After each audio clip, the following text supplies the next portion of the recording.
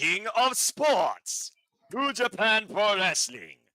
Konnichiwa, welcome everybody to the Super Reliable Studios Battle for Wrestling collaboration across New Japan Pro Wrestling and All Elite Wrestling as we bring you in this Friday Eve to the Windy City. Welcome once again back to the Wintrust Arena, and welcome to Windy City Riot. Hello, everybody. Welcome back once again to Super Reliable Studios. You know what we are. We are Simply Reliable. Noah Foster, Walter Cruz. Thank you all for tuning in as we are getting action underway here with the pre-matches, starting off with the NJPW Strong Survivor, Zane J versus bright up-and-comer from California on the Independents, CJ Tino. Thank you all for tuning in. Please subscribe, comment, tell a friend, subscribe today to Battle for Wrestling, subscribe today, of course, to Rage of Wrestling for future Japanese watch-alongs, AEW watch-alongs, and so much more. And if you want to dictate the conversation, PayPal the passions or super chats, as simple as that.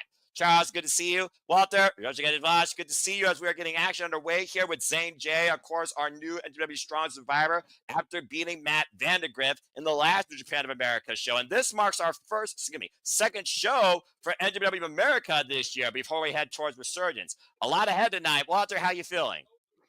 I'm feeling good. I did not expect them to just right off the rip start. I thought we were going to be able to. But, you know, it's Japan. They don't play with that stuff. That bell rings, we're underway. And speaking of playing, this match has one fall, 20-minute time. I want to give a shout out to Walker Stewart and Beta Scott, of course, doing commentary in English. Of course, you guys can be also watching the show with us. Become a subscriber on NJPW World today. You can purchase this if you want for $20. Otherwise, we're happy to be that blind conduit and voice for you here for the entire night of Windy City Riot. And we will talk about the matches as they come. We're just immediately starting off with the kickoff. And it's interesting looking at this student from the Noge Dojo and this independent wrestler from California here duking it out in the NJPW Strong Survivor Challenge, of course, established in the LA Dojo by trainers Rocky Romero and Fred Rosser, of course, the NJPW Academy. Good position right there by Zane J, and good headlock takeover. And again, great transition escape by ZJ Tino. You're getting a lot of transitional wrestling here in the early going, Walter. Yep. You know me. Love me some trans.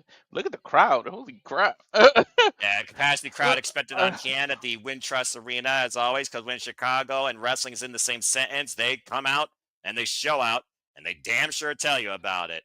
Both You know these what I men love? locked up against the ropes. They're respecting the Japanese tradition. See how they're quiet while they're wrestling? They're not all crowd. And this is America. This is Chicago. Oh! Yet they know when to react. They know the culture. Well, obviously, if you're going to see a New Japan show, you probably know the culture already. To a degree. CJ Tino right now. I also want to notice that CJ Tino is not in Young Lion apparel, but Zane J is. Just black tights, black knee pads, Ipsy shoes, no knee pads you can see here, and black boots. Zane J honoring the dojo, why CJ Tino is not. Nice shoulder blot there. Takes CJ down. He has knee pads. He just got skin color ones. For a minute, I thought he didn't have any either. And for a moment, I thought they were actually bandaged, but I think actually that's kinesio tape, it looks like. Is it? Yeah, you're right. You're right. Well, you got to consider, again, the discipline of the Japanese style. Bone-on-bone contact sometimes. Your body definitely has wear and tear here. Oh, my God. Tell me about it. Of course, again, a prospect out of the Noge dojo in Japan as of late. Zane J's been training out of. Got him out of the corner, looking for the attempted missile drop kick. Now might be looking for the full Boston Crab as CJ grabs the ropes. Oh, thank goodness we're perfectly insane. And CJ right now rethinking, getting back up to his feet. CJ looks a little. CJ looks a little surprised, like he wasn't expecting this. He's got like a look of shock on his face. Well, I mean, again, when you compete against a young lion, I think a young lion is highly underestimated. Whoa! And a drop kick takes down Zane J on the apron. Beautiful drop kick. CJ Tino, by the way, for those that don't know, is a freelancer on the California independent scene, trained by Brian Fury. He has 3 years in his wrestling career. Yeah, it's good to see him all the way from the start. He may be one, depending on what he shows here, to keep an eye on for. Yeah, you might see him show up again in the NJPW Academy or on future Strong shows. Of course, the Strong Survivor sets the pace for the discipline displayed by New Japan Pro Wrestling as they try to survive each and every night Back elbow strike here, and it looks like St. J is looking for something big, but CJ Tino off the ropes. Nice cross body, springboard cover, lateral press, and a 2 count. Dude's athletic, I'll tell you that much. And that's the first cover attempt of this match. You talked about earlier how we have a stacked night, Walter. Like you said, we have multiple championships on the line, matches with championship occasions, and of course, the biggest reason why we're here honoring the ace of New Japan, Hiroshi Tanahashi, in which tonight will be his last match in America, testing kinship and spirit against Konosuke Takeshita. And I wasn't being stereotypical. I was bowing out of respect because that's what they do. Well, I mean, I'll just say this. All right, Gato. And speaking of those that are on their last run, Michael said tomorrow, the final boss, will have our last Stardom match at Stardom Dream Kingdom. We will not be covering that, folks. That'll be April 27th. But stay tuned for the first time Super Studios covers Stardom shows from Las Vegas next week, part of our WrestleMania Week watch-along schedule. Hashtag we gonna die, but I will survive. And we'll see who will survive this opening contest here, as we only have one cover attempt and one submission attempt so far by each individual. CJ Chino in control right now. And of course, sometimes you got to don the black hat if you're going to get ahead in this game. You got to be a little bit more aggressive for yourself versus playing to the audience if you're going to get ahead here. Speaking of that, stop pandering to the crowd and stay on the attack. Uh-oh. And St. J preventing the Irish whip. And again, CJ Tino unable to break his grip and just whacks him with an elbow. See, you gotta believe if he didn't pander, he might have had not to go through this right now. Back elbow strike, creating separation. St. J looking to fall in. CJ though, great scouting, runs in with the drop kick. Everybody's got a different tank. You don't know how quick somebody can recover. You gotta stay on them. Right over. Got power out of CJ Tino, gets a 2 count off that great pump handle slam. Yeah, I was gonna say, that was like a pump handle release overhead throw. Talk about combining moves. Sometimes innovation could be your best friend here. And especially like you said, what you do here could really show a lot in New Japan Pro Wrestling, especially here in the NJPW America brand. I mean, let's be honest, since its resurgence, New Japan has been hot. Good a lot to of see eyes you, are on Sandy. Oh, wait a minute, look at Sandy J with a scoop slam. Sandy, thank you so much, as always. I love the fact that she's listening to Wrestle Kingdom 12 music, the jump music, hey say. But I'm glad that you're enjoying this, and please feel free to educate the chat and all of us as well if you have any further knowledge regarding who we see tonight. Nice hip toss there by St. J. Of course, we know we got Asumi versus Mina Shirakawa. Winner will face Mercedes Moné at Resurgence for them to be strong Women's Championship. Cover, hook the far leg, and a 2 count. We have Gabe Kidd versus Tomohiro 30-minute Ironman match for the NJPW Strong Openweight Championship. And we have Hirooki Goto versus Shota in our main event. Nice reversal here. Cover. A 2 count. For the IWGP World Heavyweight Championship as the Goto Revolution goes global tonight. Is Ishii really somebody you want to be forced to lock in for in an Iron Man match? If anyone's an Iron Man, it's definitely Ishii, though.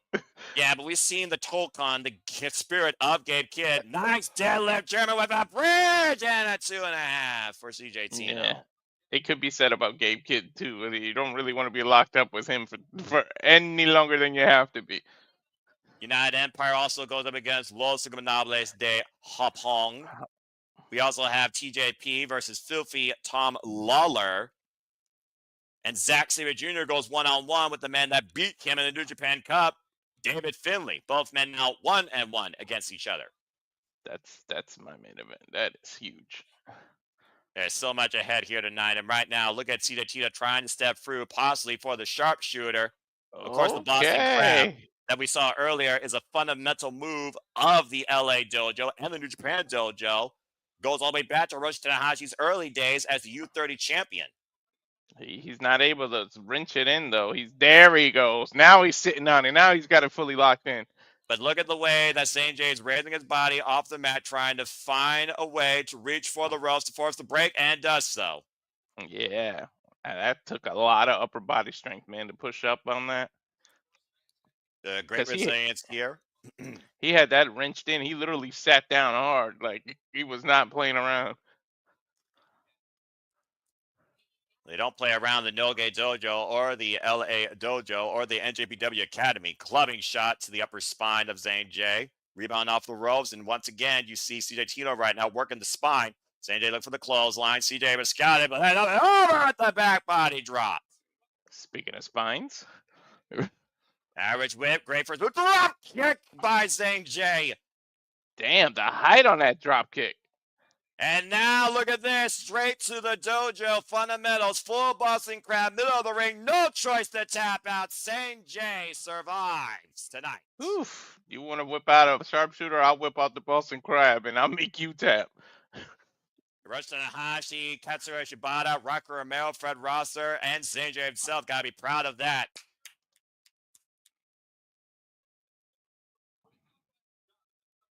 He may not be a Noge Dojo graduate, and he may still be a pupil of the LA Dojo, but this man's got a bright future, but a good, strong showing by CJ Tino in what really was his NJPW debut. Charles, it's definitely going to be a long night. I literally worked overnight last night to change shifts just so I'd be free tonight. And you see right now, Zane J showing CJ Tino respect. Gotta commend the effort of these two men here. Great sparring sessions if you really think about it. Bold prediction there by Sandy. Take a look at that, no? Got this sneaky feeling that Gabe is going to get screwed in Chicago. Expect a title change tonight. Well, it really depends if they are in the building. And I never got disciplined in Blackpool Combat Club, but okay. But tomorrow you won't see this anymore. I'm finally getting my first shave and a haircut this year. It's been long enough. Same day with a microphone. I had to shave this morning, man. Whew, and it's already growing back. Italian roots. What? I don't know. You got to translate because I got it low so that it's not heard over the headphones. So I don't know what he's saying.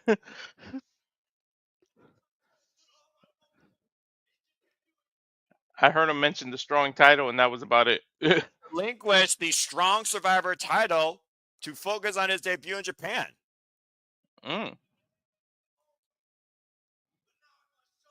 What's up with people in relinquishing titles? Mystico just gave up his title in MLW to go on to bigger and better things, he said.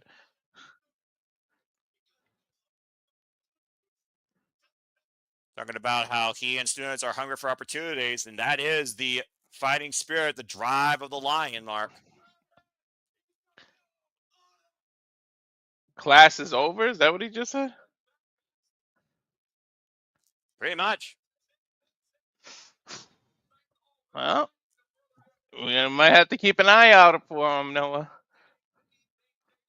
Well, we don't know we're going to see Zane J again, whether in America or Japan, but apparently we're going to have to see who becomes the next strong survivor representative of the NJPW America brand. But thank you, Zane J, and good luck to you. Again, folks, still a whole lot more action to come. Hope you stay with us. We got about 15 minutes before the show goes live, as that was our kickoff match. And our first match tonight will be TJP versus Tom Lawlor. Again, there you see the lovely Veda Scott and the English commentating lead voice in New Japan Pro Wrestling, Walker Stewart. Shout out to Veda, by the way, one of the hardest working voices on the wrestling landscape.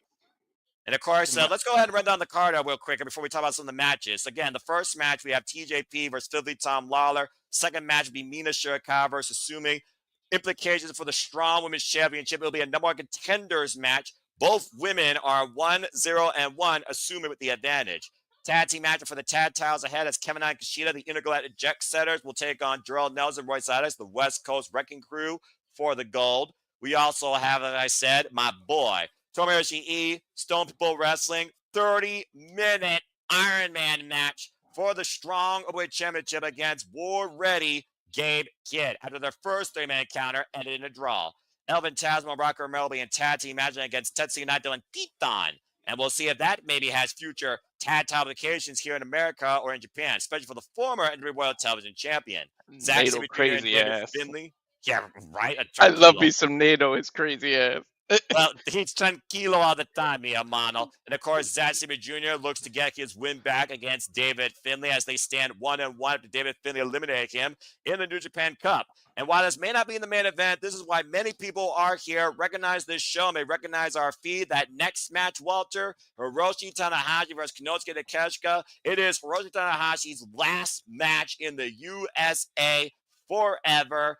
The final road kinship, and they are 1-0.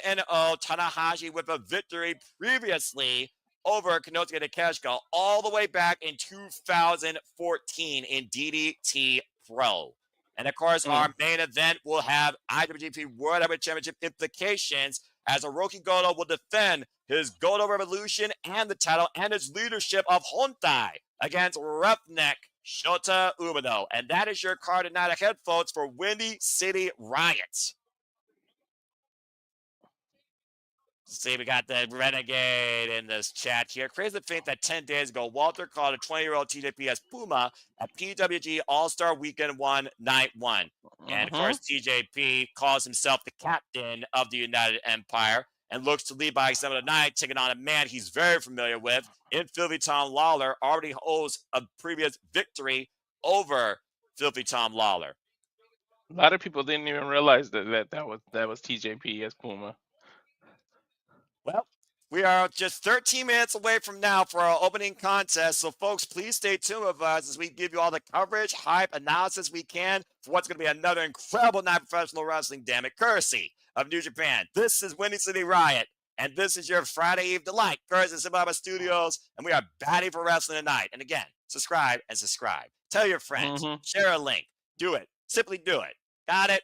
Get it? Bueno. And again, you see the feed there, Walter, Windy City Riot. We are just a little over 13 minutes away. Of course, we have the Road to Duntaku, the Best Super Juniors coming up. And I'm sure the next time the three of us will be on screen is when we preview and discuss the G1 Climax, the tournaments of tournaments in all of professional wrestling coming this summer. Stay tuned, folks, for more on that as we head closer to July. And still a whole lot more ahead. So that being said, Walter, what are you looking most for tonight? You gave like 2 or 3 different match night candidates. What do you want to talk a little bit more about? We got some time now to kill. That woman's match. Look, I'm already out. I mean, this is going to be fun, Noah. And who better to do it with? But yeah, let's talk about Mina, because that Mina, and I always say AZM because I can't pronounce it. Asume. Asume. See, yes. That's why I say her initials, because I just say it like I see it. Fair but enough.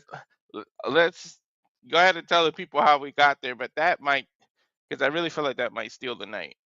Well, I mean, Asume has been such a bright, young, independent talent, stardom born, driven, and pretty much stardom only. Previous leader of Queen's Quest and has so much going on for her right now. Look at ascend beyond the high-speed title that she has become literally christened for, called the Daughter of High Speed.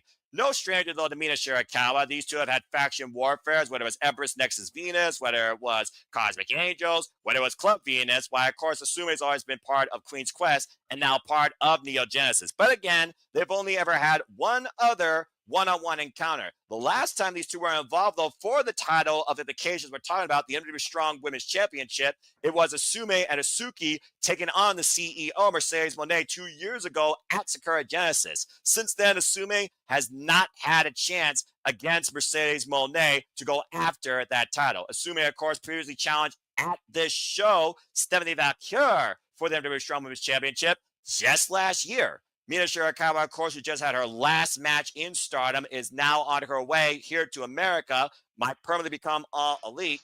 Of course, we saw Mina Shirakawa take on Mercedes Moné, title for title, literally January 5th at Wrestle Dynasty, and unfortunately, Mina lost. Now we have Mina, who's definitely coming here to America for the long haul, versus Sume, who's finally to prove that she is more than just speed, she is strong. So we'll see tonight what overcomes who. And also, assuming she's got a lot ahead for herself regardless, because she will be challenging Starlight Kid for the Wonder of Stardom Championship for the first time in her career on April 27th at Dream Kingdom. So who tonight will prove that they're one step closer to being the strongest woman in New Japan? We'll find out soon enough. That's what's difficult for me, because they both need momentum. Mina becoming All Elite needs the people, eyes are on her. She's showing what she's going to bring to America. But assuming he's also got this match coming up in April. So both needing a huge win right now just to carry momentum into their next match. Of course, Mina, we don't know what her debut is going to be, but she needs to bounce back from that Mercedes loss. A lot Well, of it's going people to be need a to new bounce beginning back for because she's her. been belt collecting her ass off. But that's neither Well, here nor yeah. there. Well, that's fair. And also, again, to your point, both women are kind of looking for a new beginning. When you think about it, their only other encounter literally ended in a 10-minute draw back in 2023, and it was a co-promotion show at Grapple Max. Asume and Mina Shirakawa couldn't even get the better of each other. So I'm curious tonight Hmm. with this match being, I believe, 30 minutes, if we're actually going to have a winner. The last time these two shared a ring together, it was literally during the Mina Shirakawa Gauntlet that y'all can go watch and start on World, become a subscriber today. That was kind of like Mina's send-off, but also showing her love for wrestling to the entire Stardom roster. It's one of those things also, we've seen Asume with the likes of Timeless Tony Storm. I've seen Asume, of course, demonstrate incredible speed, tenacity, and if Mina Shirakawa gets caught in that Asume sushi roll, then Asume is on her way to resurgence. But Mina Shirakawa, of course, she has the glamorous driver. She also has that figure four leg lock. She also has the glamorous collection. So I think it's going to come down to speed and just catching somebody off guard for one of these women to get the better of each other, because we got to get a winner.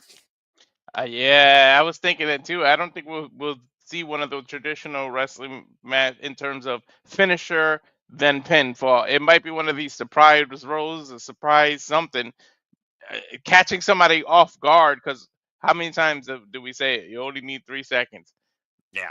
And again, So, last time we were here in America with both those women, it was at Bound the Valley. And of course, it was Empress Nexus Venus, Mina's faction, that got the better of Asume and company. Of course, Asume represents right now Neo Genesis. And honestly, Asume's match on the 27th might determine the leader of that group. Because Asume and Starlight Kid, the greatest of rivals, now friends, still forever like competitors, that match could determine not only the Wonderstorm champion, it could determine the leader of Neo Genesis. But that's then. This is now, and that's not here or there. But if I'm going to pick a winner, it's one of those things. You either get a Wrestle Dynasty rematch at Resurgence, 1 year, by the way, to the day that pretty much we mhm. saw Monet's resurgence, ironically enough. Or you give it to Asume and you see what happens when Asume goes one-on-one with Mercedes Monet versus a triple threat. This might be one of those cases where New Japan booked themselves in a corner, even though it really has nothing to do with their own promotion. Well, I mean, Yeah. Bushiroad, Stardom, New Japan, they share, Yeah. they collab. They're part of the entire United Asian Professional Wrestling a landscape. So there still is some, sharing there, clearly, but that's Tra- not here, no there. But go ahead, Traditionally, Walter. I'm putting you on the spot. Pick a winner. I'm gonna traditionally, and Japan is all about tradition. When you're doing your swan song and you're moving on from companies, you do the job. You usually look up at the light and then you bow out gracefully. So, as much as it is gonna pain me to say, I don't think Mina wins tonight. It's just one of those things right now with the fact that Mina had her send off, and we saw about having a Wrestle Dynasty, and she's going to represent AEW. I think we're going to be surprised, and I can see Mina again the better of Asume because Asume has title implications no matter what back home. But she loves wrestling That's in true. America, and I don't think it's going to be the last time we're going to see her here. So I'm going against you, man. I'm going with Mina Shirakawa, and my bad, I forgot. During the 5-star Grand Prix, which of course the G1 Climax for Stardom, Asume Hmm. did previously beat Mina Shirakawa in 10 minutes. So again, Mina's also looking for a win back. So they are 1-0-1 against each other. Oh, damn. Yeah, But see, I'm anyway, glad you said that because I would have never corrected you because I didn't know that tidbit. well, again, that's why I do my research. Thank you, Stardom and Cage Match. That's why we Anyway, got Sandy in the chat too. Eventually she would have corrected you. well, I mean, again, Sandy, she knows how to more pontificate and enunciate Japanese names. I try it, but I'm Italian at the end of the day, so I can only do so much. AEW and NJPW have working agreement. Why would she lose and go to AEW? He's Eh, right. He might well, have me in transfer there. portal, contract exchanges. You can say the same thing about Kevin Knight, who again has a chance to become strong tag team champion tonight alongside Kushida. It's one of those things though where you look at international, interpromotional welfare. It's kind of blurred, especially with AEW, which we've seen as of late. He might But be right yeah, though, because they're in America. You got extra eyes that you might not usually see because it's not 2 in the morning here like normal Japanese shows. So you might want to showcase her on the way to AEW. So Mina and might pull assuming it yeah, no, off.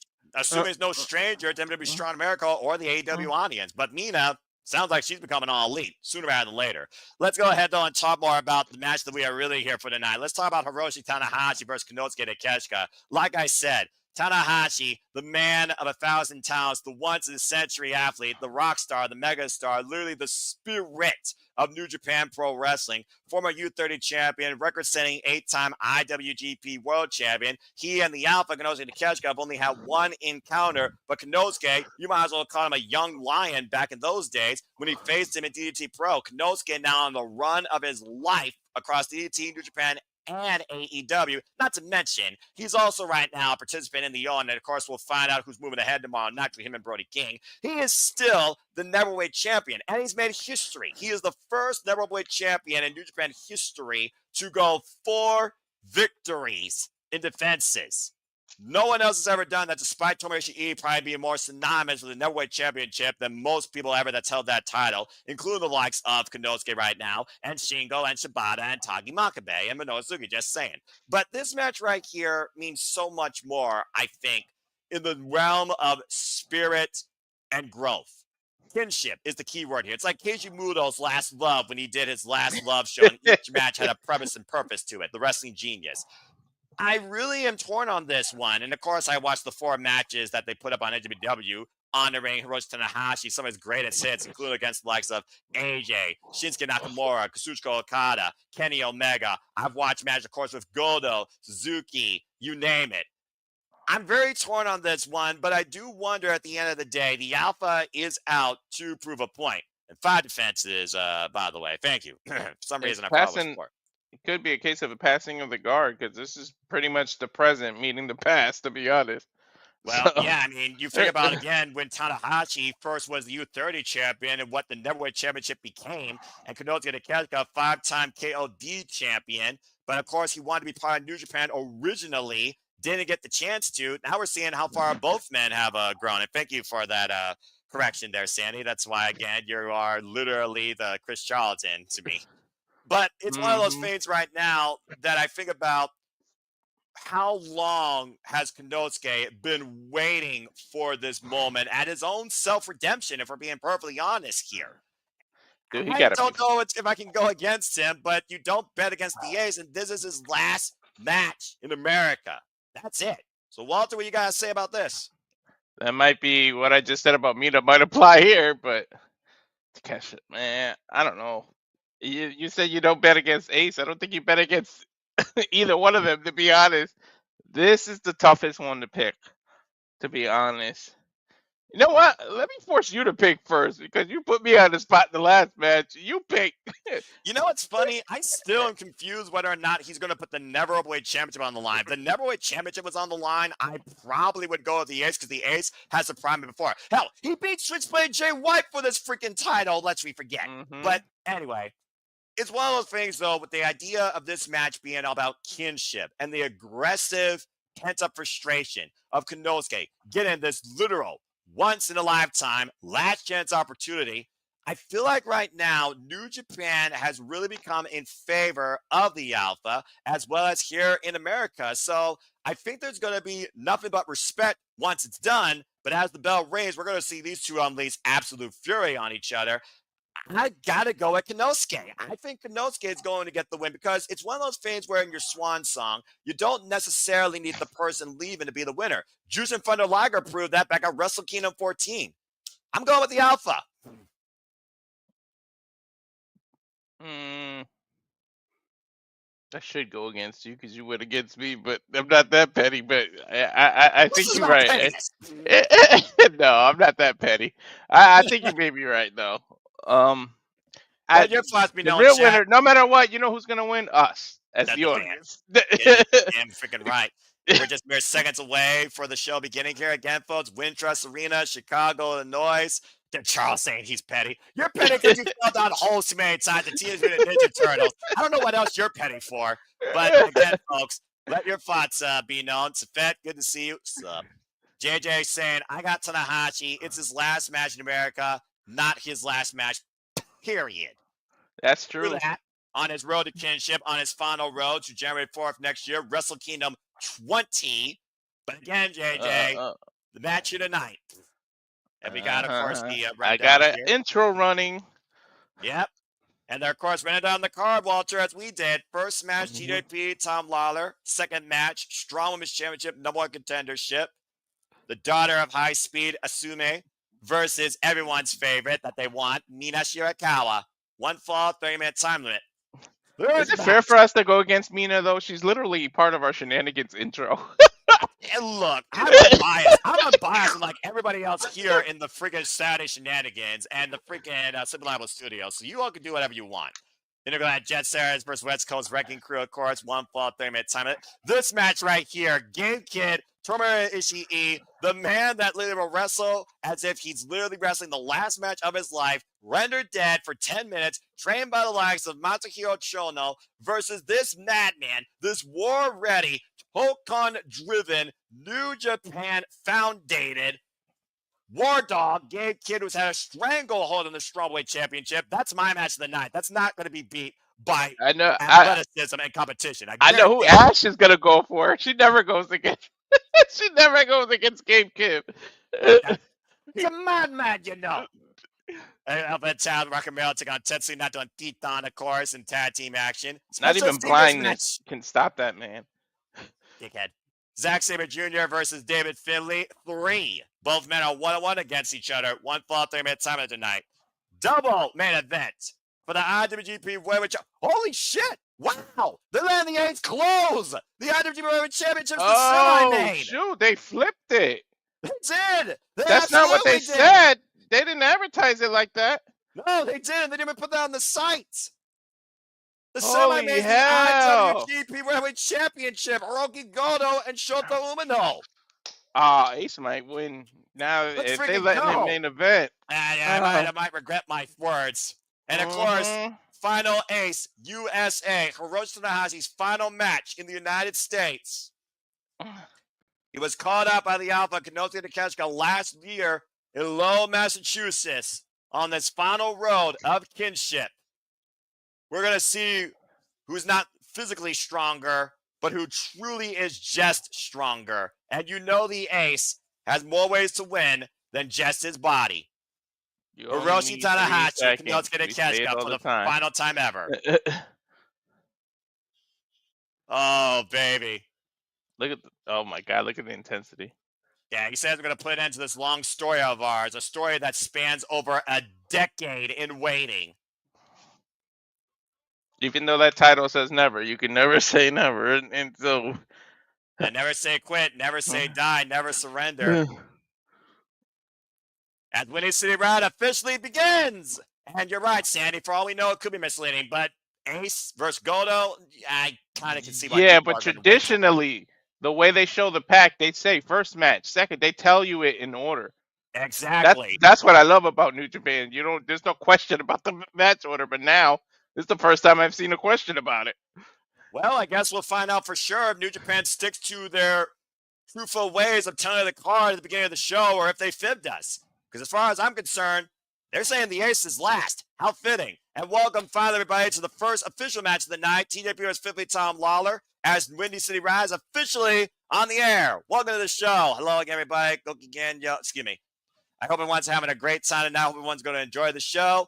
Walter Cruz, Noah Foster. We are Super Reliable. We are batting for wrestling, and we are the Super Reliable Studios as we literally cover all things wrestling. Shout out to W fam. Hope that you enjoy the conversation, discussion, reactions. Please like, subscribe, comment, tell a friend if you want to dig into the conversation, pay by the passions, or super chat. It's as simple as that. And Sandy, we'll see, but you know as well as I do, when New Japan announces the order, they usually don't change it. And of course, Walter, it's good to see you once again, my New Japan brother, and shout out to our Canadian friend, Ash, in New Japan love as well. Please subscribe today, folks, Batting for Wrestling. As many times as I see Lawlor wrestle, I can never get used to his freaking gear. Yeah, I crack up every time. Shorts? Yeah. Of course you can't. And of course, this is not a first time ever one-on-one encounter between TJP and the former NJPW Strong champion and leader of Team Filthy. Of course, we've seen Tom Lawlor also around in MLW. Mm-hmm. Love his entrance. I like TJP's New Japan entrance. from the eyes, the music, the entire group actually. Well, again, United Empire. United, we stand. Divide, we conquer. We now know that we got Gold of the Empire, of course. We saw Greto Khan beat ELP, and Jeff Cobb and Kyle Newman are the new IWGP Heavyweight Tag Team Champions. Every man winning at Sakura Genesis. The funny thing is, though, the last time we saw TJP, he previously answered ELP's open challenge, and he failed. Oh, shout out to that fan. He completely in gear. You saw that? Yeah, Jushin Thunder Liger, one of TJP's greatest inspirations, one of the greatest junior heavyweights and professional wrestlers, honestly, in existence. Of course, his legacy and career is over. The first time that TJP and Philly Tom Lawlor met each other was during the Opera Cup in 2024, courtesy of MLW, and TJP got the better of Philly Tom Lawlor. Oh my God, you knew TJP was gonna get that fan credit for having that outfit like that. He went all out. I mean, sometimes some people just tend to go all out, and I love seeing that. Mm-hmm. Fucking Lawlor in his freaking gear. Right?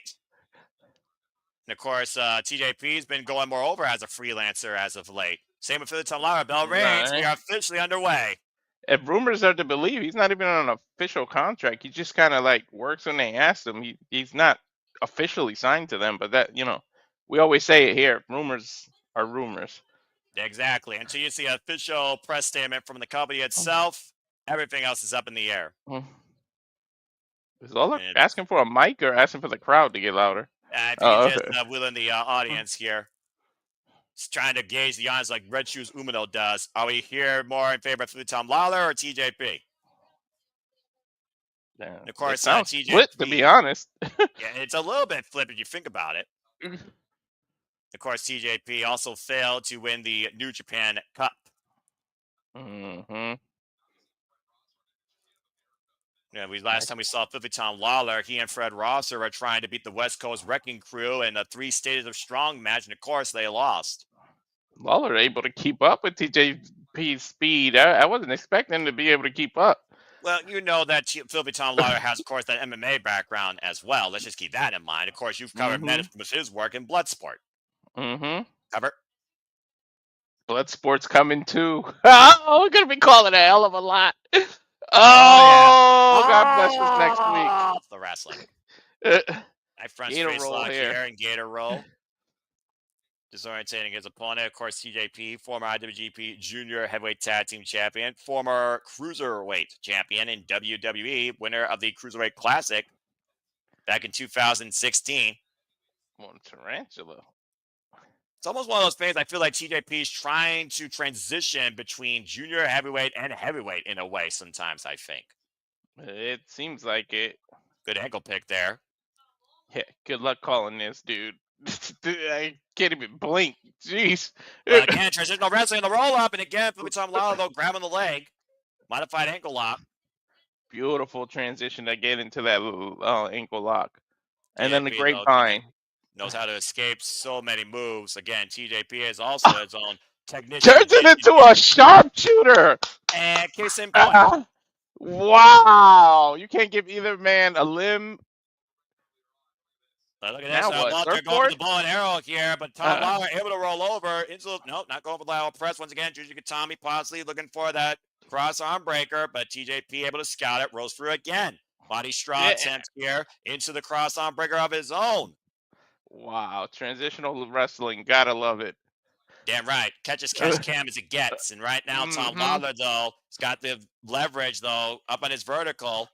Now grabbing the leg, possibly for a knee bar.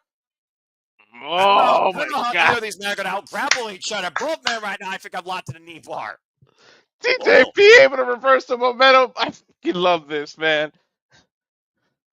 You guys know how big of transitional wrestling I am.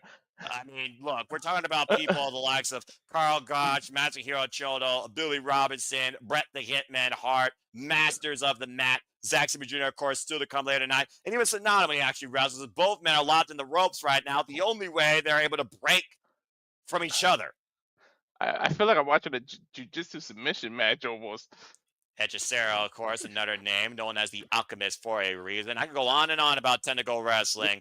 Folks, you didn't realize it by now. Me and Walter are lovers of pure wrestling. That's what this is, folks. Shout out to Ricky the Dragon Steamboat and Ric Flair that wrote the book on that standard.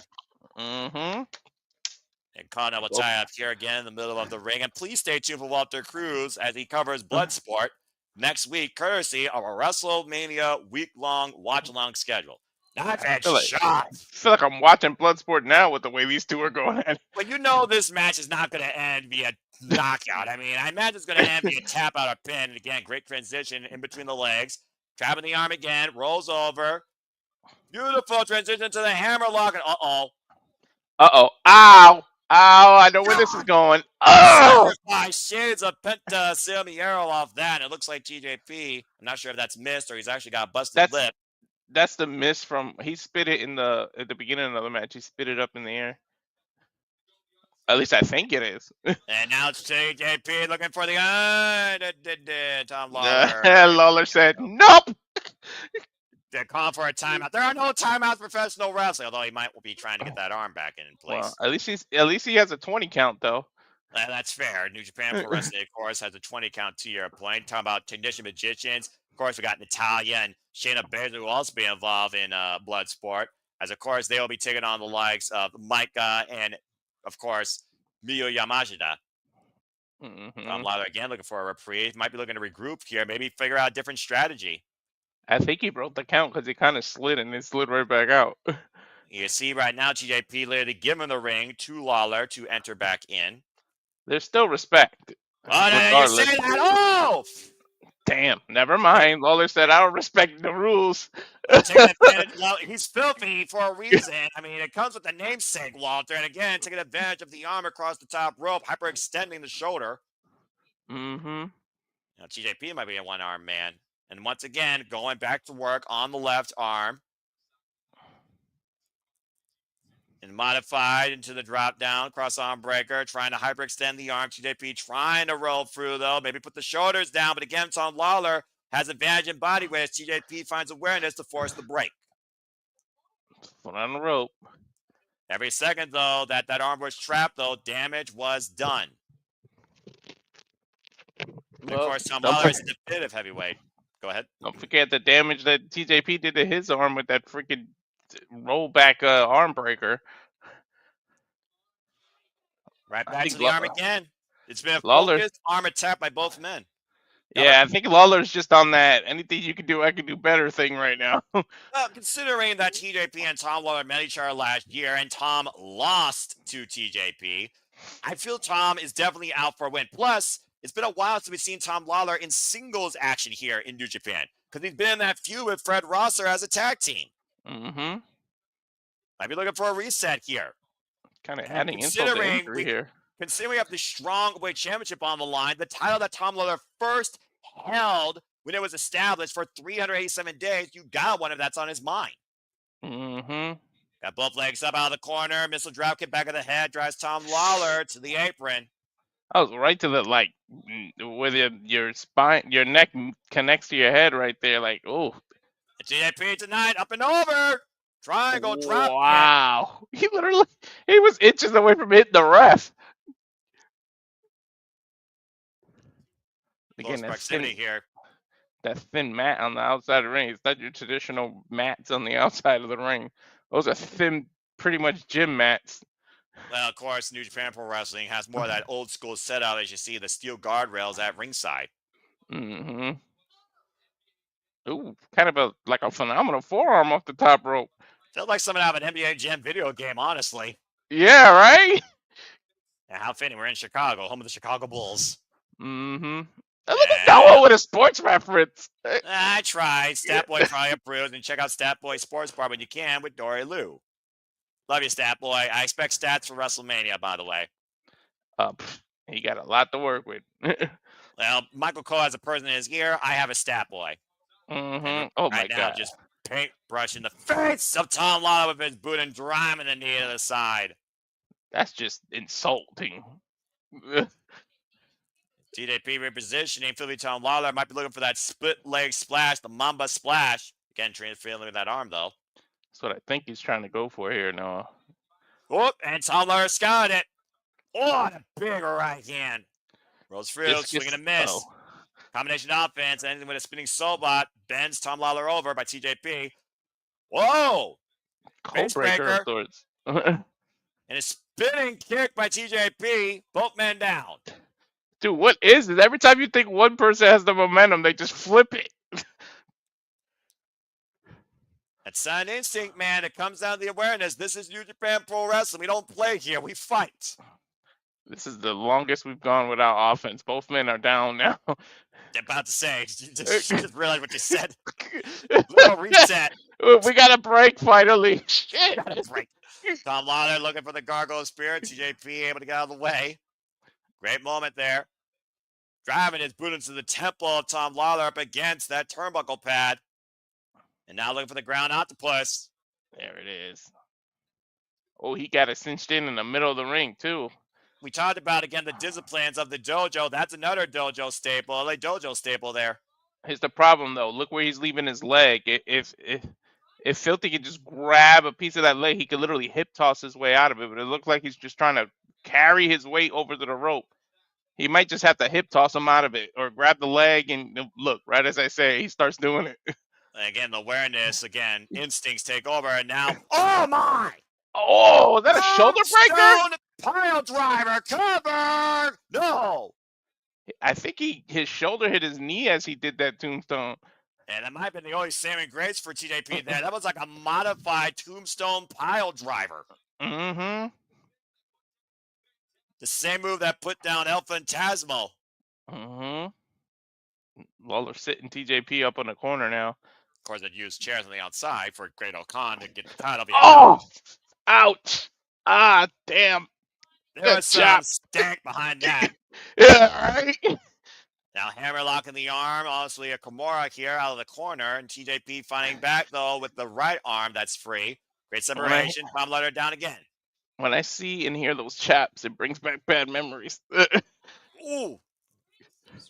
Somehow Gensaguri to the arm. Didn't get all of it, though. Now hooking up TJP. Uh-oh. Big rest. Superplex!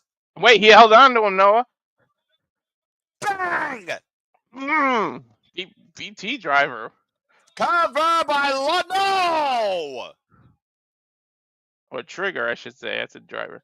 And a filthy knee, to your point, that exposed knee strike, not enough. After he was out. Yeah, me too, because he comboed that knee off the superplex. TJP right now might be literally out where he stands. Straight jacket hold by Lawlor. TJP able to scout it, though. Get out of the way. Big super kick right underneath the jaw. Lawlor's on his feet, though. Rolling elbow connects. I don't think TJP either competitor has had momentum for longer than a minute. Out of the corner, TJP restores full tornado DDT to your point. It's literally awareness. Knee off the side of the head. Lawlor down again. His third time the charm here in Chicago tonight. Will TJP hit the mark? Looking for it. Mamba Splash! TJP with the win. Oh, come on, TJ. You lifted your opponent's shoulder off the mat.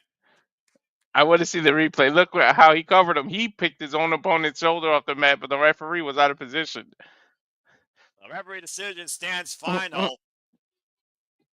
And like you said, both these men literally kept it up against each other the entire duration practically. There was no time to breathe, regroup, or even come up with a different strategy. It was focus, attack, and counterattack. And finally, the Mamba Splash allowed TJP to get the win in the end. Dude, I swear, the one person had momentum for longer than 45 seconds, I would be shocked. Like, it was just literally back and forth. What a battle. What a brutal battle here tonight. In our opening contest at Winning City Riot, TJP again, the win again against Filthy Lawlor, maybe nearly losing his arm in the process. TJP knows he's been in a fight. Look at that. Well, United Empire, they don't waver. And TJP, of course, looks to follow through with that momentum, I imagine, through the best of the Super Juniors. I love the New Japan stage, by the way. Yeah, it's simple. It's not glorified. And of course, we know the title of the New Japan America brand is on the line tonight. 30-minute Iron Man action to come as Stone People Tomohiro will take on, of course, War Ready, Gabe Kidd, and so much more to come here at Windy City Riot. Great opening contest. War ready. We're going to be ready for a war in that damn match. But in the meantime, it's time for the women to show how strong they are. It's time for Mina Shirakawa versus Asume. I wonder. I can't even venture to guess what the final count is going to be in that Iron Man match. Because it might be one of those 1-0 things at the last second. I don't think they're going to be up on each other. I think it's going to go to sudden death because, again, they already went to a draw back at Battle in the Valley. But that was then, this is now, and these two did go to a draw previously in only 10 minutes as we welcome back to America the daughter of High Speed, the former record-setting High Speed champion, member of Neo Genesis, Stardom's own Asume. I love her scene, by the way. And Asume right now is the current Artist of Stardom champion with Miyu Amasaki and Starlight Kid as part of Neo Genesis. They've been champions now for 69 days. The first title Asume has held since 2023. It's Stardom versus Stardom here in this next contest. Before, of course, Mina Shirakawa, of course, becomes part of AEW. Asume, by the way, folks, is 22 years of age, has been involved 10 years, is as a speed technician trained by Fuka. I think Asume stopped at Naomi's closet before she came here. Well, she's also known as a cyber cat, to be fair. That's been part of her MO for a while. It's radioactive. I guess that's what the gear is supposed to be. And of course, Asume has been looking for that one-on-one Mercedes Monet ever since their first encounter with Azuki as well at Sakura Genesis 2023. And Sandy, you might be right. But let's see what Mina does. As you want Mina? Here's Mina. He want Mina. The only person I know in the wrestling business that I could actually love accordion music. Right? Welcome back, Mina Shirakawa. As tradition, her dance, of course, being a former idol. Mina's the whole package, man. She really is. She is glamorous to a T, or should I say to a G? Right? So happy to see Mina on my screen. I'm very happy right now. She's hilarious, dude.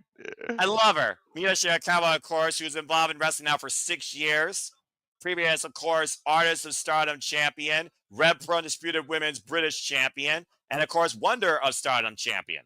And, of course, we saw, Walter, and called at Wrestle Dynasty January 4th, Mina Shirakawa took Mercedes Monet to the limit, but Mercedes Monet was able to beat Mina that night and take the Rev Pro gold. Now Mina has a chance to get back the strong gold against Mercedes Monet for herself. The title she was going after Monet for in the first place after challenging her last year at the Walter Pyramid at the end of Fighting Spirit Unleashed.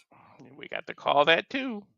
Of course, that phenomenal match against Suzuki as Suzuki and Koguma will challenge Wingori for the the Gods of Stardom Tag Team Championships April 27th. How does Mina not trip over her own robe? Like, geez, she's literally got a peacock's tail like behind her. Well, Mina Shirakawa knows how to style. Of course, these two, again, very familiar with each other, but only 2 other one-on-one encounters. One ended in a draw, and the other one, of course, Asume won. This might steal the night. Considering the only winners contest, I'm expecting it to. No, if anyone can follow the TJP Lawlor, it's these two. Mina Shirakawa, of course, who branched out into her own, leaving Tem Nakano and Cosmic Angels and forming Club Venus, and of course, part of Empress Nexus Venus, now leaving Stardom as she goes to AEW. And here we go, Walter. No matter who wins, they both got bright futures ahead of them. You're damn right. They're both going to be around for a long time, both in their 20s. I will always take Joshi's over WWE superstars any day of the week. Because that is wrestling fighting spirit strong unleashed. All right, here we go. Again, you got to consider, though, what's the approach going to be here, especially against the daughter of High Speed. An Irish reversal, Irish whip, and already look at the slip over. Oh, wow. It won't be cautious, to tell you that much. Ducks underneath, up the ropes. Mina to drop down. Asume caught, though. Now Mina with the rope who grabs the leg. Asume, though, grabs the first leg. Cover. Oh, my. I'm Again, surprised the don't blink, cover folks. Drop happened. down, lateral. Stalemate. I'm surprised that they went for a cover this early. Oh, this is exactly what I expected from Asume. Again, she held that high-speed championship for a record amount of time. She is literally called the daughter of high speed. You can't slow down with Asume. And Mina, though, hello. Yeah, I nice don't dodge. mind this for a moment, honestly. Yeah, I don't either. It's Mina. Again, Asume has held that high-speed championship for 670-plus days. It's just PK kick, and Asume, you haven't none of it. How you say mamacita in Japanese? I don't know. Oh! The PK, it's Mina Shirakawa. Get to the midsection there. Now both of these women literally testing each other's resolve and their spines with these kicks. And of course, Stardom, the discipline, though, is a high-pace, furious striking style. Nice drop down there. And Asume again picking up speed. Drop kick! And a kip up. Nice. Did I mention how much I love Stardom and Joshi's wrestling? Cover. 2. No. Hello, Lily. Now, Asume trapping the arm here. Trying to keep Mina down, and that might be the smart approach, but Mina finds a way to the ropes. She's trying to limit my mamacita count. She's keeping track. Asume has so many different ways she could beat you. The Asumi Sushi, the MFS Storm, the C4 Bomb, the La Mystica Fujiwara Armbar, beautiful missile dropkick, and of course, the Snap Suplex. Cover, stack, match book, 2 counts. Mina literally landed in a pitting predicament for her. Yeah, you see the tail of the tape here. There's not that much of a difference when it comes to height and weight advantage. Experience, though, it's going to definitely be key, and Asume has 6 years worth more than Mina. And Asume right now, whoop. Big forearm there, and Mina Shirakawa back inside the ring. Asume, though, runs into a kick. Of course, the new AEW signing right now, competing here, NJPW Strong of America. And right now, trapping the legs. Dragon screw leg whip. Damn, that movement's a suck. Now, Mina right now trying to make an example of Asume driving her knee into the mat. And, of course, we know that Mina Shirakawa loves to use a figure 4 leg lock. I think that's what she's going for right now. I'm not sure what that was, though. Again, just literally working over the right leg. Mina Shirakawa, of course, has the glamorous driver as well. It might be. I don't know. It seems like it. I mean, again, what sort of planet spirit do you put Mina Shirakawa in this case? Right now, spin out of the corner. Again, don't blink. Off the second rope. Catches her with a kick. Takes Asume down. Shoot the half. There's a cover. Lateral press for Mina. Gets a 2 count as Asume bridges up. And then she's right into the figure 4. What a beautiful transition. Center of the ring right now, but look at the way Asume is not on her back, literally on her side, crawling her way to the ropes to force the break immediately. The longest encounter, guys, was over 10 minutes. This match is a 30-minute time limit. Asume was not messing around. She was not trying to stay in that hold. Did he blame her? Hell no, especially not after those knee drops. Good counter to the knee drop there, to your point. Went for a roundhouse. Oh, I caught on the rebound. Woo. The roundhouse caught the second time now. Asume up the ropes. Rolling elbow. Oh, my God. Down. God, a discus forearm or elbow. Dude, she caught her flush in the face, too, on the jaw. Big time literally stopped for a second as both women dropped. This is the longest we've been able to breathe right now. Didn't you just say that about the previous match? Dude, these two have been going at it, too. We are 5 minutes in, by the way, Walter, in case you just heard the time call. Now Mina and Asume literally fighting on their knees. You heard me right, folks. This match has only been going on for 5 minutes. I feel like it's been 15, damn it. Oh, here we go. Strong spirit. Fight it out, women. Fight it out, ladies. Mm-hmm. And Mina right now might be getting the better of this striking exchange. Repeated forearms. Bang! One. Oh. Damn. That's a haymaker. She might be out. Crowd chanting right now, we want Mina, and also showing the respect to Asume. Going for a brainbuster with a little bit of a shimmy to it, and Asume caught the German suplex. Reverse. Oh, wait. Is she doing the Three Amigas? Yep, holding on to it, snaps the hips, rolls over. Beautiful trios of suplexes by Asume. Oh, okay. Here's the cover. Lawlor presses enough here. 2 counts. Asume right now dragging Mina Shirakawa, possibly looking for a big top rope double stomp. Sense of urgency might be coming in play here for Asume. Given how much energy these two have already exhausted in just 5 minutes. Mina back up to her feet, though. I'm exhausted watching. Shit. For the only women's contest tonight, this is all I need. Right. Although I wouldn't mind more. No, not at And of all. course, But you we got folks Stardom can watch, coming. and of course, you folks can watch more on Stardom. Going to Stardom World Today, become a subscriber. Check out what's going on lately in Stardom with their biggest show of the spring season coming up.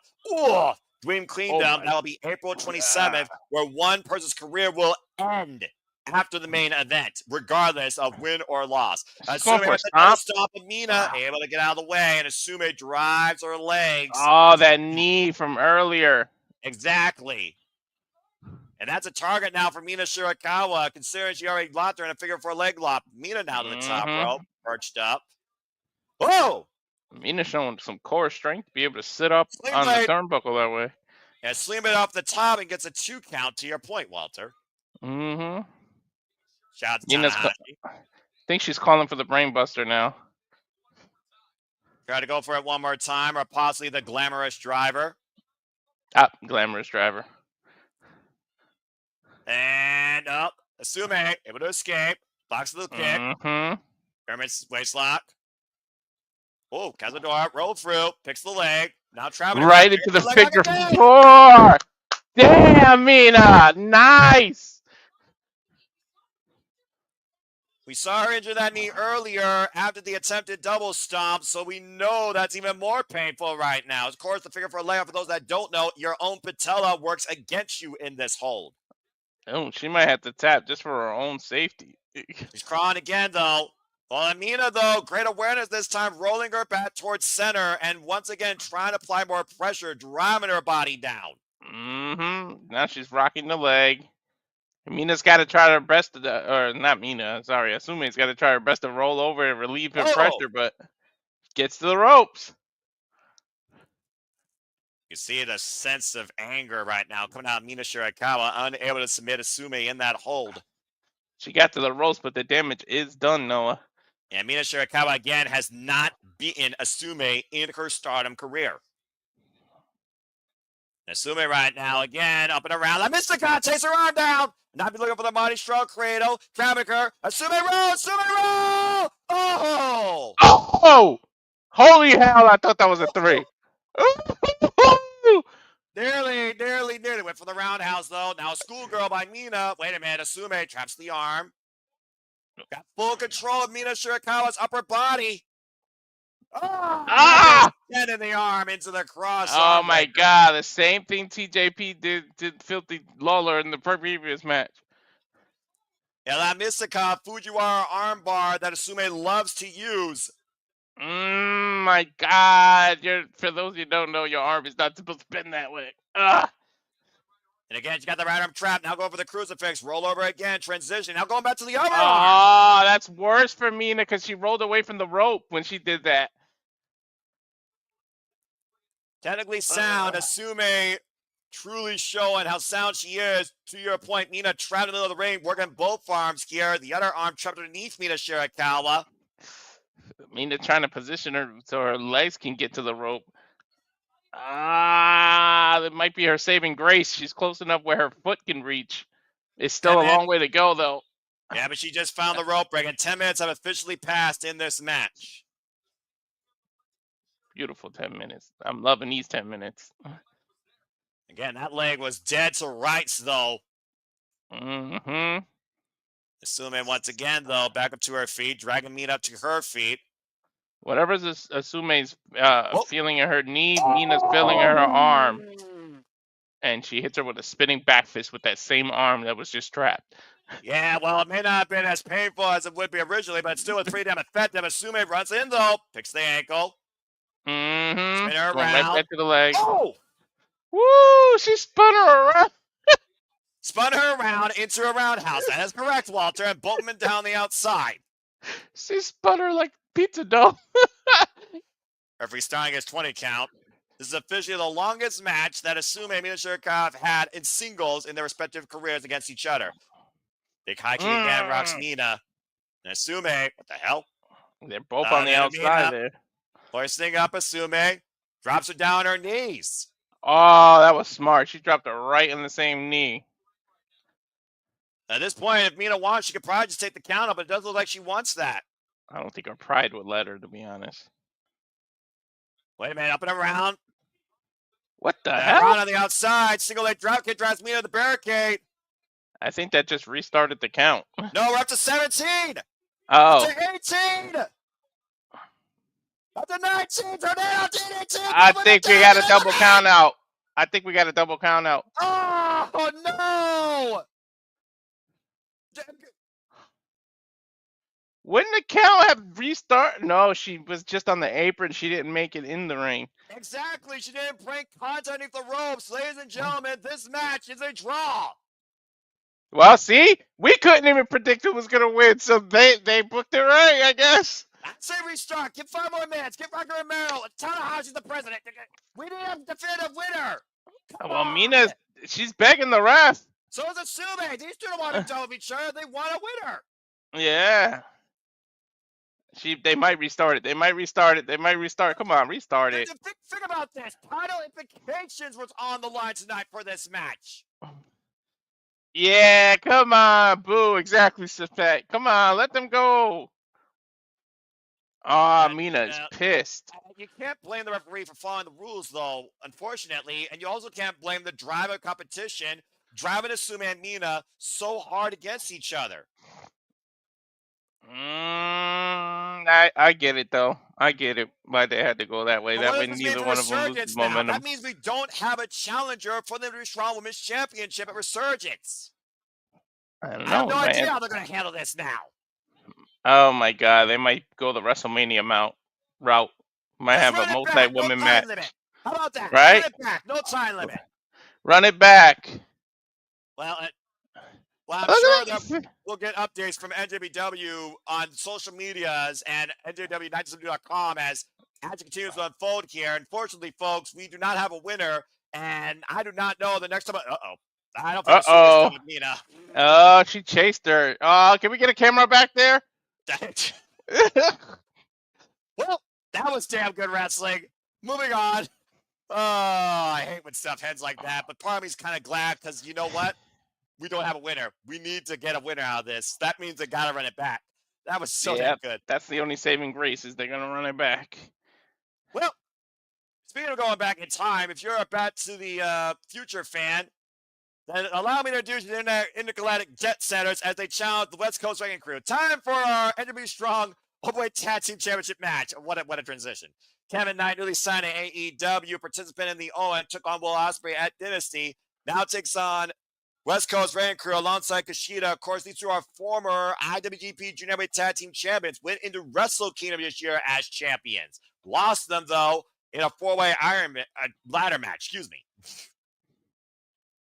And, of course, these two are no strangers to each other. Of course, literally, Kushida took Kevin Knight underneath his wing because he was impressed with Kevin Knight's work at the LA Dojo.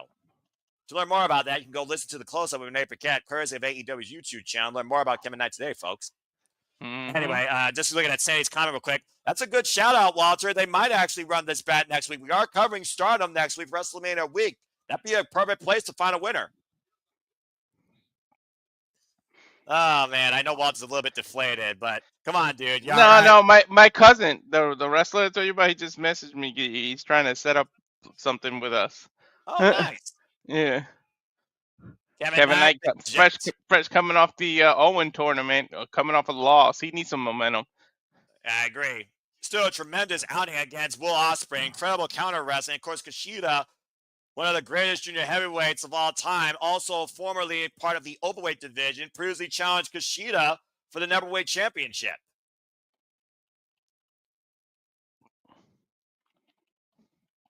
And it looks like Sandy's giving her thoughts here. She believes Kevin Knight and Kushida are winning because not many know this, but Kevin has 2 contracts right now, one for AEW and one for New Japan Pro Wrestling. Also, champs barely been seen lately.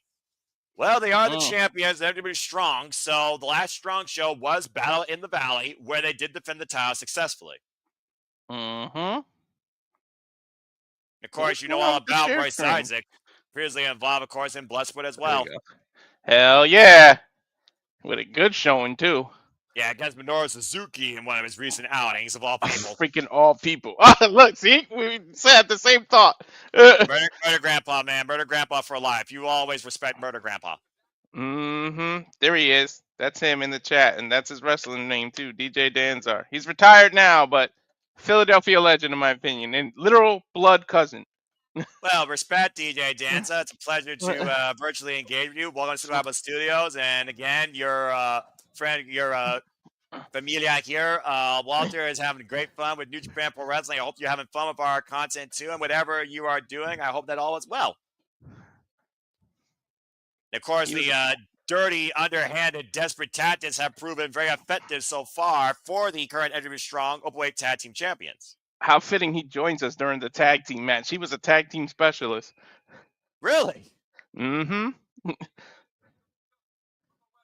Well, he knows a figure or two then about what it means to hold gold and what it takes to get gold at this point. So he might favor the champions here. But again, experience level here, you might give to Kevin and Kushida, of course.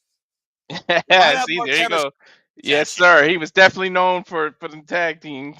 I rest my case.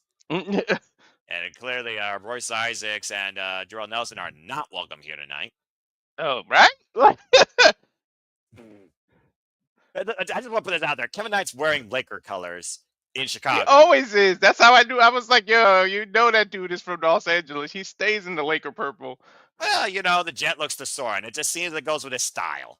The West Coast Ranger right now going into their second defense after being Roppongi Revice back at Battle in the Valley. And, of course, have been the strong tag team champions since December last year, beating the grizzled young veterans at Strong Style Evolves. Excuse me, Strong Style Evolves. What a match, too. Oh, my God. You're right. Grit your teeth and your scarf. Can we just, come on, stop pandering the crowd. Let's go. I mean, again, it's all about that crowd reaction at the end of the day.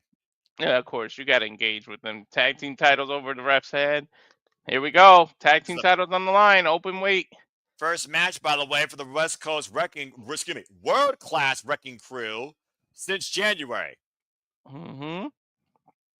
Or excuse me, no, January, that's right. Those sounds were officially underway here. 30-minute time limit, just like our other contest, which didn't even hit 15 minutes, unfortunately, and ended in a draw. Kushida's open, right? Is he officially signed? Because I know he's no longer with TNA.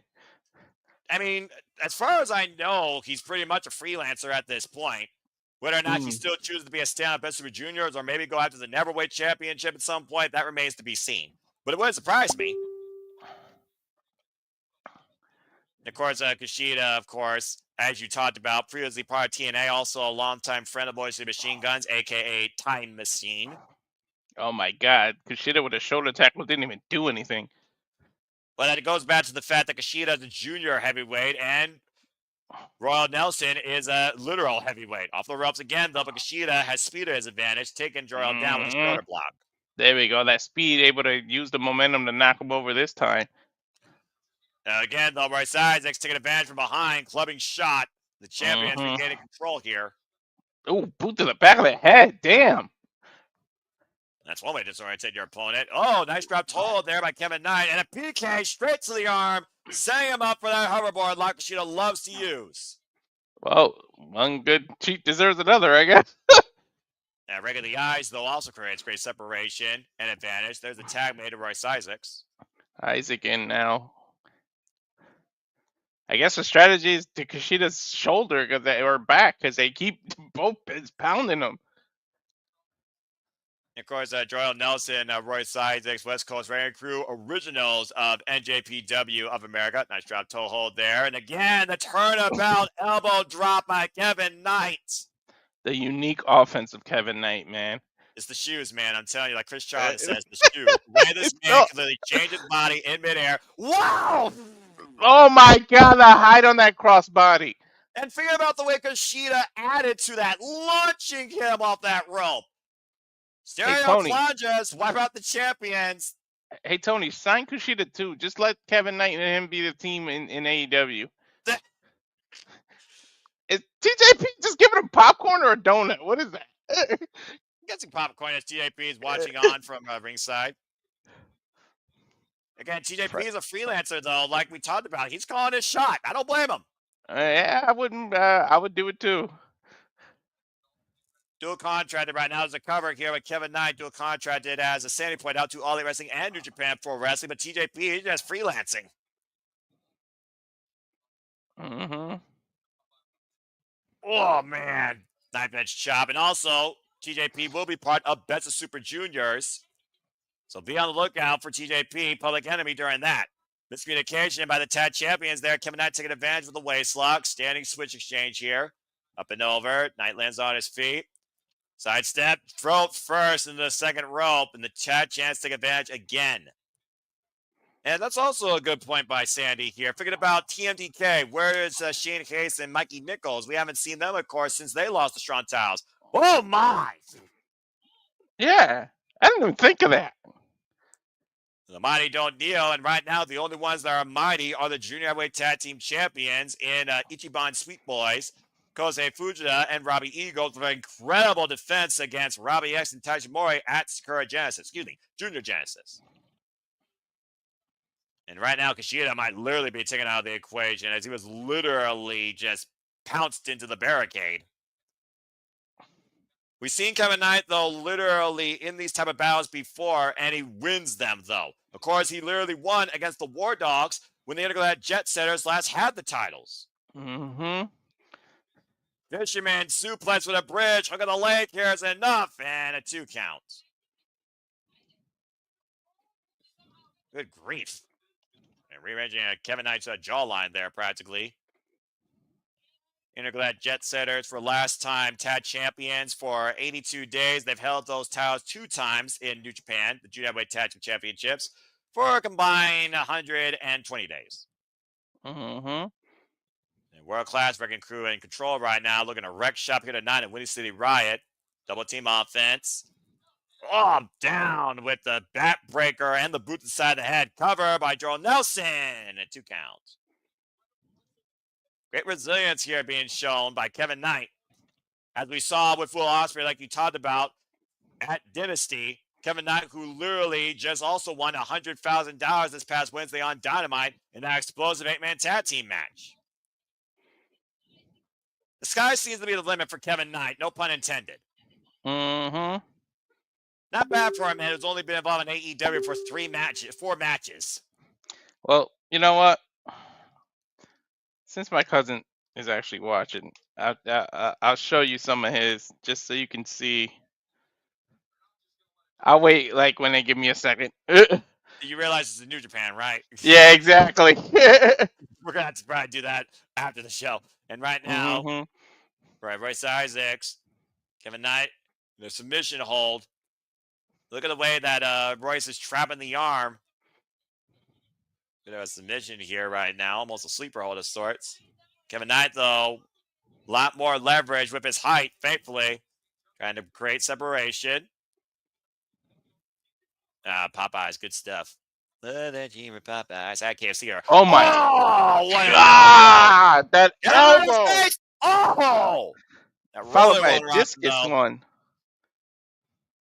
Right side, they're going to hook him up. Brainbuster, counter. Inside cradle! Inside cradle! Oh! Only 2 count. It's not drop kick! Holy Look at the height hell. of that drop kick, Walter. The height is ridiculous. From the Sears Tower. Both men in serious need of a tag. And Kushida stands in the apron. Tammy to Nelson. Tammy to Kushida. Shota. And Kushida running wild right now here. Trying to light up that arm that he was working on earlier. Summon up for a hoverboard lock. Sidestep. Irish whip. And the cross body takes down the champion. Pele kick. Overhead Pele, excuse me. The explosive nature of Kushida on display here tonight, and TJP watching on in approval. Oh, it's a Tonka punch! KO Royce. Or excuse me, yeah, Royce Isaacs. Right into the drop kick off the freaking cartwheel. Kushida's not stopping right now, folks. I thought he was going to go for like a haluva kick, but he clotheslined him instead. And Kushida in firm control right now, looking to take. Uh-oh. Oh, man. Wait. Kevin Knight, what the hell are you doing? What the world? Whoa! Kevin Knight literally jumped into the corner to finish the Hurricanrana and help Kushida flip him over. And nearly got the tires, but not enough. And the height, again, from the mat, to your point. I didn't even know Popeye's dead fish, by the way, Sandy. Show Yeah, Popeye's does fish. Oh, wait a minute. Nope. And Nelson Feinberg is live, meeting of the minds against the challenger. Let's get to the midsection, and I believe that Kushida is still legal. Now the double Irish whip. And spring, back elbow, denied by both. Oh, a super kick. Again, junior heavyweights against the heavyweights. Oh my God! Rising knee strike. Pop-up knee strike. Power bomb, stand out, high stack, 2 counts. Oh.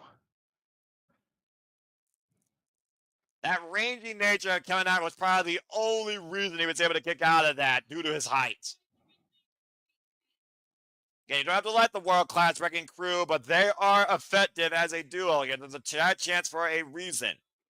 Mm-hmm. The tag made of Isaacs. We'll see right now how quick they work together here with Kevin Knight isolated again. The double team in play here. Pop up on the shoulders. Like, oh, Kevin Knight able to reverse it. Why is Isaac just standing there? They're trying to scout him for something clearly. Meanwhile, Kushida and Kevin Knight both looked by the champ. But Kushida's got the armbar! Mm-hmm. Drew! Oh my God. Dude, Kevin Knight can just reverse momentum so quickly. Get to the midsection, though. And again, the step up. Off the Into back of a his tornado partner. DDT. He turned a mistake into the tornado DDT. He obviously slipped, but still able to get his move. That's athleticism. And that's trust right there. And timing. Mm-hmm. And Kushida right now, once again, looking to hoist up Royce Isaacs. But again, damage done to the back. I was going to say, I don't think he can pick him up. Kevin Knight tried to give him some momentum. How bad do you want this, Kushida? You might be a junior heavyweight, but can you prove you can hang with the heavyweights tonight? It reminds me of the old video games when you try to pick up a super heavyweight. They didn't let you. It can't be done. Oh! A flapjack That's drop it, kick. Champions! Oh! Dude, if Kevin Knight Kushida win, I guess AEW has the relationship, so they're gonna keep letting them defend it. I guess, right? And I think 10 minutes passed. To your point, where you're trying to call that move, you were stunned to silence. The freaking drop kick from the electric chair position nearly gave us new tag champs. Dude, I was stunned at the height because you know the height he had to climb to hit that drop kick. I told you already about the height of him. Wait a minute. I see why. Whoa! What? That's a towel. I think through in the eyes, and the referee. Oh! Hey, ref! Kick. Technically, he threw in the towel. The match should end. Distraction aside, pop-up powerbomb, rope through. Full Nelson, German suplex with a bridge, and the tag champs retain. Hey, he gave up. He threw in the towel. There should be new champs, Noah. According to traditional rules, if the towel gets thrown in and touches that canvas, you quit. Well, it must have hit literally the challenger's eyes enough to throw Kevin Knight off guard as, again, Dirty Tactics aside, world-class Rain Crew are still tag champions tonight. Owen Hart knows about throwing in the towel. Come on. Well, clearly that towel wasn't thrown in for that sort of means, but whatever means it was thrown into, it worked for Royce and Jorel Nelson, and still NJPW Strong Openweight Tag Team Champions. No. Tough loss for Kevin Knight and Kushida. Then to go at Jet Setters as Kushida needs to regroup now ahead of the Best Super Juniors. Well, we got a second. Check that out, Noah. That's him. the Latin sensation, Dirty DJ Denza. Nice. Former what is it? PWJ? You can correct me there, but As if anyone's gonna give you the facts, it's gonna be the man himself.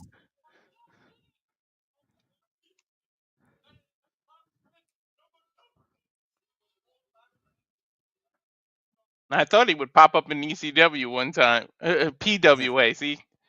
Gotcha. Pennsylvania.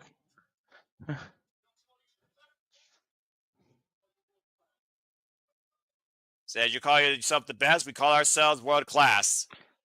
2 title defenses in, both on pay-per-view, and again, no lies detected by Jorel Nelson. Dude, they can get a rematch. Literally, come on, you throw in the towel, you lost. Oh, it wasn't a towel. It was TJP's bag that the food was in. Is that what it was? Maybe, but look what TJP just grabbed. That's half of that title. That's a good-looking title, by the way. I like. Yeah, but TJP, you need a partner. I mean, again, you need a partner. You can't fight them alone.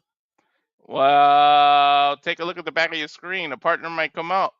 I see some lights or something. Yeah, I feel that's just a warning shot, courtesy of enemy number 1. TJP definitely needs a partner. Well, we asked what the future holds for TJP now that he's a freelancer. I guess we might have got a teaser to the answer. I see flipping him the bird on the way out. Come on, respect. Yeah, these two don't respect anybody. They don't give a damn about anyone's opinion. You know that. They just care that they hold the gold. Now I need to know, was it the towel or he threw that food bag at him? Because, like, what the hell? I would have think that was, I think that was the towel, quite literally. Okay. It literally was in the eyes of Kevin Knight that threw him off from the top rope to the floor, and they isolated Kushida. Kushida had a bump that nearly knocked out the referee. As we get ready for our next match here at Winning City Riot. Woo. No room to breathe. You know how Japan is. Here we fucking go. Oh, the Iron Man match.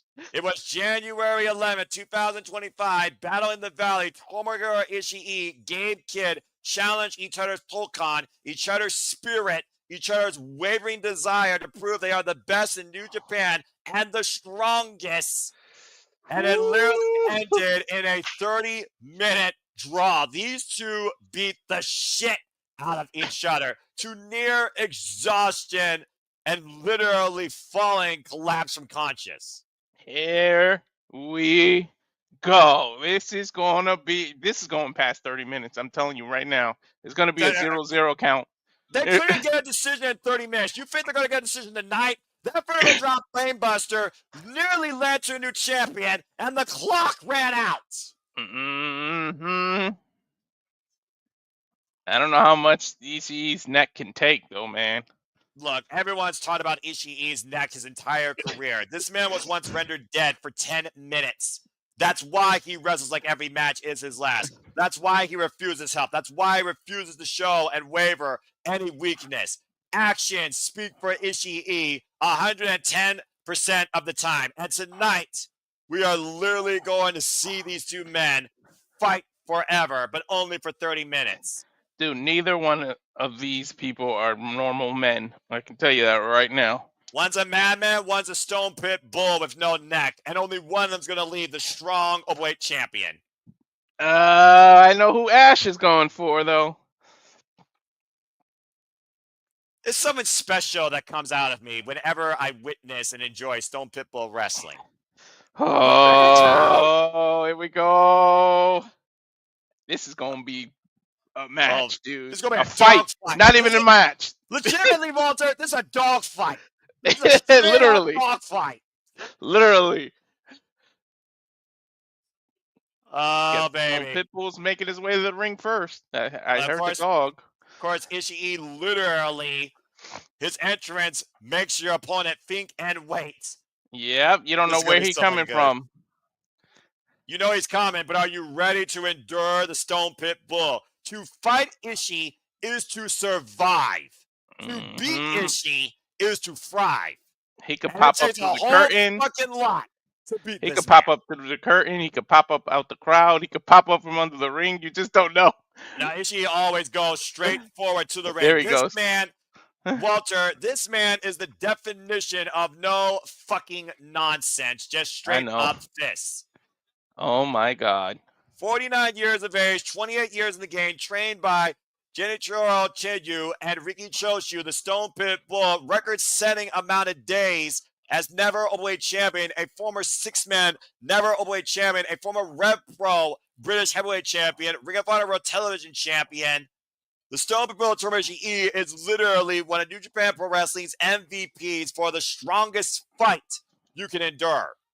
It's about to be no nonsense, just straight. This is going to be physical carnage, and I am all in on this shit. We got to have a winner, though, Walter, regardless. Even if there's 30 minutes, we got to have a winner. There has to be a decision rendered. This is going more than 30 minutes. I'm telling you right now. Well, we'll find out if you're right. This is going to be sudden death, and we're going to be tired at the end of it like we were in this match. Look, dude, New Japan Pro Wrestling tires me in a good way. WWE tires me just because you're underwhelming with wrestling. But this right here, nothing's going to underwhelm me. And Gabe Kidd, we're going to see if something can actually waver his Tolkon, his spirit. Oh, my God.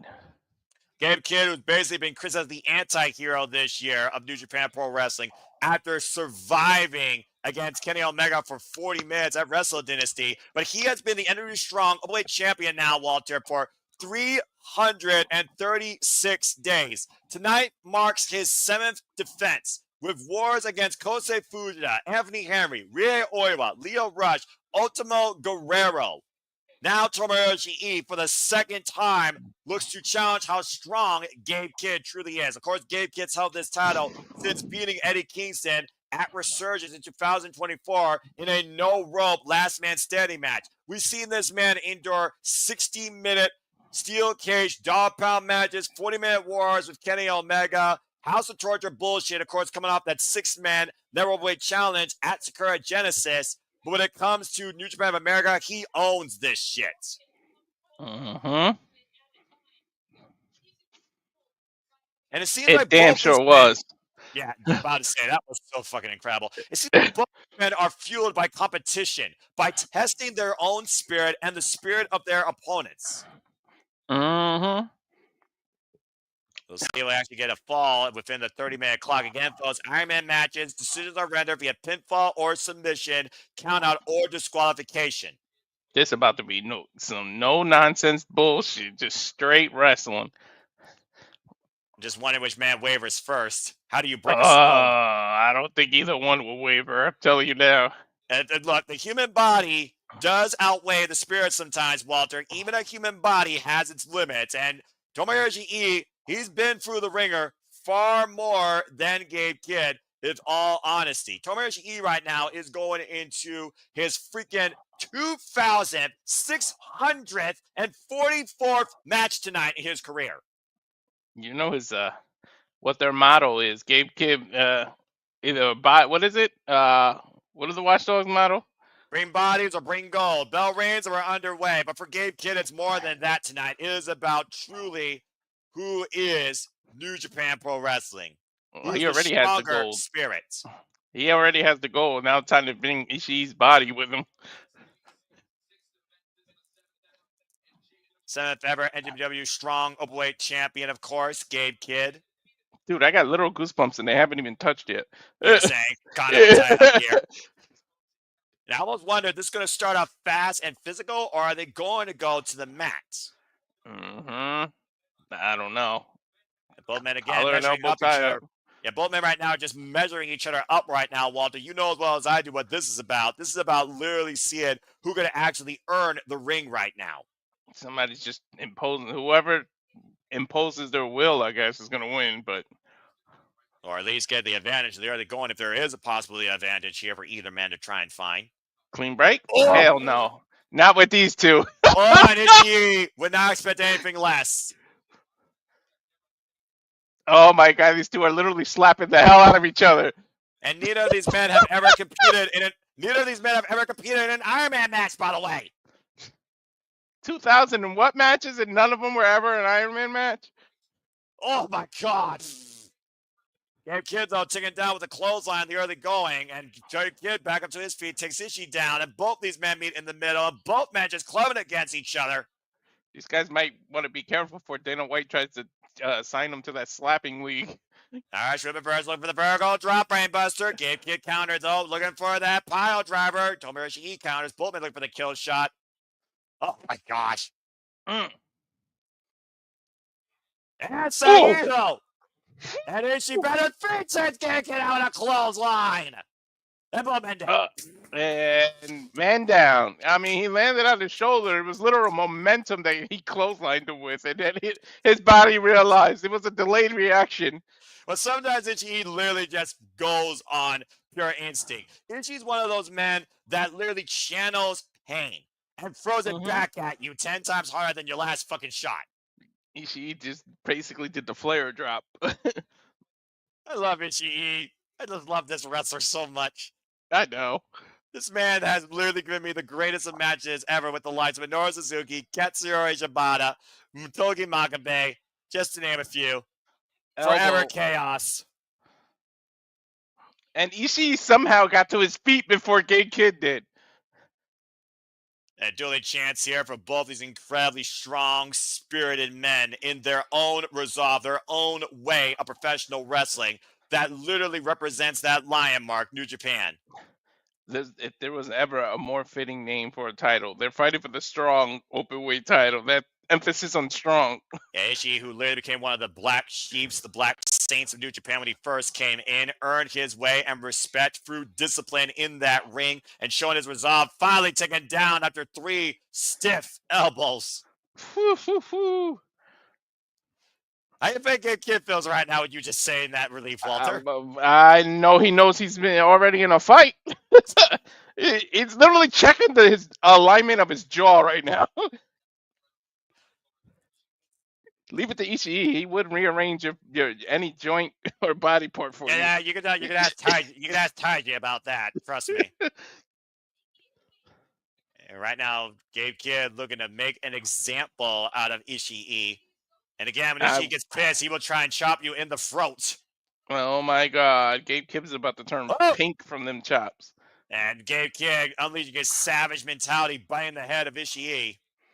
Be careful, you can't get disqualified to lose a fall. You know as well as I do when it comes to a war dog mentality, they will bend the rules as far as they can without breaking them.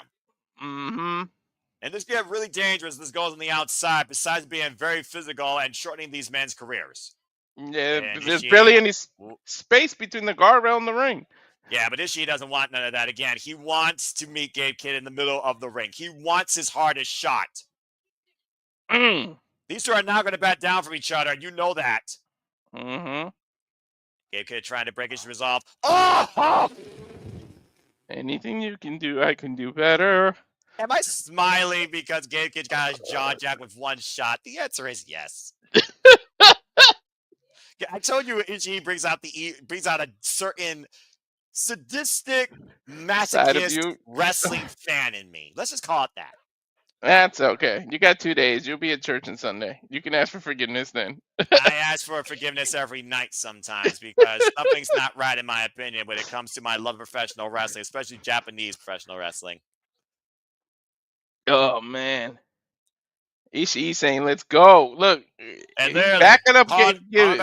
He's calling him back up, Walter. Well said. Again, Ishii, he wants Gabe Kidd's best resolve. He wants that fight. Oh! Like a gunshot. Dude, you might as well put Ishii in the Black Panther suit because he just uses your kinetic energy against you. And Gabe Kidd, though, now somehow showing his Tokan, his fighting spirit, his resolve. Oh, again, Ishii waving up the ropes, though, and chops Gabe Kidd. And both these men refusing to give. Dude, look at the reverberations. When I did the backyard wrestling, I hated taking dude, chops is one of the Oh boy. Chop forever! Chop forever! Chop fest! And they're speeding up! They're not giving up! I think Gabe Kidd's getting the worst though. Look at his chest. Look at Ishii's chest! Let's not forget, Tomohiro literally cut Kushida's chest open twice off his chops. Dude, Gabe Kidd is turning colors. He's literally turning pink.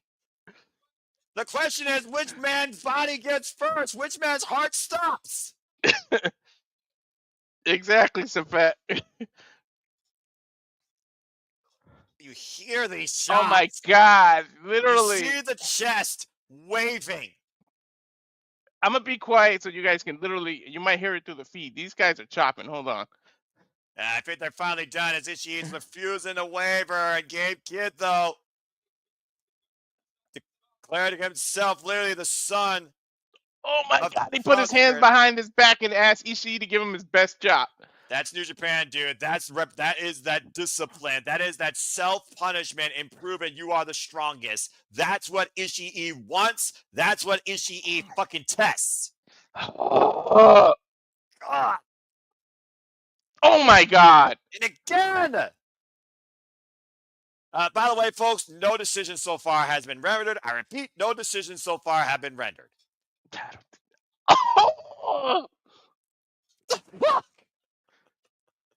Oh my god, they sound like they sound like if you threw a wet. Keep chopping it till it breaks. It like if you threw a fully soaked wet towel onto the floor, the noise it would make, that's these chops. And Gabe Kidd now setting up Ishii in the corner again, just chopping away against the Stone Pit Bull. Ishii refusing to go down though. Oh, that Dude, one my finally chest. took Just bringing Ishii back down. bad memories. Chops. Yeah, Ishii taken down for now. You see Gabe Kidd stands firm and forward though, Walter. Yeah, with a red ass chest though. And friggin' Like, madman literally trapped in a psychiatric war for days on end, who spent hours on the phone with Hiroshi Tanahashi, finding his own rehabilitation, baptized by New Japan Pro Wrestling. Dude, both these men will literally walk through a fire to get to the other one. Are you fucking shitting me again, Gabe Kidd?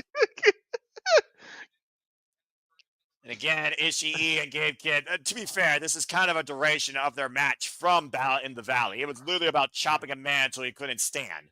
Mm-hmm. A measure of spirit, Walter, and Gabe Kidd now is down on the mat.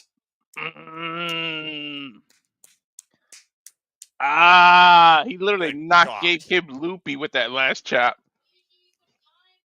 Tomohiro sometimes, I fear, is his own worst enemy with how much he disciplines himself versus his opponent in pro wrestling. And again, the stubborn resolve of Gabe Kidd might be up there with the Stone Pit Bull at this point. No fear, no back down, and no wavering. I think I've seen less chops in a year than in this match alone.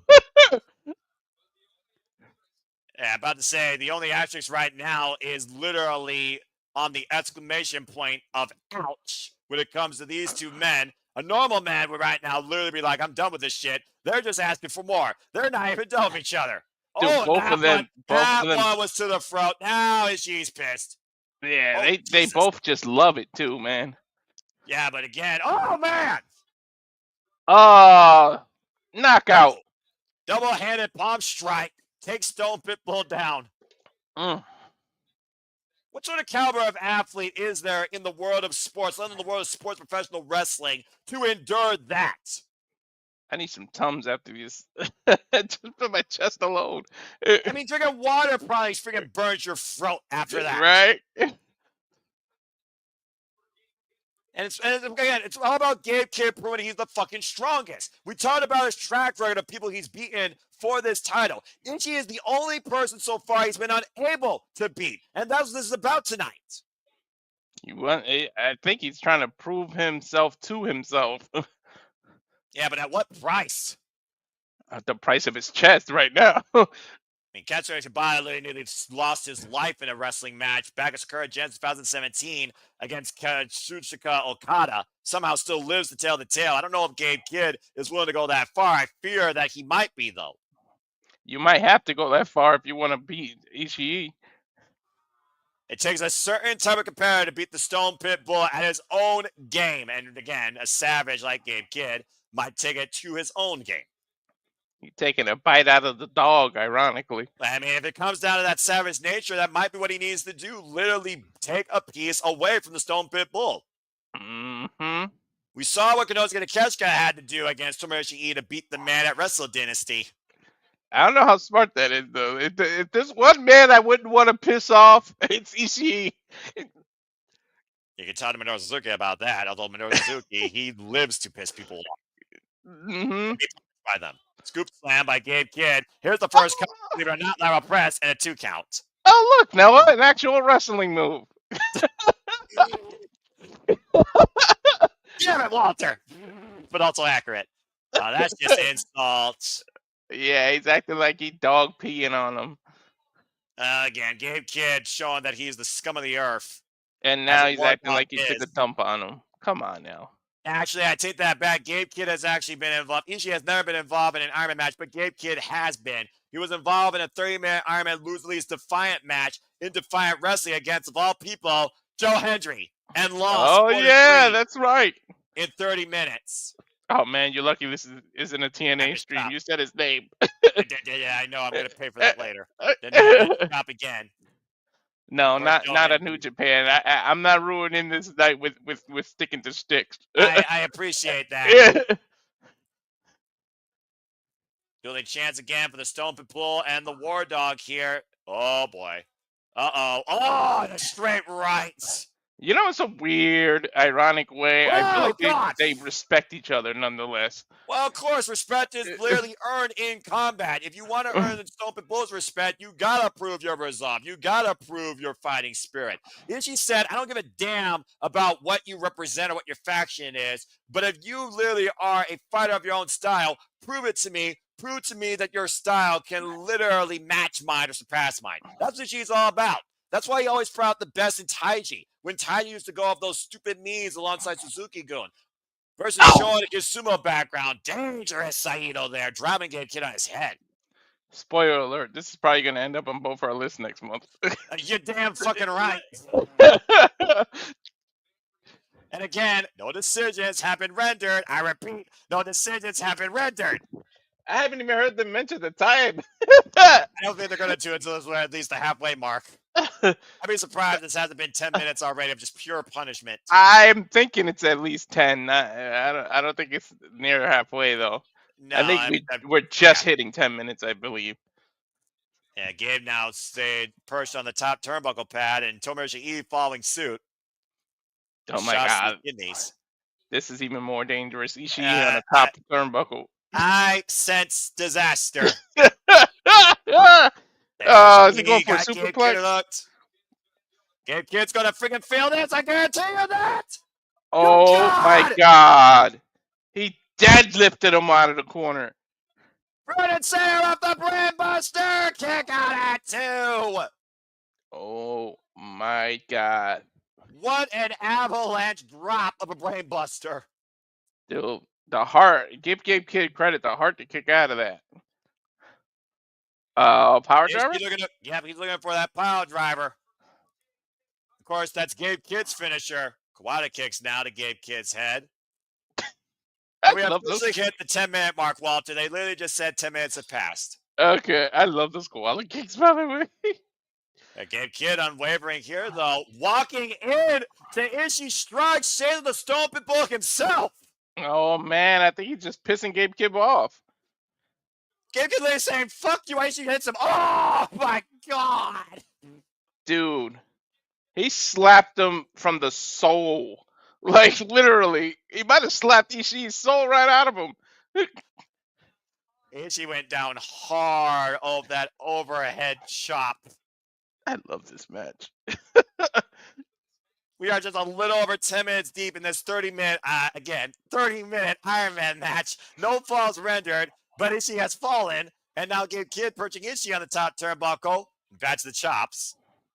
Let's be honest. Let's just say at least 30 minutes. I don't think these two men are going to stop till somebody literally stays down for a 3 count. Dude, I don't even think neither one of them can stay down for a 3 count at this point. And right now, literally, it's about punishing each other to that point. Gabe Kidd looking to hook Ishii for a possible brain buster. Of course, Ishii shorter. Oh, and Ishii literally took a power Gabe Kidd. Hey, man. Gabe Kidd did it, what, 2-3 times? And now looking for the sunset flip. Running power bomb! High stack 2! No! Dude, honestly, I think that's the first time Ishii covered Gabe Kidd. Gabe Kidd covered him, but I don't think he ever went for his own cover. You would be correct. You see the eyes. The eyes tell the story. Gabe Kidd's not here right now. Now hoisted up, and Ishii looking for that sliding there. Whoop! Gabe Kidd ducks out of the way. Hooking up Ishii. Oh! Gabe Kidd literally has a samurai warrior tattoo, and he is showing his inner warrior today. That's actually an Oni, which is, of course, a Japanese yokai or demon, but I do see what you mean. Of course, he uses that for the Oni. No, I'm talking about the one on his arm. Right. I'm talking about the one on his arm. Yeah, you're right. I'm just looking at his knee. You're right. Yeah. But that's fair. Literally bearing the lion mark that represents New Japan Pro Wrestling, saying, I'm New Japan. New Japan is the shit. Nothing else matters. Fuck WWE. Fuck AEW. Fuck all those weaklings. That Gregory one right now on the outside. Oh, boy. Uh-oh. That one, that samurai warrior right there on his left arm. Yeah, I got you. Referee's leniency here. Oh, boy. Now, both men go in the audience. Good to see Kelsey there again. The referee didn't even start a count out of respect. I think he's scared to either disqualify or count one of them out. Referee's discretion here. We know the referees in New Japan have a longer leniency. Of course, the young lions are there to protect the audience as well. As you see, there is Zane J. And both men again chopping each other. Dude, they're chopping each other in the audience. And the audience is literally helping Ishii stand up on his feet. Right? There's an audience member literally holding Ishii up. Whoa. Oh, no. Watch out, lady. Oh, boy. Please watch out, lady. Well, try to keep up with the action here, folks. The best way the cameras can actually keep up for us. But both these men are literally just punching each other. Uh-oh. If I'm giving up my seat, I wouldn't mind giving it up to Ishii. Whoa, man! Oh, there goes 2 rows of seats. Literally. Gabe Kidd crashed through them as Ishii got out of the way. Oh, my God. Charging in like a bull.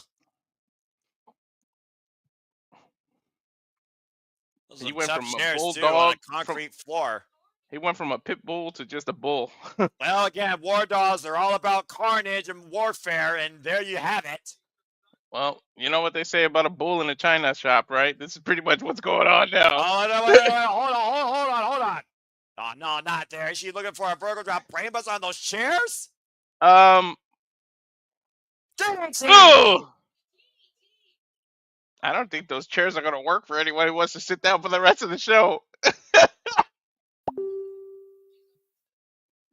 Well, also those chairs, literally, concrete is the only thing between them and the steel cushion seating. And right now, we are literally outside here at a standstill. This match is going everywhere. I honestly, I'm not surprised. If one match was going to do it, it was going to be this one. True that. And Ishii might finally hoisted up by Gabe Kidd. Gabe Kidd is bringing Ishii back, I think, to the ring. We have officially hit the halfway point. 15 minutes have passed. And no falls have been rendered at all. Ishii braced up against the guardrail and literally Gabe Kidd chopping away against the Stone Pit Bull. Wait, no.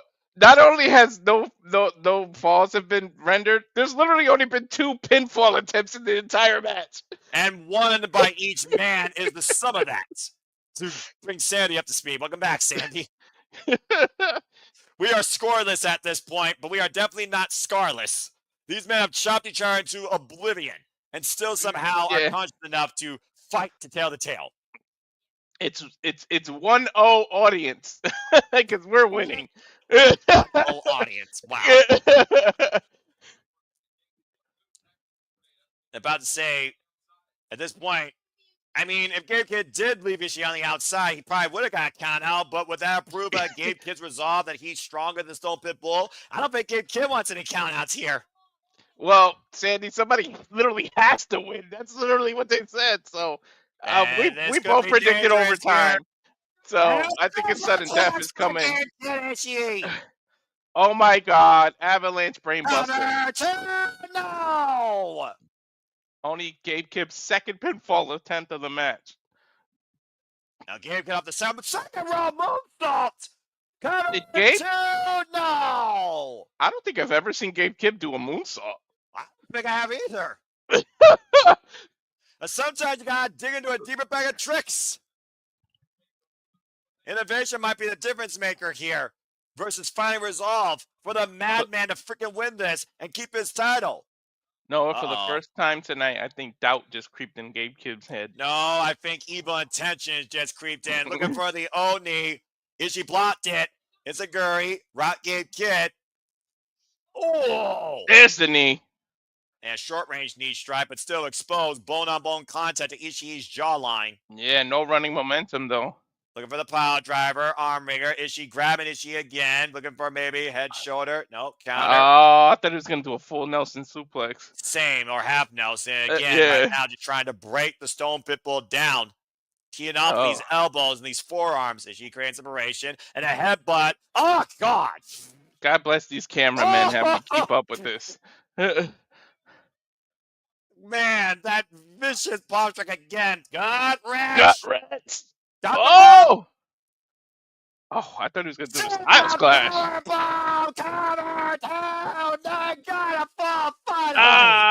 Finally, somebody's got to fall. Gabe Kibb up 1-0. That ridiculous gut wrench deadlift into the Doctor Bomb. Gabe Kidd is finally up a fall over 15 minutes in. Gabe Kidd wants a time check. Like, he's literally checking out. He just wants to know how much time he got left. He's really pretty much at this point has to defend that one victory. I think he's just pretty much going to be on defense now. You think that he's going to play defensive here, or is he just going to continue to try and punish Ishii? Now he knows he's in the driver's seat. I don't know. To your point, if Ishii doesn't get a draw, then this fall will literally go. This match will go to Gabe Kidd as a retention. Gabe Kidd is awfully. He's asking about the time a lot right now. Like I think he just thinks it's a miracle he went up a fall. That's all he cares about. That he's in the lead. Might be a miracle. It might be a miracle at this point, if we're being perfectly honest here. Yeah. But Ishii is still very much in this. Don't ever count the Stone Pitbull out. I think he shocked himself getting the 3 count, to be honest. You saw the look on his face after he got the 3. It's one of those things, though, that I do think that Gabe Kidd is still very inexperienced in this style of match, considering how long it's been since he's been involved in it. And again, of course, Ishii, he's no stranger to going to the deep end in warfare, but he's never been involved in an Iron Man match. And again, Ishii just chopping away at Gabe Kidd. Gabe Kidd is literally giving Ishii free range to hit him. I don't know how smart that is. Yeah, but again, Ishii literally is a man that will challenge anyone's will, including his own. Oh, Gabe Kidd showing off with some push-ups and dancing, Eddie Guerrero style. The referee checking on Ishii to see if he can continue. He's telling the crowd to be quiet. I think he's going for that knee again. He's backing up with the knee. Remember, the knee is still exposed. Again, this match has to go for at least 30 minutes. Mm-hmm. What did they just say 20 minutes? They just said 5 minutes are left. Oh, geez, 25 minutes? Somehow Ishii's still alive in this, but Gabe can look for that power driver. Ishii counters, though. Back body drop. Oh, my God. Are we going to be back at square one? If Ishii can just pull something out here. Very possible, especially if it's the Burger Drop Brainbuster. Gabe can able to scout it. Open palm strike again to the side of Ishii, just lining up the Stone Pitbull. Oh! These lefts and rights by Ishii. Yeah, who's got the damning rights now? Mm-hmm. Oh, Gabe Kidd went down from a slap. How much has the brain of Gabe Kidd been rattled? Mm-hmm. Yeah, Sandy, to your point, time flying. 25 minutes in. Sliding lariat by Ishii, hooks the near leg at 2 counts. Pretty much, though, at this point, it's desperate time for Ishii. He's down a fall. He needs to get something. Got busted nose in the process.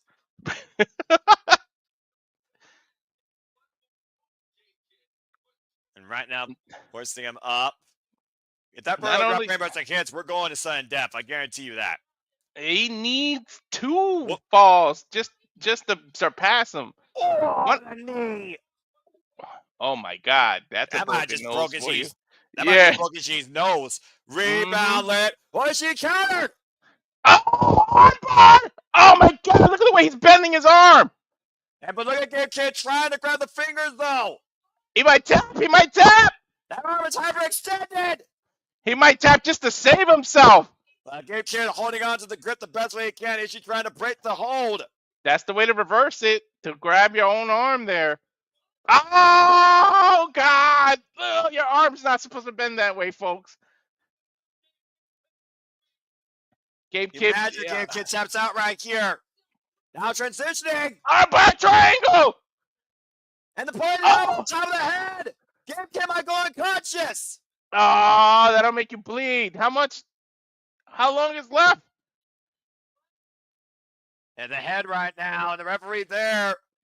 For those wondering, this is the move that caused Chael Sonnen to tap out to Anderson Silva at UFC 117 with just less than a half a minute left after dominating 4.5 rounds, which is what gave Silva the win.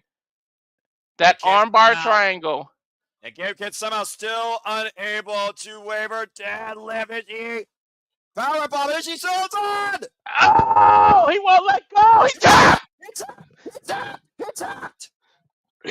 We are back to square one. He literally hyperextended that arm off the deadlift powerbomb and forced Gabe Kid to tap. We're tied up. Gabe Kid is his own worst enemy. If he didn't do that, he wouldn't have got hyperextended. He literally fed his arm more into the armbar. That is not how you reverse a triangle armbar. You actually have to go into a sitting position to reverse the pressure. That's how you reverse an armbar triangle. You don't try to deadlift an opponent because you're giving them more of your arm. Yeah, good point, Walter. And Gabe Kid right now in a world of hurt, and Ishii is on the attack. Damn.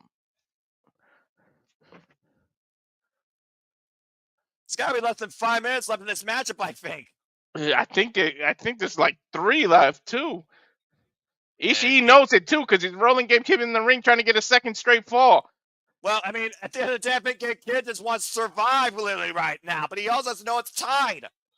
I would go right back to the armbar if I was Ishii. It's dead weight right now. Gabe Kid is literally falling. Strong Overweight Championship in the grasp. Brainbuster! Looking for the burger drop, Brainbuster, but Gabe Kid's still fighting back. Hyperextending that arm now.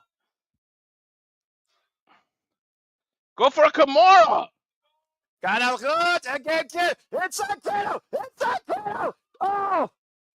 He kicked out. 30 seconds. Clothesline. He clotheslined him with the bad arm, though, Noah. Yeah, can he capitalize? God, what a match. Ishii, I think, just spat up blood, by the way. I mean, because his nose was bleeding. 10 9, seconds. 8, 7, Gabe Kid 6. outside. It's tied. Sudden death. We called it, Noah. We just called the wrong score. I don't know if it's sudden death here, though. Do they do that here, or does it pretend? You just took the cowards out? The rules said there must be a winner. Let's get an official decision. I mean, does he default keep the title here? We've seen cases like that before. Oh, my God. Both men really do need that ice pack right now. The referee doesn't know what to do. Yeah, hold on. He's talking to the owner here. Gabe Kid trying to walk out. I think we're going to go to... I think we called it, Noah. I'm telling you, I think we're going to sudden death. Well, we'll find out here in a moment as he back to his feet. Yeah, for how long? Sudden death! The first pinfall is the bout! One fall of finish! We're in sudden fucking death! Let's go! We called it, just the wrong score. Gabe Kid thought he was going to get the easy way out of here. There's no easy way out. I think we're gonna get a new So champ. Pitbull, you have to beat this man definitively. Let's go, new champ. But again, tell Gabe to get back in before he can call for the bell. Gabe Kidd thought he had it easy. Gabe Kid back inside the ring. Here we This go. match is Power war. right away. Oh my god. And both men meet right in the center. Dude, square one. We have no fucking idea what this is going to go, Walter. We have no time limit now. Next fall wins. We literally, this match could last the rest of the night if they want it. Fine with that. I'm fine with it too. Look out, cameraman. Oh God, just took it down. A lariato. Cover, two, get no. Gabe Kid's beside himself. Look at him. Pile driver. Ah, Gabe Kidd got him. It's not. No, it's not. You took him a last second. What the fuck? Dude, the referee's hand was centimeters off the canvas. And she's on at 2. No one's ever kicked out of Gabe Kid's pile driver. This is fucking professional wrestling, damn it. This is a rumble in the Windy City. Oh my God. I wouldn't mind this lasting the rest of the night. And again, she refused to stay down. And Gabe Kidd looking for that knee, and she blocked it. Dragon suplex. But Gabe Kidd rolls through. Oh my God, Gabe Kidd just hyped himself up. Oh, God. No, not for long. And Gabe Kidd refuses to stay down. Like an evil phoenix, he will rise. Oh, and she catches him with Itsuguri and finally takes the Wardlow down. Hell yeah, it's crazy. This is batshit crazy. Damn, cuz. Ooh. I know you're not missing being in the ring after watching this. Neither of these men refusing to be denied.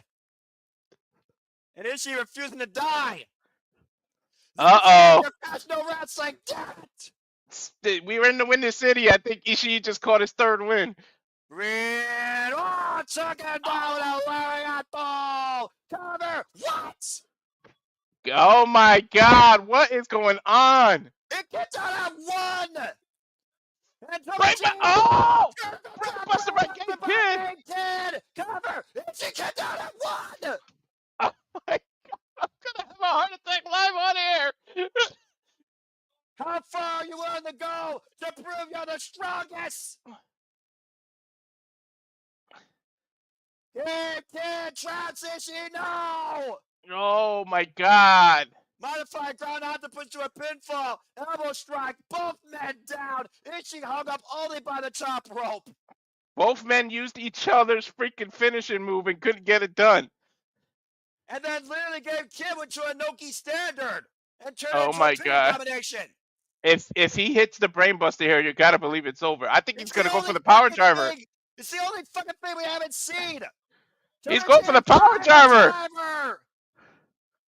Get back to his feet. The only knee strike. Cover. 2. No. Oh my God. Fight forever. The look of anguish, anger, determination on this war dog. This is beyond awesome, Safet. Look for the power driver again. Ishii fight back though. Eats an elbow. Massive uppercut Ishii. Open palm strike. Go catch me headlock. Ishii falls to the cover. Gabe Kid. Kick out at 2. Oh my God. They've hit each other's move, but Ishii has yet to hit his own brainbuster. And that might be the difference maker. Hood up, Gabe Kid. He's got it. Drop. Brainbuster. This has got to be it. She has done it.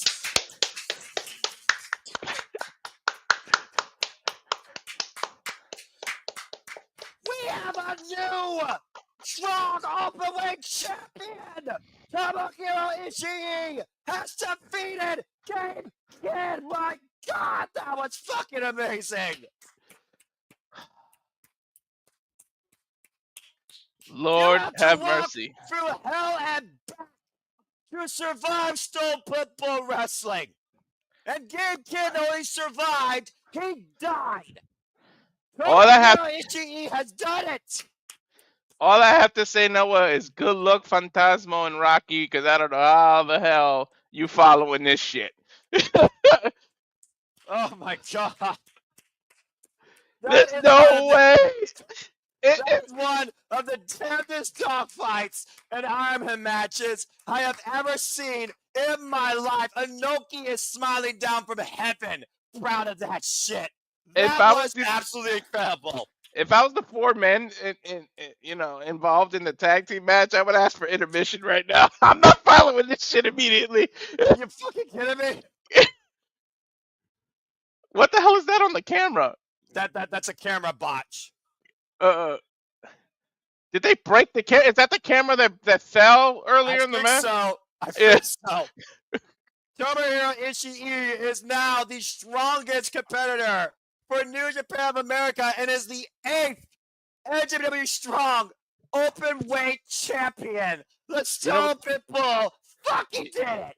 You know what the question is now, Noah? Who the fuck is gonna beat this guy for that? Fuck if I know.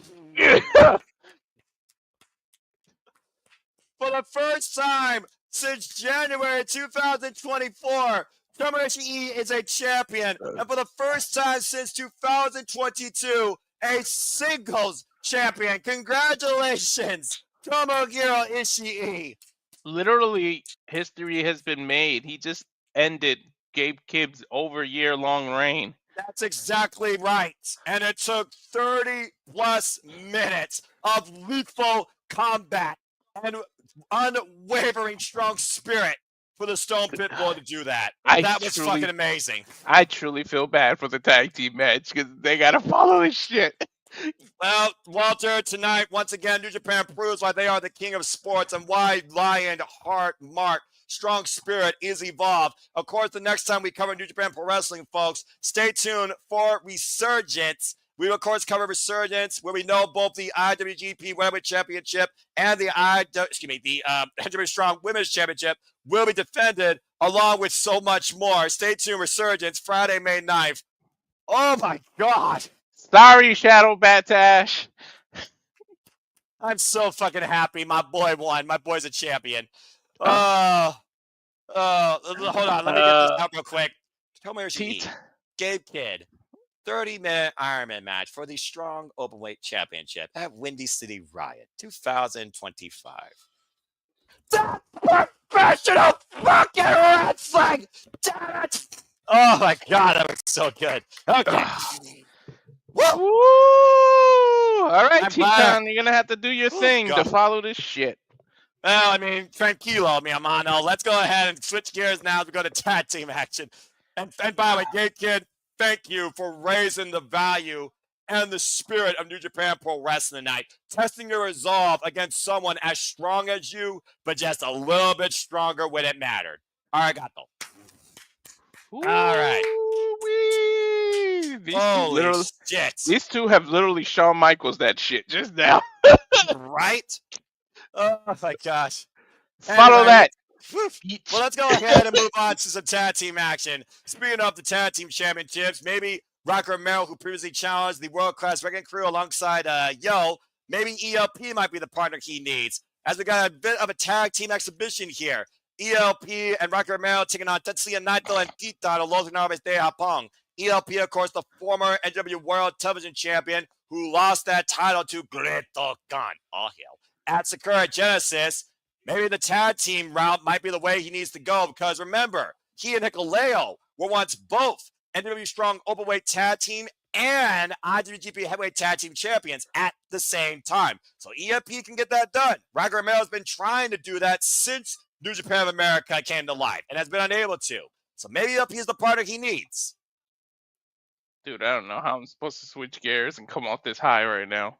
How you think I'm trying? I'm trying. And here comes the previous Best of Super Juniors finalist, Titan, of course, from the Fantastica Mania Tour, also representing CMLL, and of course, representing, of course, Los Ingobernables de Japón, will also be participating in this year's Best of Super Juniors. And Sandy right now saying, well, I mean, hey, we're all family here, right? We're all loving professional wrestling, right? Yeah, Don't tell our truth that. Delusion. The freaking Gabe Safet saying Gabe Kanishi was amazing. Only the second Japanese wrestler. Let's hope his reign's better than Kenta's, who will be challenging Osawa May 3rd for GSC Gold. Yeah, because I was unstoppable. Matt, good to see you. Fucking awesome after that match we just saw. Fucking A, I'm incredible. Sandy's saying, I see LIJ winning because of one thing, chemistry. Unknown how Rocket and Phantasmo will get as a team. That's fair, but never count out the King of Sneaky style. All it takes is a 3 count. It's a battle of inches. They might not be as a chemistry as a team, but if anyone knows about tag team wrestling, it's fucking Rocky Romero. Yeah, you're not wrong there. Roppongi Vice wrote the book on it a period of time when they were junior heavyweight tag team champions. And Titan, of course, who's been impressing New Japan and New Japan of America since Joy looks like stay up long. Easy for me to say. He just came off a victory. He's the #1 contender for the title that in Mexico. Yeah, MMLW, because Mystico just gave up the title. So it was supposed to be Titan versus Mystico, but he gave up the title. And speaking of titles, here comes the man that literally came into this show 2 years ago as the IWGP World Heavyweight Champion and lost it to Jon Moxley. This is the one time New Japan needed to give me a break after that other match, bro. But their pace. Oh, man. Tetsuya Naito always will make sure you feel tranquilo. The one-eye man, basically, man. The fact that he had a surgery on his eye to lessen his vision just to match his other eye. That's crazy. And the fact of the matter is neither of those eyes are in good shape. But, of course, he still wrestles with bad knees and bad vision, probably doomed with vertigo. And, of course, Tetsuya Naito and Hiromu Takahashi just lost the IWGP Heavyweight Tag Team Championships to the United Empire, Kyle Newman and Jeff Cobb at Sakura Genesis. Now, Naito literally has a fresh start at a new path. And it was actually last year, excuse me. And, of course, it was also at the Forbidden Door where, of course, Tetsuya Naito regained the gold. Phantasmo trying to meet him come on, Naito. Yeah, Naito taking a sweet-ass time with his Michael Jackson jacket. He's laying down! Yeah, he'll be there eventually, folks. And look at Phantasmo just laying down sleeping. You know what? Maybe I should just lay back too. Tell me about after the match we just witnessed, we both deserve a nap. Oh my gosh. Oh my god, Ishii is a fucking champion. Both of those men literally walk a different path. To the Naito right there with a fist bump to a young fan. The ungovernable one, literally the man that always wear a black hat, despite the fact sometimes he's adorned in all white. Dude, every single one of these wrestlers have walked by the fan who's dressed like Juice and Liger and have given him praise just for the way he's dressed. I mean, again, the respect to Liger for New Japan Pro Wrestling, for professional wrestling, I mean, speaks for itself. So kudos to that fan committing to the bit as well as really pulling the gear off. Right? Tetsuya! Shout out! Every single wrestler has acknowledged it, literally. Even Gabe Kidd. Yeah, about to say we're in the ring with former tag, former world television champions, and former CMLL middleweight champions as well. So, oh my god, dude! I'm gonna have a good sleep tonight after that match. Hell yeah, I'll be all right. Whew. And we wonder which way ELP is going to go now. Now that Great Khan's the face of NJPW World, and you wonder which way Naito is going to go since Hiromu lost the tag titles. Of course, Hiromu will be involved in the Best of Super Juniors. Tetsuya Naito will not. Duh, because he's the heavyweight. I'll tell you what, the bar has been set. These people have got to meet the bar because that was the match of the night that we just saw. So, dude, this is New Japan. Some matches have their own class that's not met. You don't fucking meet Stone Pitbull Wrestling like that. I mean, Zack Sabre Jr. might be able to. That match might That's be. technical proficiency to the highest degree, but I understand what you're saying. But I already Yeah. knew that. I already knew that Ishii was going to tear the fucking house down. And by Uh-huh. God, he not only did, he's a fucking champion. I'm so happy right now. Me too. Anyway, Well, we're gonna get this some. be nice and fun. Tranquilo. It's be nice fun. Tranquilo. We're gonna be able to sleep well after that, man. I don't know if I'm going to sleep, honestly. But anyway, Uh, here we go. It looks like I, Rocker Romero's ready to go, and of course, the fist bump, as your I might tradition. buy that. I might buy that damn strong openweight title now if I can find it. Oh my gosh. Trang! Wait. Damn it! Touch fist! Come on, Trang! Wait. Jesus Christ! This is where you should have did the 2-hour thing. There it is. Lilo, I know. 2 The hours unity, later. the unity of individuals as Los Ingobernables de Japón. Teton! And Rocker Romero, no strangers to each other. Hell no. Bell rings around their way. ELP playing with the camera, trying to squish Teton's head. This match, folks, has a 30-minute time limit, 1 fall. Is that what that was? I was wondering what the hell he was doing. Yeah, that was ELP playing with the camera because ELP has always been a bit of a trickster, a personality his own way.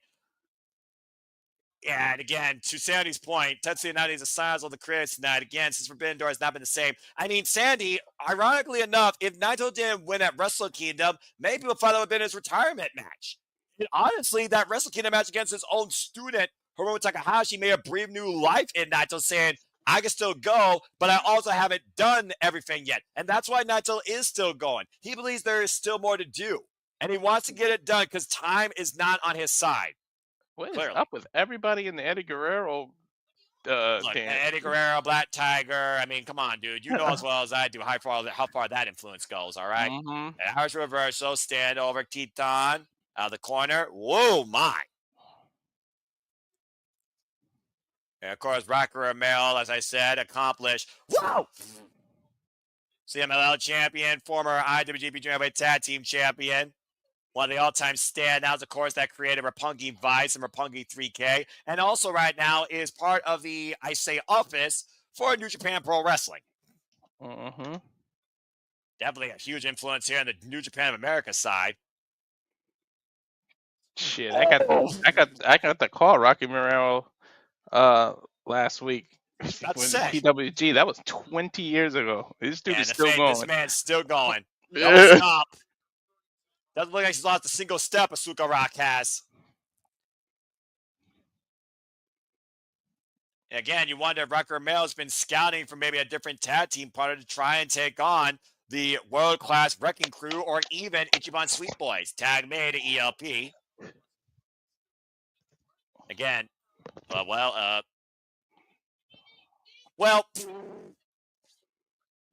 he was looking for the double axe handle, but clearly, there's what Sandy was talking about, the chemistry. Well, there's like zero chemistry compared to the other side, to Sandy's point. Uh-huh. Tag me to Naito. Here we go. Es Los Ingobernables de Japón. Sensei. And let's see here. Just had a crazy thought about Tetsuya Naito that I revealed during the IWGP Championship match. You'd be surprised what my thought is. Well, talking about the title on the line tonight, I can get an idea. And so far, we have not seen during the Goto Revolution Tetsuya Naito confront Goto, who of course has now merged Hontai with Chaos. I still have yet to come off this high from that last match. Dude, I haven't drunk a Mountain Dew yet, and I think my voice is about to go out. What do you think I'm feeling? ELP grabbing a fistful of hair, Tetsuya Naito. ELP could be a bit of a trickster himself. He could be a bit ungovernable if you're not careful. I mean, it literally was teasing Naito because of how long Naito took to get to the ring. And ELP holding on to the ropes, waiting, rolling, and then look at that. Tranquilo, Walter. Tranquilo. Mm-hmm. Courtesy of the headbanger. And a fuck you. Oh! Actually, that was his pointer finger. He was going to do the eye thing. Yeah, and then Naito spat right in it. ELP sends to the outside. Tetsuya Naito looking to fly, going up the road. Oh, wait. Tranquilo. Oh, a little bit of mockery there.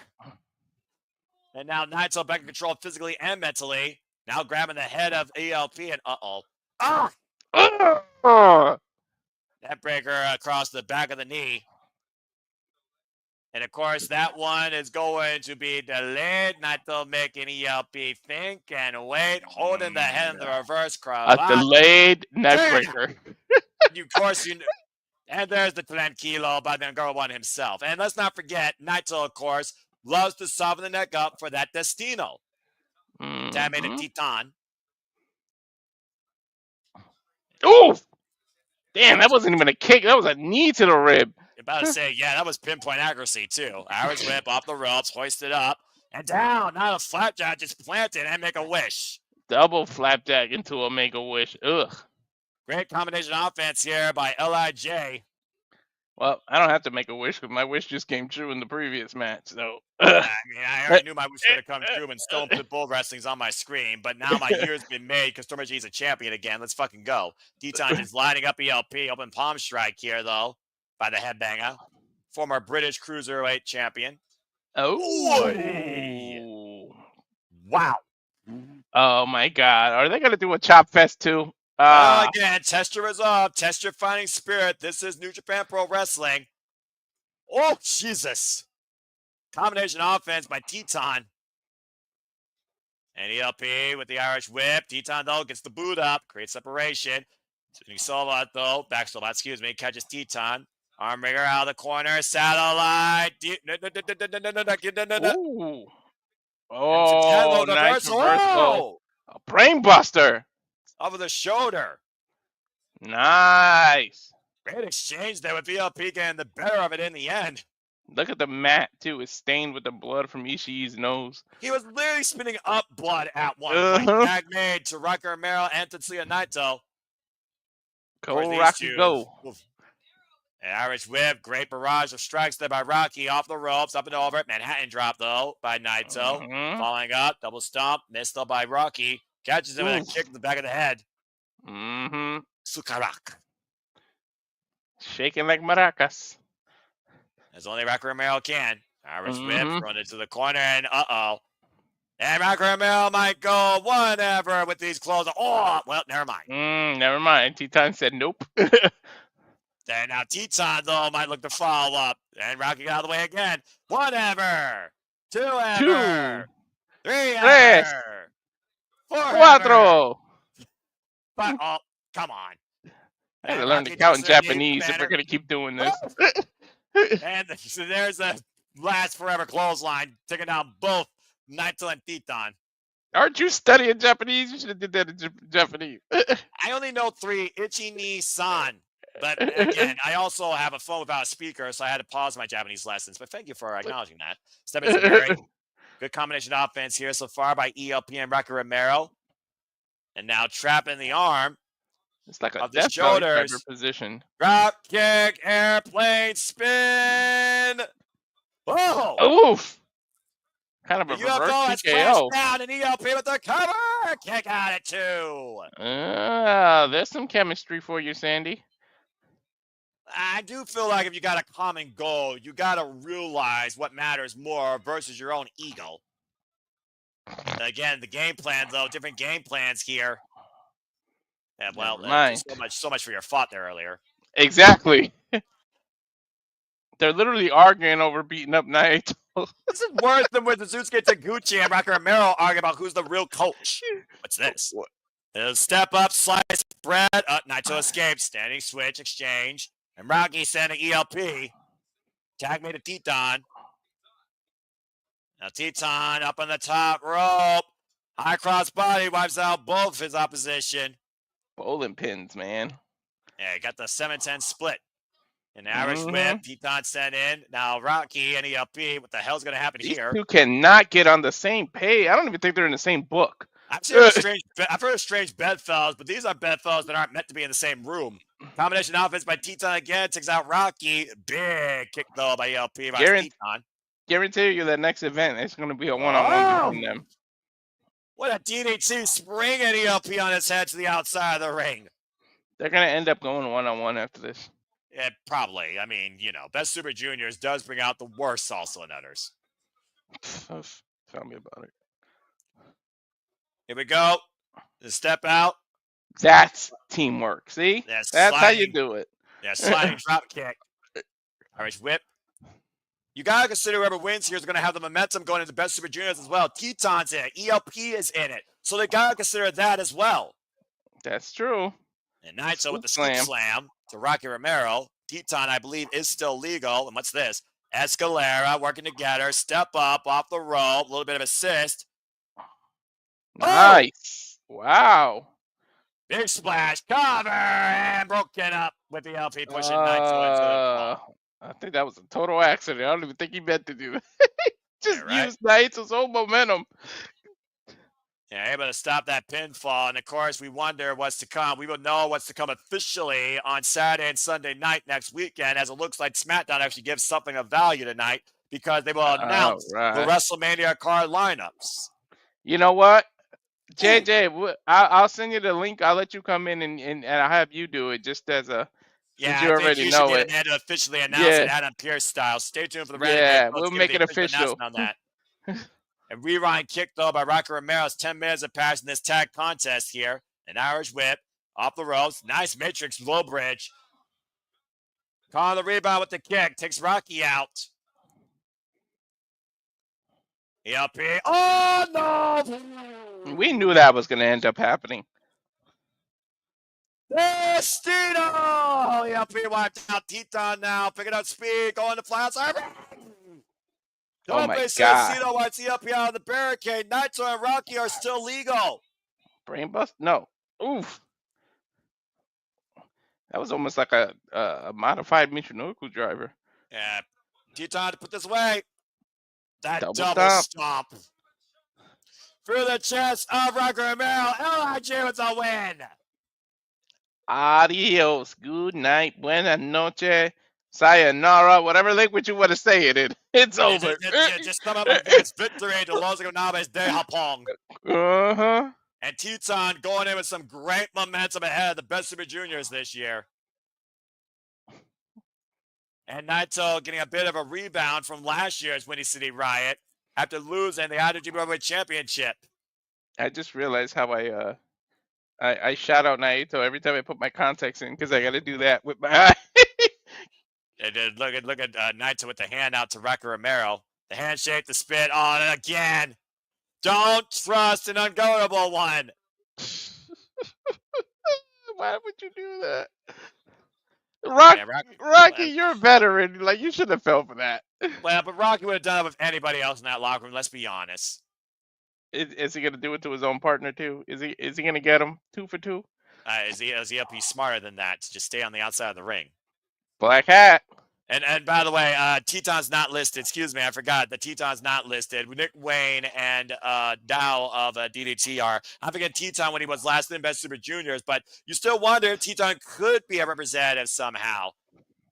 And I wonder if it could be that representative because CMLL is to be represented in this tournament. Again, Rocky and ELP are arguing, as they do. We knew that was going to happen. Would you expect anything less? I mean, really, but those type of egos? Not at all. Oh, man. Now I can breathe for a moment as we got the obligatory fist bump afterwards. And I encourage you folks to virtually fist bump this and like, subscribe, comment, tell a friend, subscribe to Bad for Wrestling, subscribe to Rage of Wrestling. And thank you all for tuning in. Please like, subscribe, comment, tell a friend. And Walter, tranquilo. I'm tranquilo. I am tranquilo. Denial. All right. There it is. Oh, good grief. You never know what Naito's going to do next. Tell me about it. Oh, man. Again, Tetsuya Naito no longer IWGP Heavyweight Tag Team Champion. So you wonder what's next for the unguardable one in NJPW with the G1 Climax looming this year after Best Super Juniors and after Dantaku. And, of course, Dominion is where we'll learn, I imagine, our G1 Climax field.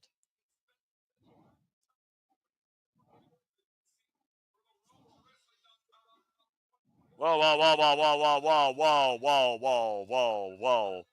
He's Are not they Liger. inviting the fan? He's not Liger. Teton, he's not Liger. Don't do that. That's just a fan. I'm about to say, maybe the fan should take his mask. He did the freaking pose. He did the Did he freaking take his pose. mask off? I was looking down. No, he didn't take the mask off. He kept his identity. Oh my gosh. He was letting them know it's not. Oh, that's funny. You gotta think. Oh my god, that like you gotta think. Oh no! Someone get at the back. No! Don't try and be a hero, kid. Damn, security jumped on his ass. Yeah, I bet they did, and they should have. Jesus. Mm-hmm. That person probably had a little bit too much to drink.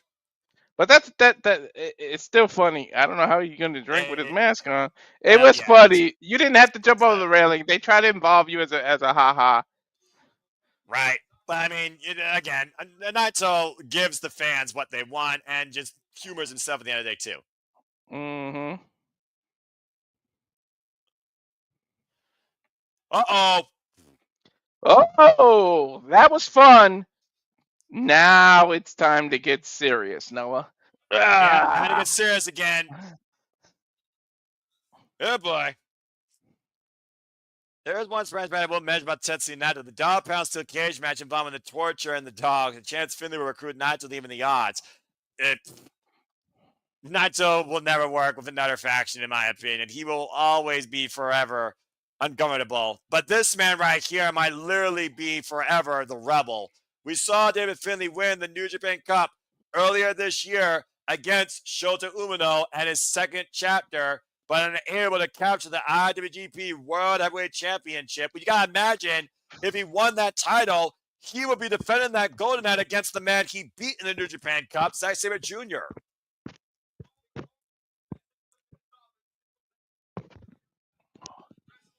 These two are literally, you can call them the backbones of New Japan to me.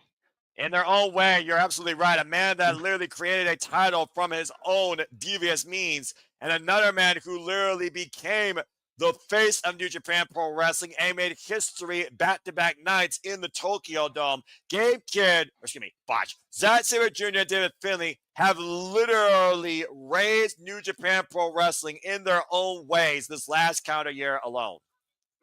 This might put me back on that cloud I was on. We saw what happened when these two men first met, of course. They are 1-1 against each other. Of course, Zack Sabre Jr. has not had a major win since losing the IWGP Heavyweight Championship to Hirooki Goto back at the New Beginning in Osaka. I mean, you, me, and Ash just called the Finlay match crazy asses. 6 in the morning over here, whatever we did. 4, I think we started. Yeah, well, you watch New Japan. What is time? What is this thing called time? Right. You gotta wonder if David Finlay is still hell bent on getting after Hirooki Goto in the IWGP Heavyweight Championship. Oh, let's get serious.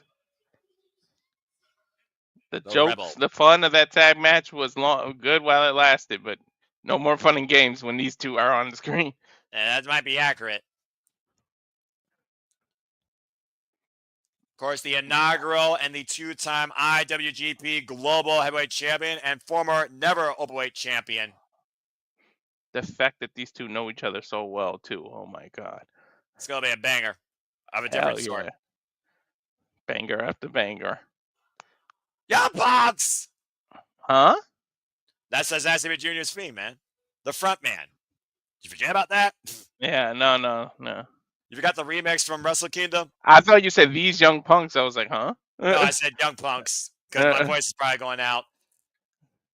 And of course, we've seen the growth and development of both these men across New Japan, especially in the last 2 years. Their first ever encounter was back in 2022 in the inaugural NJPW World Television Tournament, where Zack Sabre Jr., of course, won, beat David Finlay in 13 minutes. It was during the semifinals this year, Zack Sabre Jr. lost to David Finlay, and it took the Rebel 20 minutes to finally put Zack Sabre Jr. down with overkill. I still can't get used to Zack without a title right now. Wow, considering the front man literally held the Interim World Television Championship for one full calendar year and held the IWGP Heavyweight Championship for 120 days, defended successfully in London, in Japan, in the Tokyo Dome, in He lived his Mexico. dream. He lived his dream. He literally got the main event to Tokyo Dome. He literally fulfilled everything on that small bucket list that he said was just the start of his career.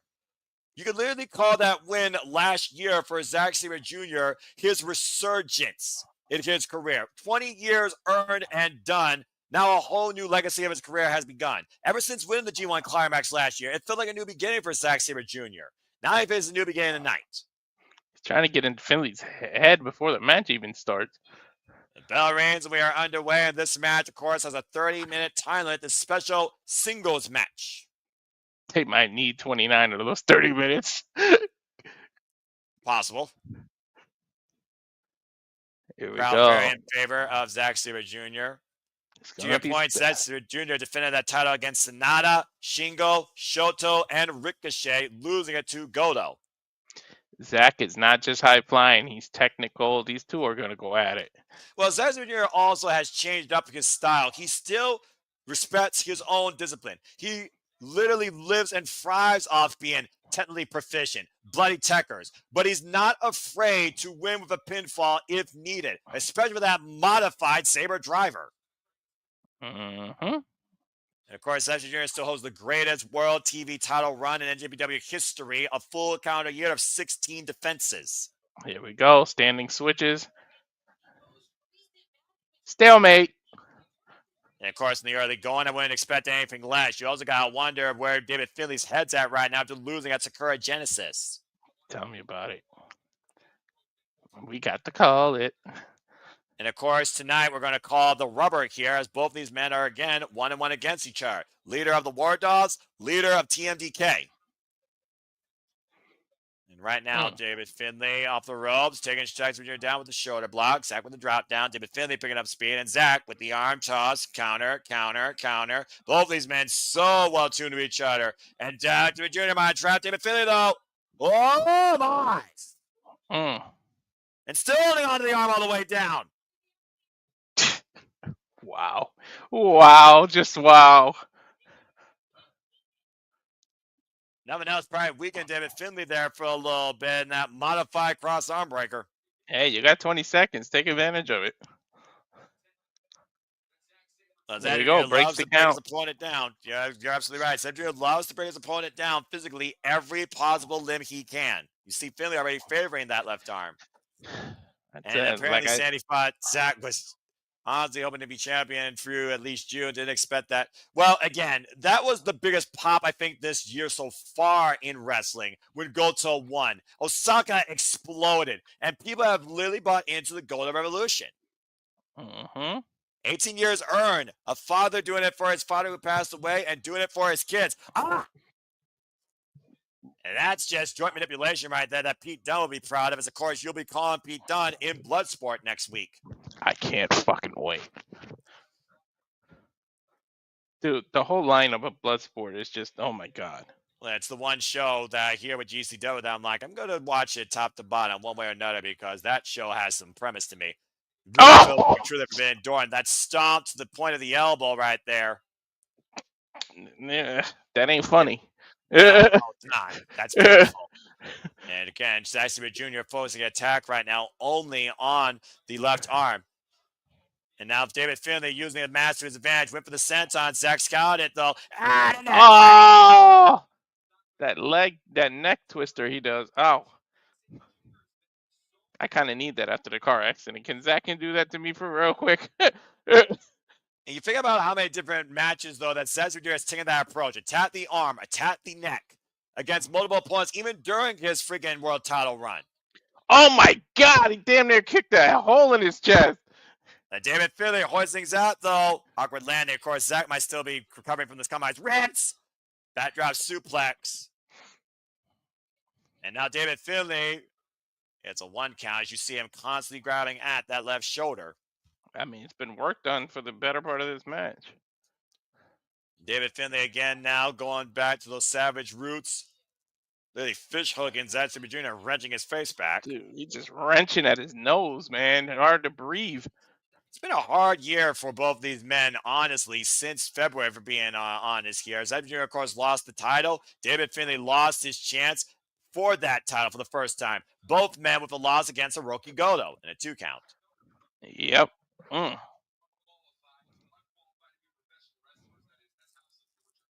David Finlay right now and Zack Sabre Jr. might be looking to test Char's physical resolve. Big uppercut, but David Finlay unwavered. And Zack Sabre Jr. now standing firm. Big uppercut pushes Zack though to the corner. Wow. You don't wonder, though, what David Finlay's thinking about, though. Is he thinking about the fact he lost the IWGP Championship? Is he thinking about the War Dogs war with House of Torture? Fuck that group. Is he thinking about Sonata's betrayal of the War Dogs at all? Don't let Ash hear you say that. I don't care. Me and her will fight. This is New Japan. I will fight her on that lion mark. She will fall to me. European uppercuts over here by Zack. I should probably shut my mouth. Fuck it. Karaoke, I already know I'm screwed tomorrow. You're knocking over the back. On the knee. Ow. 2. No. Only a 2 count here. Thinking the winner here would most likely challenge a strong open weight gold. Too soon for both men to be back in the IWGP World Title picture. Fair shout. That's fair. That's a good shout up. And Ishii, I mean, again, Ishii will not back down from anybody. And I do wonder who will be the first to step up to the Stone Pit Bull. We've seen him fight everywhere, including All Elite Wrestling. So who knows? I'm just so glad to see Ishii as a freaking champion again. A title that focuses on unbreakable resolve. If Ishii can redefine the Neverweight Championship, Ishii can fucking define the Strongweight Championship. Tell me about it. David Finlay, though, got his gun locked and loaded. Oh! Yeah, and Zack countered. And David Finlay runs in, though. Massive running uppercut. Explorer suplex to the core by Zack Sabre Jr. There you see Zack. Look at the way he's grabbing his ribs. That's been the story for Zack Sabre Jr. since the G1 Climax last year, Walter. Yeah. Of course, Zack Sabre Jr. has been incredibly busy across the country with his independent run outside of Japan Pro Wrestling. There's been no rest for the frontman. Not at all. No rest for the weary, as the saying goes. And I talked about before why Zack Sabre Jr. doesn't need to worry about Best Super Juniors. Again. We are on the road to Dantaku, which of course leads to Dominion, which of course sets up G1 Climax season. That's reminding me of one. Yeah, go ahead. Nah, I was just thinking out loud because I went and saw my chiropractor earlier, and that just reminds me of it. Ouch.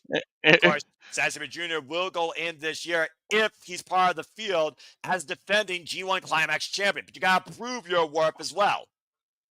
Look at these two. German suplex with the bridge, the cover, Northern Lights too. Ooh. Freaking Zack Sabre Jr. Zack. Where's your head, Zack? Don't blame the ref. And I mean, Zack Sabre Jr. has had a history of being rather hot-headed and short-tempered, although he's gotten a lot better of that ever since becoming the frontman of TMDK. Yeah, especially this last year, he's gotten way better. Well, I mean, look at David Finlay, the last 2 years of David Finlay since he took over Bullet Club and made it the War Dogs. This man was previously just a happy-go-lucky tag team specialist with Rock Hard Juice Robinson. Finlay might be willing to die in his sword, sticking up his middle finger, saying, if you're going to end me, end me. Yeah, roll through. Zack Sabre Jr. literally PK'd David Finlay like a football into the goal. Oh! Whoa! I thought he was going to go for a Blue Thunder Bomb, but he turned into a backbreaker. Yeah, didn't get a full rotation, but got enough of it, though. And now Zack Sabre Jr. paying for that, and probably David Finlay lured him into that. Mm-hmm. And momentum used against Zack Sabre Jr. there. As Finlay's back up to his feet, staggering, but Finlay is back up to his feet. David Finlay now with a toss of Zack Sabre Jr. It was a freelance Falcon Arrow. What? Tell me about it. And Zack Sabre Jr. dragged away from the ropes as the cover by David Finlay. Gets a 2 count, rubbing the forearm across Zack Sabre Jr.'s face. And dude, Walter, botch. Your ticker at your banner at the bottom is the wrong match. Thank you, Sandy. Oh. thought it changed You it. can tell how tuned in we are, and apologies. Yeah, I've been focused on the match. Like, that's why I Been have my focused on quiet this night. moments too. Thanks, Sandy. You know what? Someone has to. I look at the monitor, all right? So I slightly look at the PC screen. So thank you, Sandy. We're just having fucking good time. But yeah, might as well, for people that don't know what New Japan Pro Wrestling is, you're living on a rock. You literally are listening to us called Windy City Riot for New Japan of America here from Windy City Riot. Win Trust Me in Chicago. Looking for the Dominaires. I see you're able to count it, though. And finish row. We'll have a reversal by David Finlay. Reversal by Zack Jr. Back and forth we go, Walter. And both these men looking for the count. Ooh. And Finlay with the mighty strong cradle. Hook the near legs. Zack Jr. able to escape. Now Zack Jr. Crucifix. Trapping Finlay. Ooh. Woof. Wow. Close but no cigar. 10 minutes in. Dude, Great time exchange flies there, in these dear Japanese matches. Oh, wait, Standing we saw guillotine. this before. It's Zack Jr. into oblivion. No. You were saying. Wow. I don't remember what I was saying. Talk about the time and the pacing of New Japan Pro Wrestling matches. Oh, yeah. Never mind. I got you, Walter. I got you, brother. David Finlay saying Zack Jr. into oblivion, but Zack Jr. is still in one piece, kicking out before the 3. And this the game plan with David Finlay just punishing his opponent with the deadlift powerbomb. Remember, Walter, it was multiple powerbombs that sent Tama Tonga to the hospital when David Finlay won the Never Openweight Championship. Mm-hmm. That was crazy, too. Yeah, right. And then, of course, he defined the Global Heavyweight Championship, a title that he lost this year to Yota Tsuji back at Wrestle Kingdom. Looking for the problem again. Zack Jr. with the roll through. Hook up both legs. Got him clutch. Finlay with the reversal. Cover. Now fair reversal. Oh, wow. What a low bridge off the jackknife. Thumb kick. Waist lock. Okada roll. Double leg Nelson denied. Roll up by Finlay. Look for the tights. 2 count. Zack Jr. trapping the arm. How locked in is Zack Jr.? About as locked in as we are. And Finlay with the roll through, though, up the joint manipulation. Now deadlifts. Zack Jr. again might be looking for another massive power bomb. And Finlay's not done yet. Uh-oh. One's not enough. Buckle bomb this time into the corner. And immediately the tag keeps on now. Power bomb. A third power bomb. Matchbook cover. Oh! Into an arm bar. You give Zack a limb, you are at risk. How many times do I say it? Don't give people like this limbs. That's actually a cover. Ah, come on, ref. Trap, you were saying. Now he turned it back into a submission. He actually had him in a slight cover. Yeah, almost a modified Koji clutch remains a 7 as Finlay's reach allows him to force the break. It's almost like a double arm bar. He had him like almost in a stretch arm, a straight jacket position. Yeah, that was a rough break there. And to Sandy's point, the War Dogs, of course, lost Sakura Genesis. David Finlay lost to Hirooki Goto at Sakura Genesis. And we just saw Gabe Kidd lose the strong Openweight Championship to Ishii. So it has not been good for the War Dogs lately. Dude, literally Finlay's height might have just saved him because he was able to reach the ropes with his legs. And pump kicks now by Zack Jr. Just literally. Come on. This might just aggravate Finlay. Do you really want to do this? I mean, this is Zack Jr. and David Finlay we're talking about, but David Finlay's probably got more power behind his kicks. Tell me about it. I mean, look at the. I'm not body shaming him at all, but just look at the leg difference. I think Finlay's would hurt a little more. Vegan Hydra again still might deliver some powerful upper offense. I'm not sure he's got enough offense off those kicks, so he's delivered a stiff PK. Big uppercut rocks the Rebel though. Finlay still on his feet, widening his base.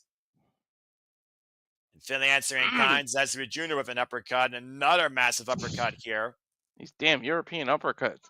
Overhead Pele to the arm. And Finlay up the ropes, runs into a kick. Finlay rebound off the second rope again. Zack caught him.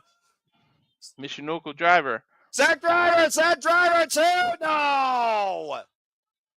Woo! I don't think he got all of it. He kind of modified it. That's probably why Finlay kicked out. It was that like was a the weird Zack version of driver. it. Yeah, that Yeah. was the Zack driver. To your point, remember, we've seen Zack Jr. pull out that Sabre driver, that spin out, sit out Michinoku driver to win matches.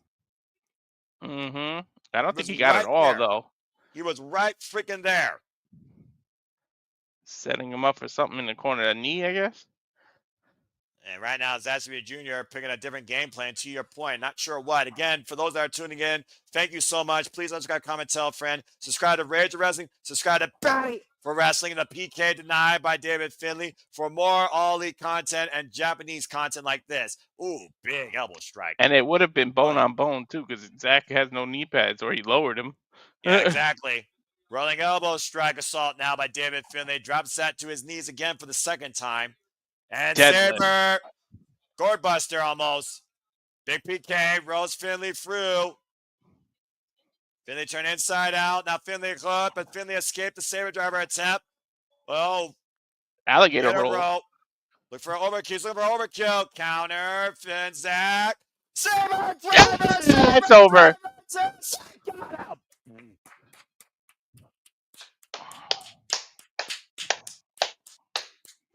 To my point, that spin out Michinoku driver hooking the leg down for extra pressure. The Sabre driver. Zack Sabre Jr. wins against David Finlay in the rubber. What a hell of a match. Hell of a match. Ishii's still my match of the night, though. I'm not gonna lie. I'm never gonna beat that one, in my opinion. It took two drivers, though, to put down David Finlay, much to Finlay's resolve. These two are kicking ice packs at each other. What the? He's the rebel, fight dude. to the end. Yep, that's the rebel. That's a big win, though, for the front man ahead of G1 Climax season and the road to Dontaku, where you know Sesame Jr. is going to be watching the IWGP Championship match very closely. 2-1 now, right? He's up 2-1. That's right.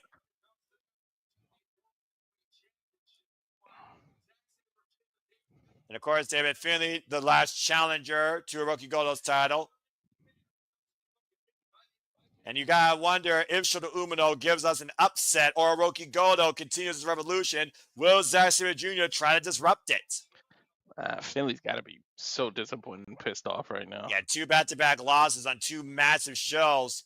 One for the very title he's been going for his entire career, and one against a man that he already beat literally to get that title opportunity. See, everybody loves the Liger outfit, man. Again, Liger. You're never going to hear me sing that song, by the way, because I can't sing Japanese, but I always will respect Juice in front of Liger because 205 Live matters, damn it.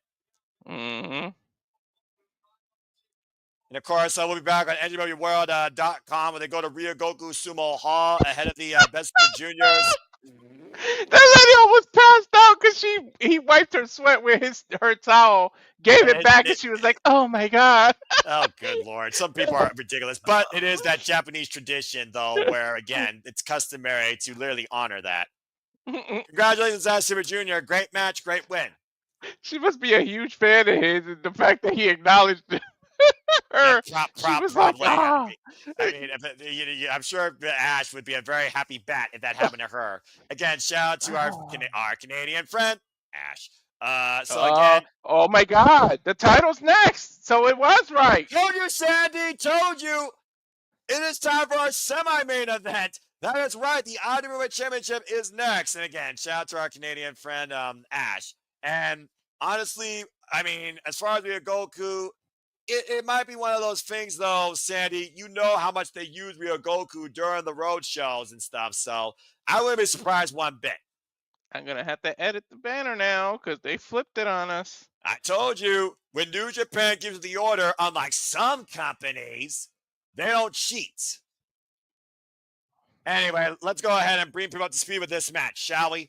Shota Umino, who has had the highest of highs and opportunities and the lowest of lows in defeat, came back in the second chapter, all the way back to his young lion days, barely voiced, literally talking through action, almost falling to darkness.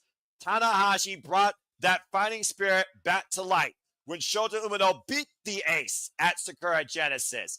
And Shota Umino found his purpose, saying there's only one option for me, to lead Hontai, to become New Japan Pro Wrestling's Hontai Group leader. And the only way to do that, to show the world the power of Hontai, is to become the IWGP World Heavyweight Champion. Ever since he had to shave his head at that I lost to King, it's a whole different version of him, I'm telling you. He's had a new lease on life. Yeah. Hirooki Goto, who literally has defended this title against the old guard, now looking to defend his revolution against the new generation. It will truly be a testament of true Japanese spirits. But does the IWGP, the G, does it still stand for Goto as the Goto Revolution hits Windy City Riot? Umino is like, you know when a snake sheds his skin, it's like he cut his hair and just came out a new man. Like, it's a whole different version. He's been on a roll since being forced to cut his hair. And took him all the way to the finals of the New Japan Cup against David Finlay. But David Finlay echoing some words of wisdom in his own way. You want to get ahead, you keep following my lead. But Tanahashi reminding Umino, you don't need to become what David Finlay is. You can still shine in your own light. It was that match square Genesis that gave Shota Umino truly a new purpose in what's become the second chapter for him as of late. And we'll see if that second chapter finally has an ending tonight. This is Goto's first defense, right, or second? This will be his third defense of the IWGP okay. Heavyweight Championship, but his first defense ever here in America. All right. As the Goto Revolution goes global. Look at that. Look at the focus. There's no more happy-go-lucky, Umino. Yeah, again, there's a whole lot of time to regroup, rethink, but there isn't a lot of opportunities to literally become the guy in this business. Shota Umino literally started this year against Zack Sabre Jr. at Wrestle Kingdom 19 in the main event, becoming the youngest challenger for the IWGP World Heavyweight Championship. And he lost a 46-minute war. Now he challenges Hirooki Goto, literally probably the oldest guard left in New Japan, who holds what Shota Umino wants to become in this newfound purpose, the leader of Hontai. Dude, Umino is completely focused. It's almost like he doesn't just want to win this title. It's almost like he needs this title just to justify it to himself. I think that's what Shota Umino's been looking for. How many people has compared him to the likes of Will Ospreay, Tetsuya Naito, to Sandy's point, John Moxley, just to name a few. Umino, we know he can handle pressure, but can he succeed under pressure? He has yet to prove that. We might find out tonight. Well, for the first time ever, the Goto Revolution is truly global. Here comes our IWGP World Heavyweight Champion. I cannot believe we're calling Hirooki Goto defending the IWGP World Heavyweight Championship in America. Boy, that's weird. I can't believe it. It's not the main event. A good call by New Japan, though, to be honest. Well, with all due respect to Hirooki Goto, this show is about truly one thing more than anything else versus the history we've already seen tonight, and that's the last match in America, period, for the ace of Royce Tanahashi on his final road. There's the highlights of when Goto beat Zack Sabre Jr. for the title there.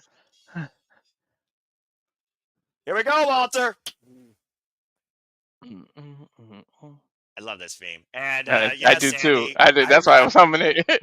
I remember Wrestle Kingdom 8, and it left a sour taste in Naito's mouth ever since then. You wonder what Shota Umino is thinking about, though, where he's already challenged for this belt twice now, including here in America once. I love the design of that title too. Again, Hirooki Goto, who literally is the leader of the last of the old guard, testing the true Japanese origins of New Japan Pro Wrestling against this rising, hungry, determined, new, young generation, merging Hontai with Chaos, becoming the leader of Hontai and showing what the power Hontai is capable of. Shota Umino wants to show that himself. Believe it or not, Noah, we only have 2 matches left. It's New Japan Pro Wrestling, dude. It's what they do. A man that literally has been out there for over 18 years and has finally achieved what he's wanted his entire career. Okay, Goto. You think about how much Hirooki Goto went to win this title. You wonder how far he's willing to go to keep it. He's already been Hiroshi Tanahashi, Yuji Nagata, and of course, David Finlay. And the thing is, he's built such a legacy. He doesn't really need a long title reign. So if he loses it, it's not like he becomes less of who he is. But Well, we say that, but does Goto feel the same? And on that opposite spectrum, will Umino feel the same if he loses here tonight again? is it back to the drawing board if he loses, right? Well, how far are you willing to go to prove your point on what Hontai can truly be across the Japanese landscape globally, where he believes he could do that versus Goto? I don't And think there's a remember, bridge. yeah, go ahead. I don't think there's a bridge that neither one are not willing to cross to get what they want. Yeah, but we also know both of these men are very honorable. But I do wonder if David Finlay is looming still in the back of the head of Shota Umino. Bell rings, and we are underway for our semi-main here for the IWGP World Heavyweight Championship. I love how they still use the old graphic of when he had his hair. Like, what the hell? Update it. And eventually they'll figure it out.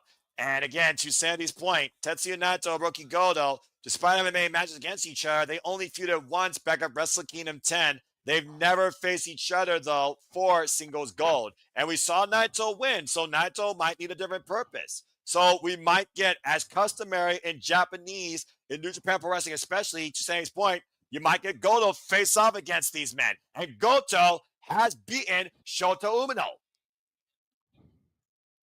The hammerlock here, and the side takeover by Goto here and Shota Umino. So, Still Walter, make you look at both these men. We talk about their resolve, but let's go ahead and talk about their styles. What are you expecting to see out of Goto here tonight to beat Shota Umino? staying on the attack, staying focused. Don't fall for any kind of mind games or tactics. But I don't think either one are going to play any games. It's going to be serious banger right now. Well, here's the thing, though. Shota Umino knows what it's like to be in this pressure here in America. This is the first time ever Goto is defending the title here in America. It's a different audience. It's a different environment. And I think that in itself is a different challenge to making this revolution global. So how does Goto overcome that sort of pressure? I don't know, right? It's a lot of pressure. First time in America defending the title. That's a lot of pressure. But if anybody can deal with it, it's Goto. Well, also to Sandy's point, we talk about again warfare in factions and tag matches. This is a first time ever one-on-one matchup. Just think about the pressure Goto had one-on-one against Zack when the title was on the line. Zack had the title for damn near a year, or for a year. Not damn near, it was a year. So the pressure he has put on himself to win that title. So he's already proven he can fight under pressure. Well, I mean, ever since that new IWGP Heavyweight Championship was minted out of the strongest and the greatest belts, there's been a very few men that's actually been able to handle the weight that comes with holding that championship. Shingo Takagi and Zack Jr. top that list, while Sonata is a sleeper as he still holds the longest record holding that championship. I do, I say that, but in the same breath, it's one thing to win the title; it's another thing to keep the title. It's a whole different ball game. And Shota Umino has yet to win the title, period. Drop down, and Goto with the drop down now of the run in and the sidestep, hip toss, takes Shota Umino down. Now Goto off the ropes, and Shota taken down with a shoulder block. And of course, the tail of the tape, Goto definitely will be the heavier adversary of these two. So strength advantage goes Goto's way. He already did something because Umino's head is already red. I don't know if that they accidental headbutt or something. And of course, Goto and Zack Jr. have tremendous respect for one another, which is why Zack Jr. knew that he was heading into enemy territory. He had to wear the black hat back at the new beginning. And Goto still found a way to finally win. Goto's focusing on that knee already. Kicked to the thigh twice, and now this laying his knee across Umino's knee here. Those disciplines of the likes of Katsura Shibata come into play. Here want to go to show Hirooki Goto's best friends. Look at the ring awareness too, Noah. Look how he puts his body where the ropes are so that Umino can't reach it. Again, just literally dissecting Roughneck right now. And again, should Umino able to find the break? He almost but he didn't let go of his leg. Well, again, bring it back towards center, and again, just grab the ankle. Of course, so Umino, though, he's been working with Masahiro Chono when it comes to the STF. And we could see that come into play as well. Mm-hmm. The last time we heard Shota Umino here in America, there was one sentence he left us with, Walter. Fuck you, John Moxley. You wonder if the Death Rider has ever left that behind them after the emissary of violence lost to Shota Umino at Wrestle Dynasty. Of course, called about Claudio Castagnoli. Well, we know Moxley's history with New Japan, so Previously held the it would IWGP Championship. I wouldn't put it past him crossing that He- line again. He won it here last year. He won it here last year against Naito. Mm-hmm. And of course, we look for Shota Umino to hit that second chapter that got him to the main event of freaking New Japan Cup Finals. Knife edge chop right now, trying to wear I down don't know Goto. I don't know where to go. This is one of those matches that I'm honestly would be happy either way. Well, it's one of those things where I do think both men have tremendous respect for New Japan Pro Wrestling, and they understand how important it is to be the IWGP Heavyweight Champion. But again, Goto's been at this for 18 years. So if he doesn't have nothing else against Umino, he has experience. Mm-hmm. Even though this is the first time he's finally been the champion. Oh! Ooh, half Nelson suplex. Goto back to his feet, though, hoisting up Umino. Umino skins on the back door. How the hell? Sorry, no. How the hell did Go ahead. Goto go to his feet first? And knee breaker. And again, slipping out of the attempted. I'm not sure if that was a net breaker there. That I'm I not don't sure. know. Oh, There's a net breaker. Goto was literally on the receiving end of that move, of the move, and then he got up first. That was weird. 5 minutes in so far. I've looked at the wars of Hirooki Goto to Sandy's point. I remember the war with Minoru Suzuki and Suzuki-gun. Of course, previously, back at, I believe, Wrestle Kingdom 12, it was Hirooki Goto versus Minoru Suzuki, hair versus title, and Goto won the Neverweight Championship that night, and Minoru Suzuki humbled himself, shaving his head. Mm-hmm. Of course, Hirooki Goto was welcomed into Chaos by Kazuchika Okada. Previously challenged Kazuchika Okada for the IWGP Heavyweight Championship. Umino now is working on his knee. Turnabout's fair play, I guess. And again, right now, ooh, leg DDT. Dissecting. Well, again, you dissect the base of Hirooki Goto. It's hard for him to hook you for the Shota Kai, or of course, see how effective that GTR is, which uses his legs. Yep. You got to think about also he that wears you out with the octopus lock a lot, so it's hard to do that. Oh, Jesus. We also got to think about also how much this emanates not only with him leading New Japan Pro Wrestling, but also the fact that he literally is doing this for his children. Mm-hmm. Yeah, that's another form of motivation. As a father, I know. You would. Fisherman suplex, the bridge, and a 2 count. And again, Goto's been going at this for a long time, not just talking about New Japan, but for the title. I mean, he's previously faced the likes of freaking Kazuchika Okada, as I said. He's been in the ring with Shinsuke Nakamura over the Intercontinental Championship. He's been in the ring with, of course, the Ace of New Japan, Hiroshi Tanahashi. Hell, he's been in the ring with Jay White for the Intercontinental Championship. Mm-hmm. But now he literally is the guy, not the guy chasing. Continuing to wear it down right now. And again, elbows to the back of the head. Of course, a record-setting IWGP Tag Team Champion. Oh, man. Nice tornado DDT there by Shota Umino. Nice. And Umino right now getting the better of Goto. Suplex down. Now the lateral press. Here's the cover. Got a 2 count out of it. Dude, but he was slow on that kick out. He's starting to get worn out.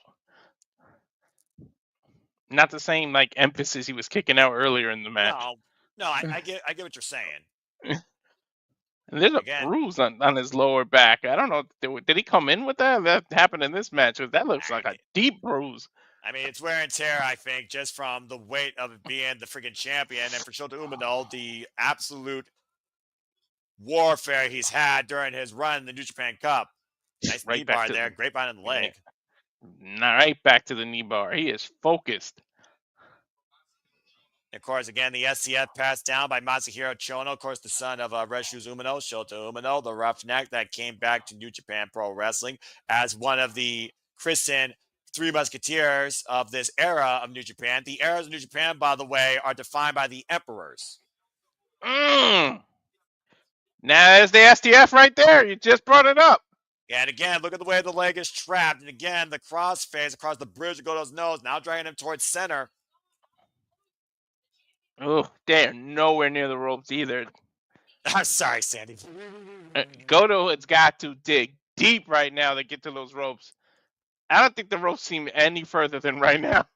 Well, again, when you're literally trapped in a submission, the ropes might as well be a mile away, especially when your eyes are dimming because you can't breathe. It's like one of those rooms, but the wall is doing the opposite. It's going further away instead of closing in on you. It's like that weird cartoon or that freaking illusion trick, if we're really being honest here. Dude, and look how smart Umino was. He literally let go of it, pulled him back, and then did put on the move.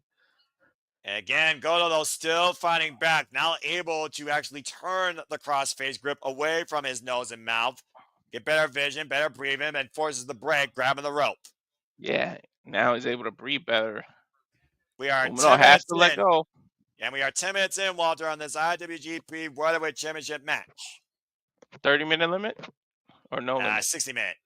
60. Oh, yeah, it's a championship match. Yeah, I'm about to say it's a world championship match. The strong one was defined by 30 minutes of iron warfare, and it took 35 for Ishii to become a champion and make history. And now Goto right now trying to test Umino's will and resolve. These palm strikes. We're only 4 months. We're only 4 months in, but that might have been the fucking match of the year. It's up there with Timeless Tony Storm versus Glamour May Hollywood ending for me right now. Those are my top 2 matches off the top of my head. As I've already watched Marigold, but I also have Stardom Dream Kingdom coming up on the 27th, and there's at least 4 matches that could be my match of the year. Hell yeah. Oh, and look at Death Goto. Valley Driver? Hiroshi. No, Hiroshi. You were saying? I thought he was going to go for Death Valley. I think he's bleeding out his nose, Umino.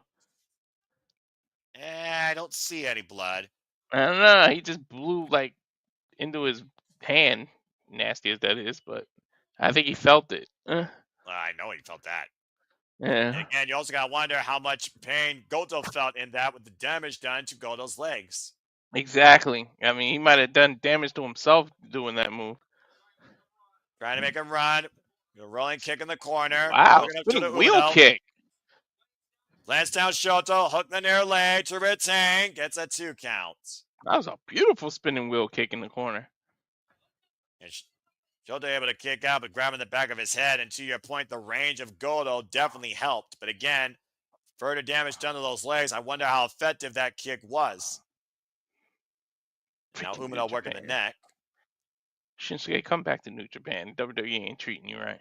Well, also Shinsuke is a seasoned veteran of the game. He's a father. He likes surfing. If he wants to take it easy, it's entirely up to him. I think he's also been facing some recent family situations too, which is probably why he lost the United States Championship. So again, all the best to King of Strong Style. And the guy that literally defined the Intercontinental Championship. Now retired.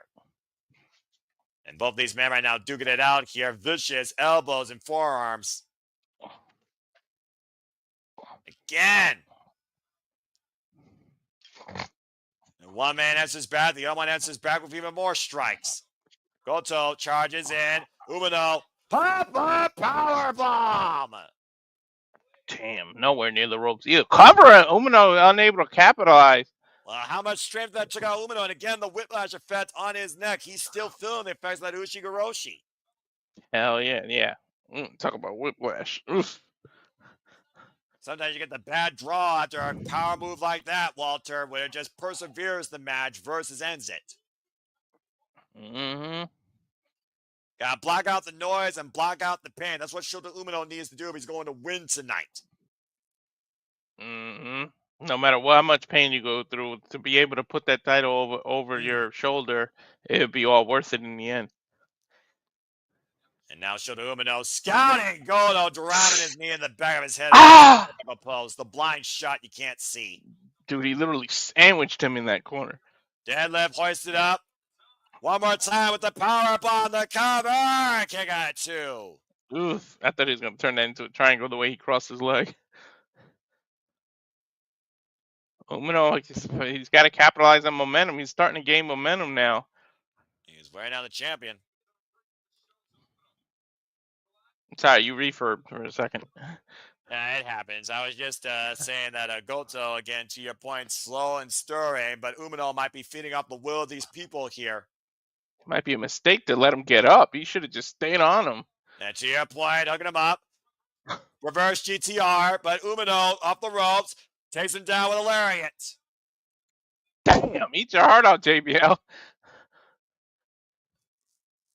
And Umino again in the driver's seat, picking up the champion. Back into position.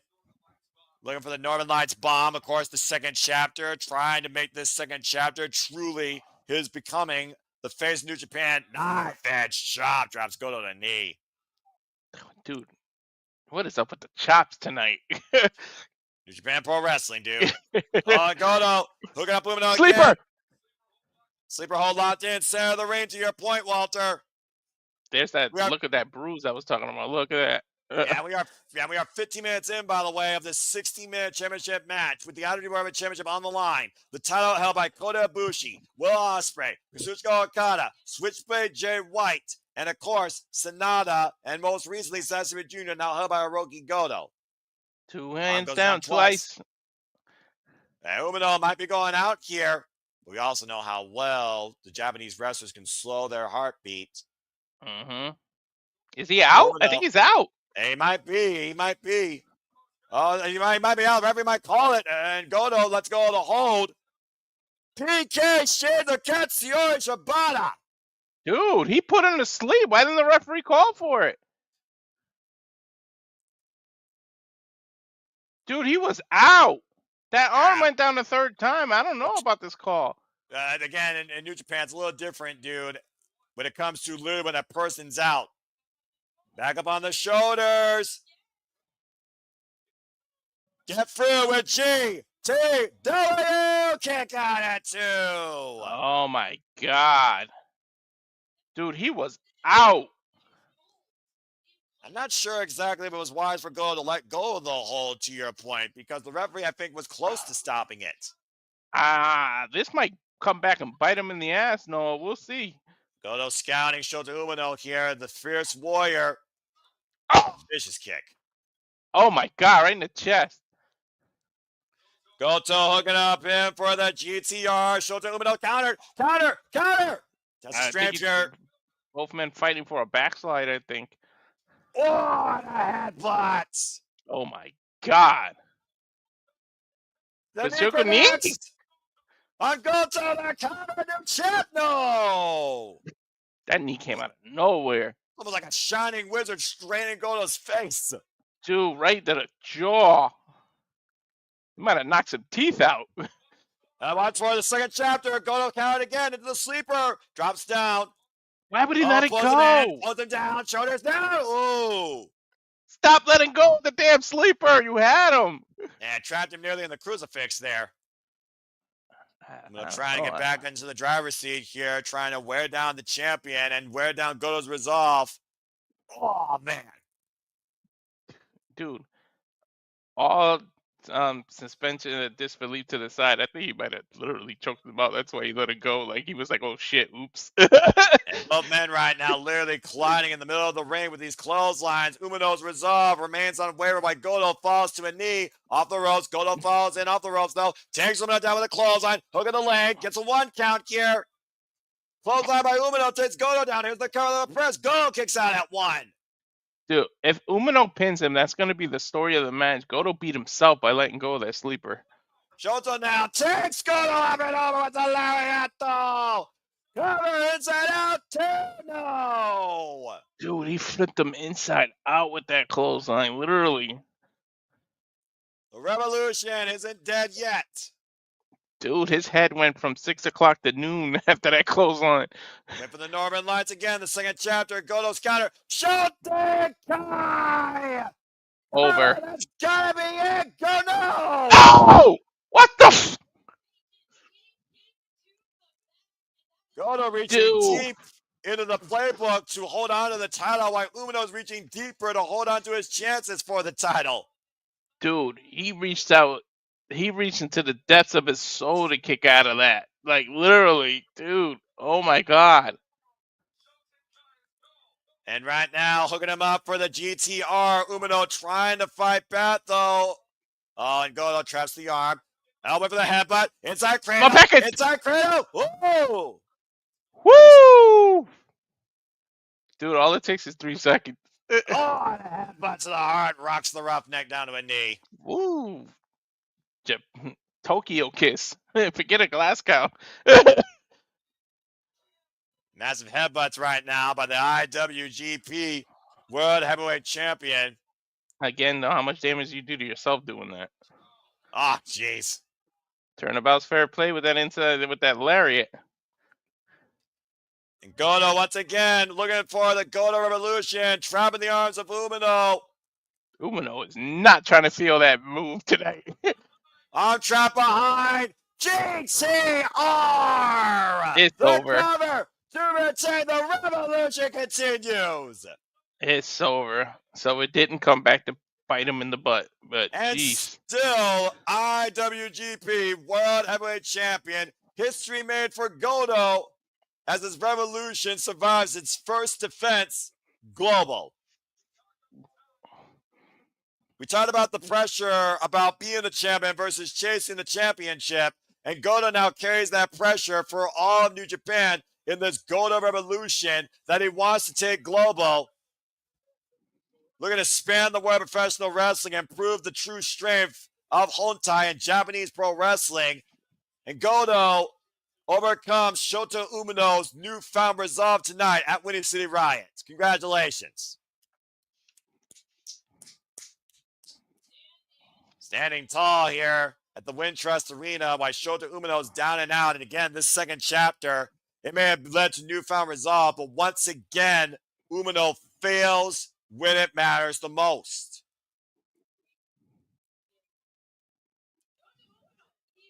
I mean, Shota Umino came in here, though, with a great game plan and great resolve. Like I said, there was a couple of chances I thought that we actually were going to see something surprise us tonight. Tell me about it. Well, I mean, again, if Shota Umino is looking to become the leader of Hontai, he's going to have to pick a whole different avenue to get there now. As we're heading on the road to Dontaku, and the best Super Juniors is upon us, looks like the champ wants to speak. Thank you, everybody. Hey, Goto speaks English.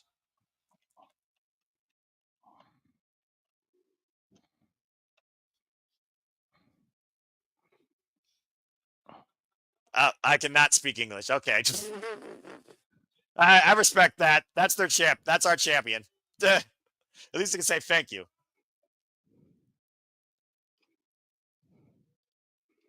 At least he can admit it. I like After you gave him credit. Right. Hey, at least he says he loves us. So, hey, respect that.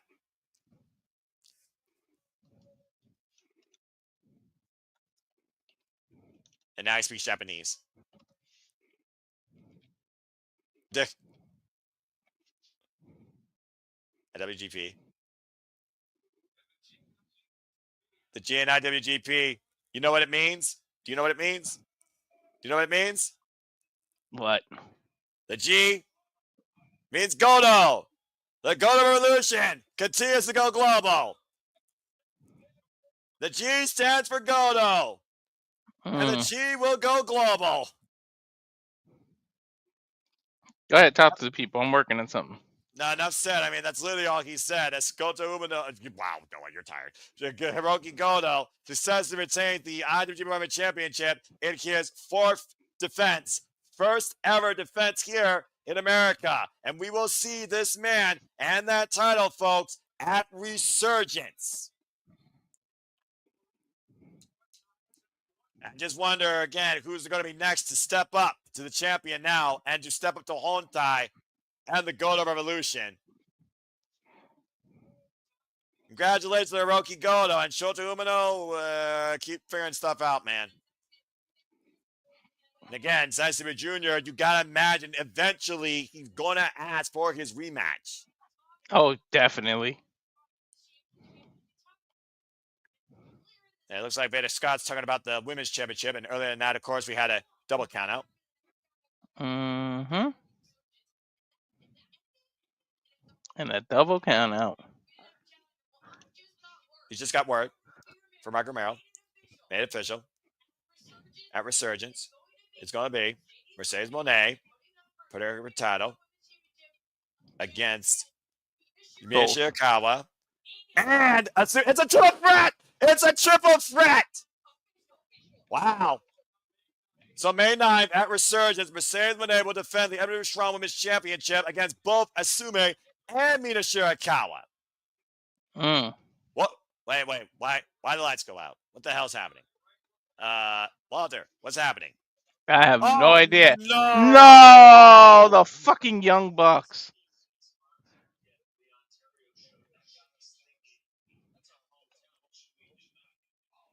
That's They their said they're hometown. not What should booked they in their do? hometown.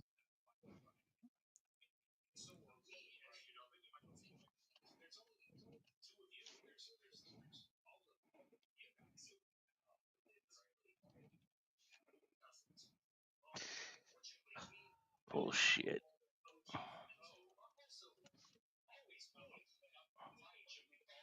Always went up for a fight. OG friends.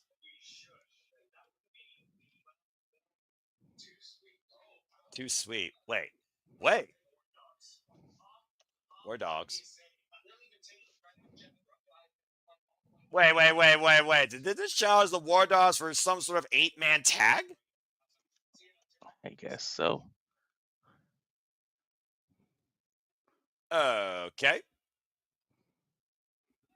Well, more history to come, I'm sure, for New Japan America.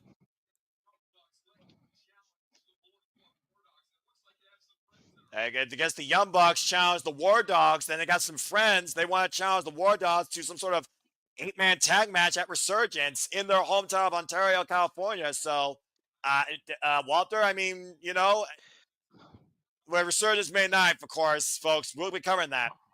But for Sorry, right I was now, working on this. I forgot I started a tradition last time.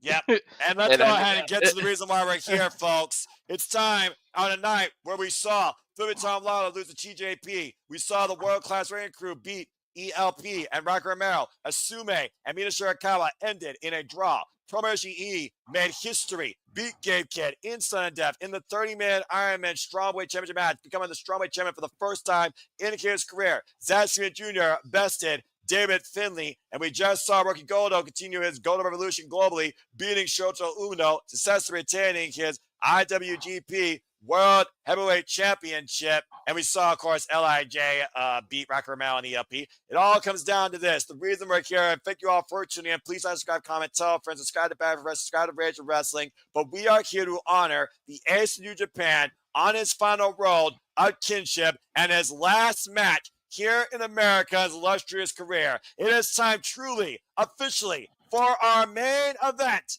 Hiroshi Tanahashi versus Konosuke Takeshita. Doing it. And of course, you see the video package here, Walter, as we talked about this match, 11 years in waiting, where Hiroshi Tanahashi challenged a young, spry, hungry, determined Konosuke Takeshita in his home, DDT Pro, and beat the man. And Konosuke never forgot about it. We've seen the rise of the alpha and the pain and envy that Don Callis has taught him to feel, to use that to his advantage. It was August 23rd, 2015, where Tanahashi, of course, met Konosuke Takeshita once again. And Konosuke, of course, still feels that Tanahashi underwhelms him, looks at him lightly, underappreciates him. You said screwed up everything. It closed DDT off. And of course, for a while, DDT was isolated from everything to Konosuke's point. And of course, you want to catch everybody up. Yep. There's the live results. Now I fixed it. That's fine, dude. I appreciate that because pretty much that also helps out with this as well. All because of some words that Hiroshi Tanahashi said. It's one thing to say something, it's another to hear it said. But in the end, That's I true. say what I mean. Well, yeah, Tanahashi doesn't pull no punches. So I said what I said. Maybe physically, I can't move like Takeshita can. But I've other ways to win in mind. And sometimes it's that unbreakable resolve and spirit, how the ace thrives under the brightest lights. And he's going to show how much he's grateful to all the fans that follow him here tonight. And of course, we saw Konosuke beat Ria Oiwa at Sakura Genesis, still the never Openweight champion. We're going to put an end to this long story of theirs. I was Oh, surprised boy. by that too, Cindy, that no one came out. Because usually in New Japan, you know your next opponent. Because as soon as you win the match, there's no rest. Somebody comes out. Yeah, right. Well, I guess that's not what this is about tonight. They don't want to take anything away from this because this is why we're here. As here comes the Alpha, Konosuke Takeshita. Mm-hmm. At one point, for those that don't know the conversation, I'm going to sum it like this. The ace said that Konosuke Takeshita did not belong in the same conversation as him. Why Konosuke was on such a rise in DDT Pro and the ace was still leading New Japan.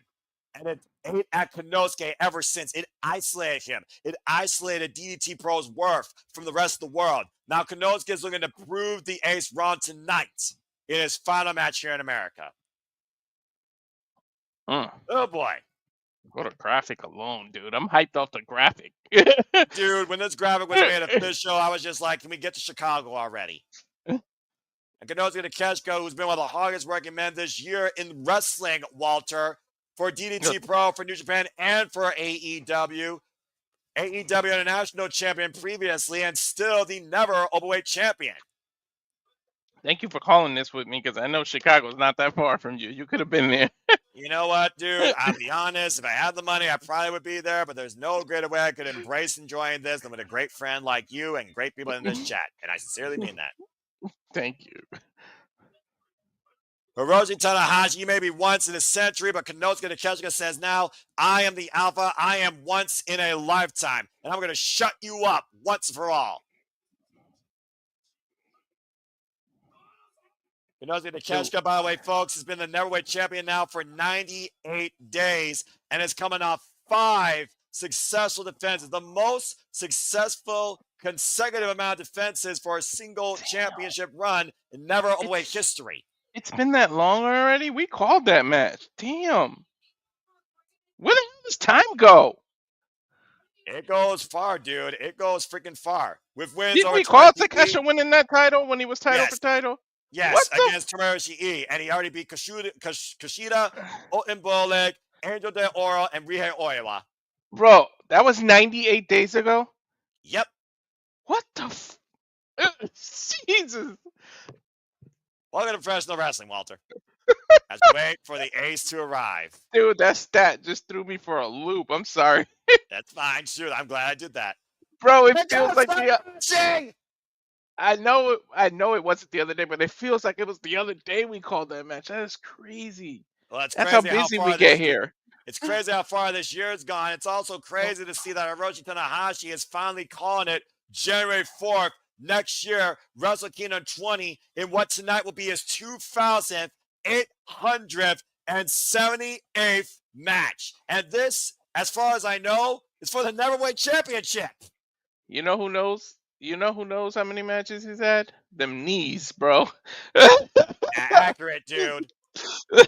The man that literally has led us through light out of darkness when New Japan was as good as nearly dead, with legendary rivalries and moments against a who's who in this business, inspiring so many that we know today on the Western landscape, including one Chris Jericho, just named one of the longest GOATs in professional wrestling, one of the greatest wrestlers of all time, the record-setting 8-time IWGP Heavyweight Tag Team Champion, a Grand Slam champion in New Japan Pro Wrestling, formerly the IWGP U30 Openweight Champion before the Never Openweight Championship existed. There is only one ace of New Japan, the man of 1,000 talents once a century, and his name is Hiroshi Tanahashi. Look at that. They hold the ropes for him and everything. He's earned that respect. You goddamn right. trained by Tatsumi Fujinami, and of course the wrestling genius, one of his great rivals in the early days of the Tokyo Dome, Keiji Muto. I don't think these fans appreciate it. You lucky sons of bitches. There are moments that you hold on to forever, but the Ace holds on to his career forever and does not take any of these matches for granted. Now, the president of New Japan Pro Wrestling, letting the new guard, the young new generation, lead a brighter future for this business. This is shit you tell your grandkids. I saw Tanahashi's last match in the United States live. On this road to kinship, and what could be truly the last encounter against the Alpha Konosuke Takeshita, Konosuke literally fighting for pride. Tanahashi is literally fighting for everything he's worth. That's what this is about. This is about worth. This is about your worth to professional wrestling. This is about the Alpha and the Ace tonight in our main event at Windy City Riot. This is going to be so good. And Michael Satomura, for that matter. Michael Satomura will have her last Stardom match at Dream Kingdom, April 27th. Oh, yeah, that is her last match. I forgot. If you haven't said it now, I encourage you to say it. Thank you, Ace. Thank you, Ace. Last match here in America. Not the last match on this road to kinship. No, this may be the last match against the Alpha. Usually I do it. I'm going to give it to you this time. Barracks, here we go! 1 fall, 3-minute time limit. Can you feel the buzz in the air? I see you later. I got goosebumps and chill, and they haven't even touched. That's crazy. This is professional wrestling. I don't care who you are. I don't care what you think, what you represent. I don't care if you're a Twitter troll, if you're a genuine fan like me and Walter. This is professional wrestling. Conor will tie up here. Before too long right now, you got to wonder, Konosuke Takeshita, again, he had never let go of that. And you wonder, holding on to that emotion, has it only made Konosuke better in the long haul, or has it still kept him at a weak spot? You know, Konosuke in the back of his head can't show it, but you know how much this probably means to him to be the last opponent in the United States for him? Yeah, especially since he's been waiting for this match in 2014 when Tanahashi beat him in DDT. It took 15 minutes. By the way, this match was a 30-minute time limit. And they get the main event over the IWGP heavyweight title. Headlock takeover by Tanahashi and the head scissors by Konosuke. Both these men right now in a feeling out process. The Ace rock guitar. The Ace rock guitar. Well, someone got a souvenir. Right.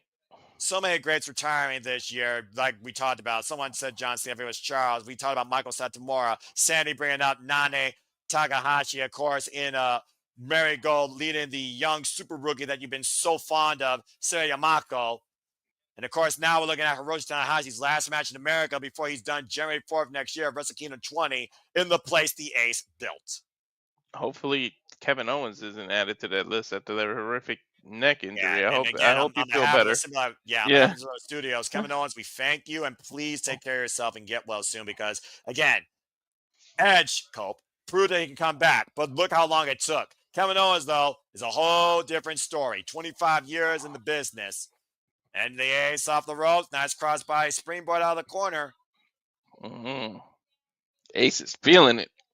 And Tanahashi's not going to go down without a fight tonight to continue to prove what he believes that Konosuke still might be beneath him. Not in the same conversation. If Konosuke beats Tanahashi tonight, I would say he's in the conversation, but I don't know if I would put him above the Ace yet. Konosuke's been on a roll, though. Ace might literally need an ace in the sleeve to beat him. Like, I mean, that's fair. Konosuke, by the way, going into his 1,065th match here tonight. 12 years in the game, the all-rounder, flying off the ropes with the Takeshita clothesline. AEW is lucky to have someone represent them like that, man. He's been on a roll. Well, you can thank Kenny Omega for that. Let's not forget Kenny Omega brought Konosuke in from DDT Pro in the dark days on AEW Dark. Kenny Omega, of course, who beat Konosuke for the AEW and National Championship, by the way. Oh, don't remind me that he has that title because they might unify it. That match is going to be something. Something! I swear I didn't do that on purpose. I know you didn't, but it was bound to happen. I'm just getting happy thinking of that match. Dude, I just want to speed the clock past next week and get to All In already, with all due respect. That's the match I need to see. That's the match that matters the most to me so far this year for men, bar none. And you can't tell me a match right now is bigger for the wrestling fan in me than that. And meanwhile, this match right now is the biggest from an emotional standpoint for me when it comes to how much I follow the Ace. I followed Tanahashi since he literally fought the likes of friggin' Satoshi Kojima in the Tokyo Dome. I've seen the wars with Keiji Muto. I saw when Minoru Suzuki dissected this man and took the Intercontinental Championship. I've seen Tanahashi when he was the U30 champion when the Never Openweight Championship didn't exist. And at one point, he defended a steel cage. Oh my God, he's backed up into a corner now. Not the place you want to be. Nope. And again, Konosuke, fueled by that bitterness over a decade plus, unleashing tonight against Tanahashi. Bro, whew, he's punching the hell out of him in the corner. And now he takes a bite out of him. Again, how much has Konosuke been fueled by this bitter animosity ever since that match in DDT? You know Konosuke's been hell-bent on proving the Ace wrong and getting the better of him. Konosuke was watching Ishii in the back. He was like, you know what? I'm going to bite too. Again, Hiroshi Tanahashi has main evented the Tokyo Dome so many damn times as IWGP champion. Hell, 3 times in a row was against Kushida Okada. I was about to say that 3 times in a row. Yeah, Wrestle Kingdom 8, Wrestle Kingdom 9, Wrestle Kingdom 10. I recommend you folks go watch the Wrestle Kingdoms if you can. Courage NJPW.com. Yeah, I was gonna say we're watching this on that, and you got access to all the history if you can. Literally, Tanahashi though rolling away from the Alpha, who was looking for that giant senton. It's only $9.99 a month, folks, too. Plus tax. Again, you talked about again the athleticism that Konosuke has versus Tanahashi, but he has other ways that he can win, and sometimes it's literally the spirit of the old guard that can surpass the capabilities of the young wrestler. Dragon Screw Leg Whip. It just popped in my head. We should do a throwback watch of the Wrestling Kingdom 10. Maybe next year or something. When the anniversary comes around, we could do that. Throwback of that. Yep. And again, Tanahashi, he's also been a main eventer, but we've also seen a main event when he wasn't the IWGP Heavyweight Champion. And thank you for that, Sandy. I'm well aware. Because, again, 3 straight times he was in the main event. He did not come in all 3 straight times as the champion. And Takeshita again, caught with a Dragon Screw Leg Whip. Golly, that has to suck. Good grief. Continuing the punishment on Konosuke Takeshita's legs, of course.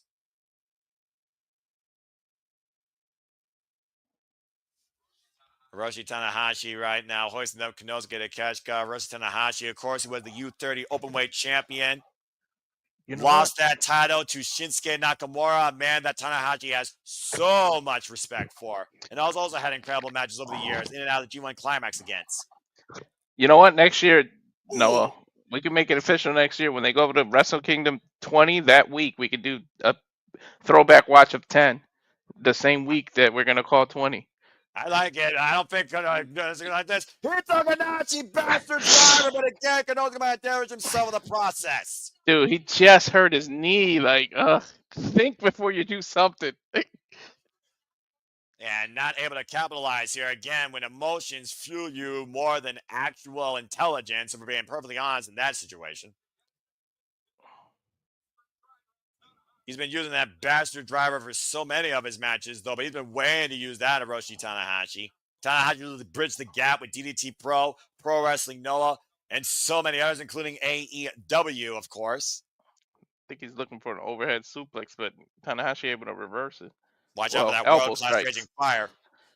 Exploder right there to your point. Here's the cover, center of the ring, hook on the leg, gets a 2 count. Dude, gingerly kicked out. Konosuke right now, regrouping and thinking a different game plan here. Hey, what's he calling for? Tornado DDT? I don't know if he's going to pull him up here. Maybe a Blue Thunder Bomb? Blue Thunder Bomb. Well, that's not Don't going to say win the the line if he match. does it. That's all I gotta say. It's not going to win the match, Noah. Let's get out there. Oh, there's the sleep blade. Much less he didn't even hit it. I don't need to hear from you. JJ's not here. I don't need to hear from you. Jet is in the comments. You know he's going to hit you with it. And I'm going to tell him to shut up. I will type shut up in all caps in the chat. I dare him to do that if it happens. I dare him. I know he hears me. Konosuke. Oh!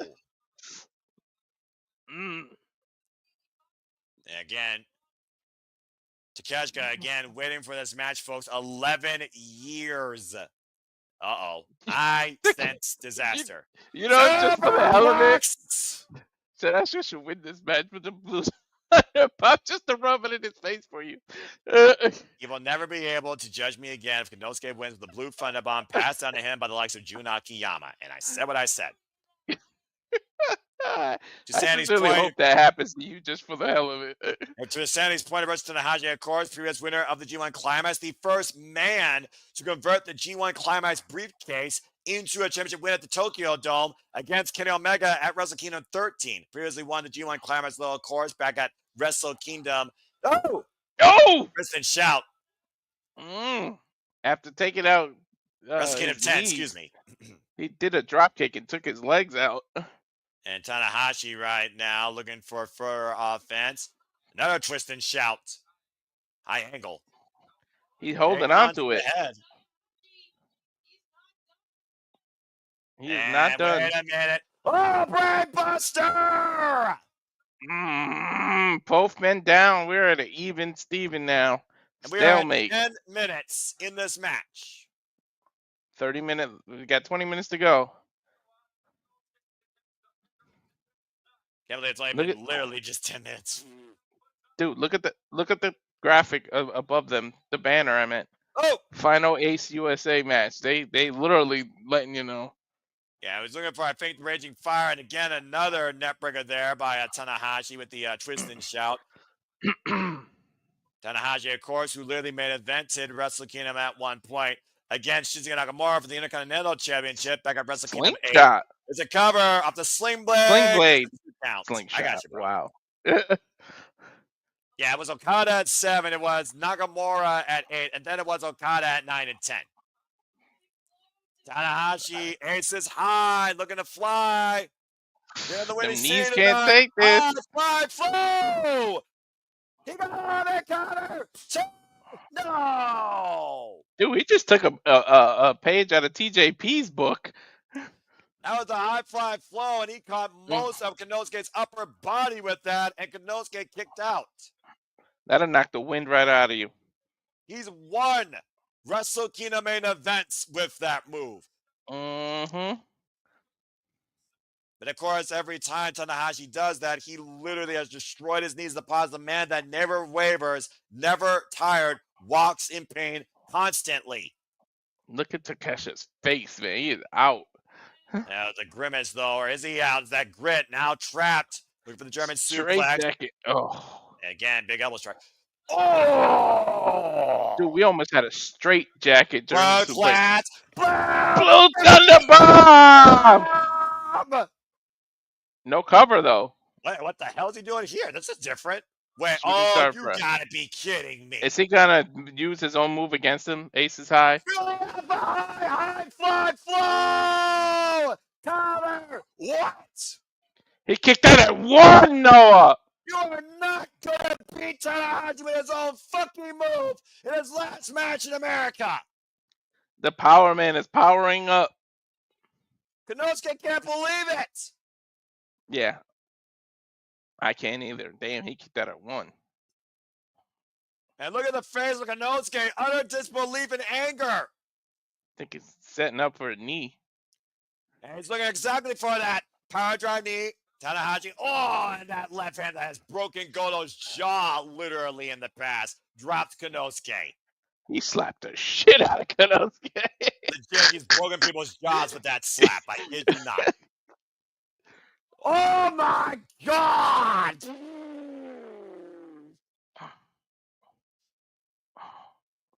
Somehow Tanahashi met Konosuke's world class with a vicious chop again, and the ace still stands. Mm. Damn. Konosuke got knocked the fuck out. Dude, pin him. And Konosuke right now might not know where he is. Tanahashi, with the will of the people, might know exactly where he is. He wants Konosuke to get up, though. Again, Konosuke, are you in the same conversation? Oh, God! Oh, my God. Elbow. World class. I think Takeshita lulled him into Lord. a false sense of Security. security. Holy I think crap, you're I on can't to even something. think. I got you. And right now, Konosuke might be looking to pump him up with that. Oh, Tanahashi's got it. Full Nelson, German, straight Straight jacket. jacket, German. Road! German suplex with a bridge too. No. Dude, you know the effort to kick out of that? He was in a straight jacket position. That's I crazy. thought it was over. Dragon Dragon suplex. suplex. Konosuke back to its feet. And again, Sling Blade.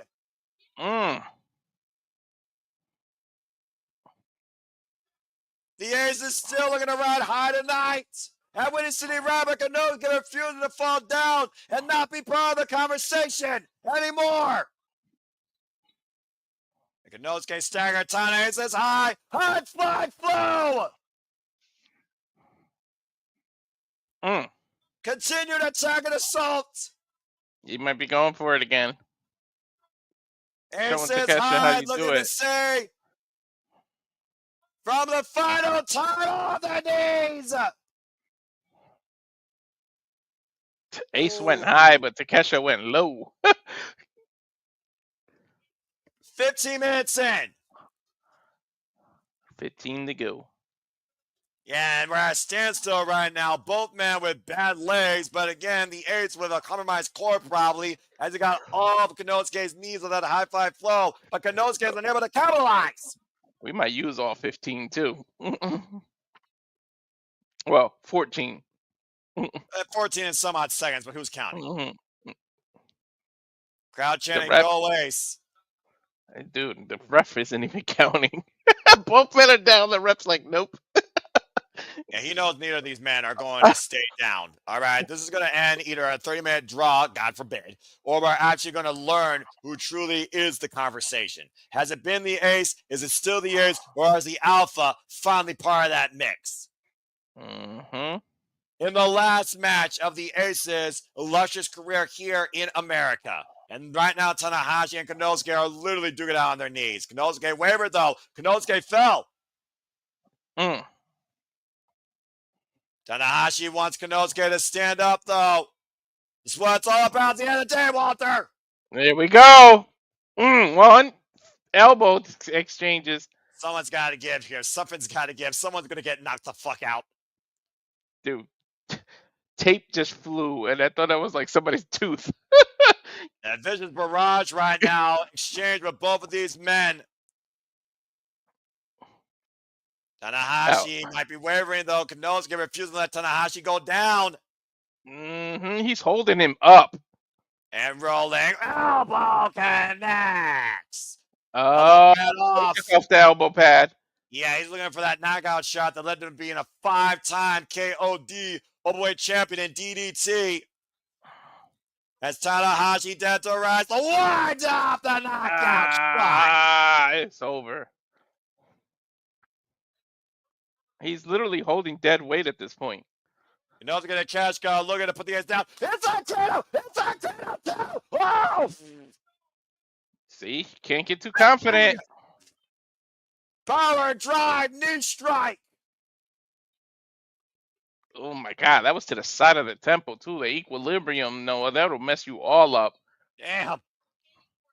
Like he literally got him right in the side of the temple. Yeah, you can see Tanahashi grabbing the side of his head, but again, Konosuke asking himself, what the hell do I need to do? What's up, Darren? And we're watching New Japan Pro Wrestling delivering another fucking banger of a night. Tanahashi refused to go down. Took the power drive knee straight to the face. Konosuke, he's not done. He's not going for a cover here. Again, how much have those words stuck in Konosuke's crawl since 2014? Not yet. And again, a third power drive knee, and the ace finally falls. We're on the main event. Almost like Tanahashi spasming, like he's trying to fight back, but he doesn't know where he is right now. Konosuke wants the ace to stay down, but the ace refused to die. Dude, literally. Takeshita, Oh my God.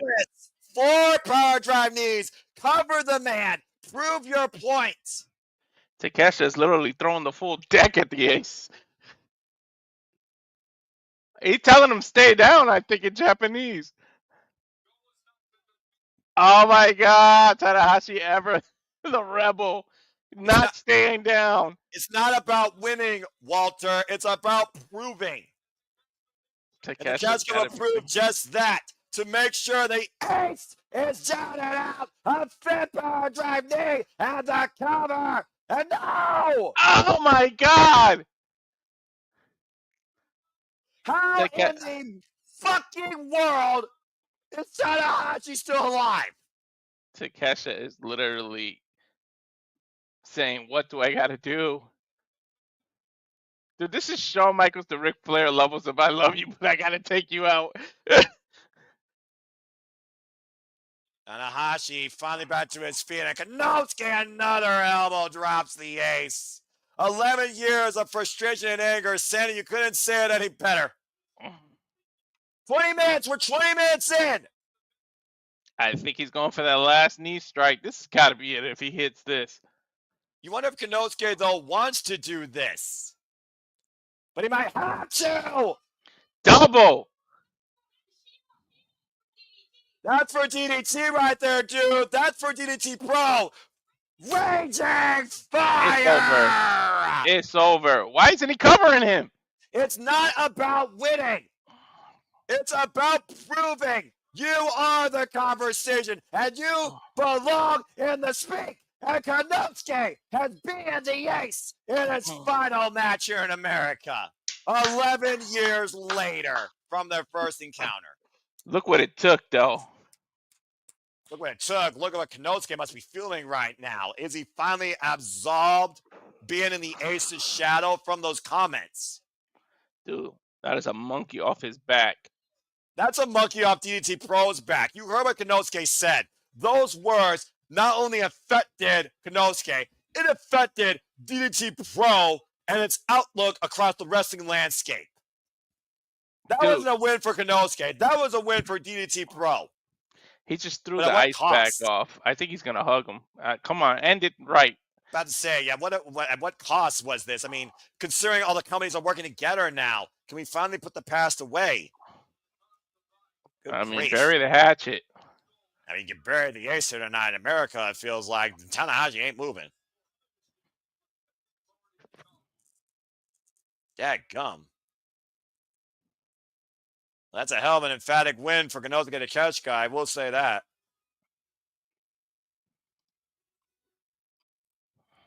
Oof. So that's what happens when you're trying to prove a point 14 years plus later.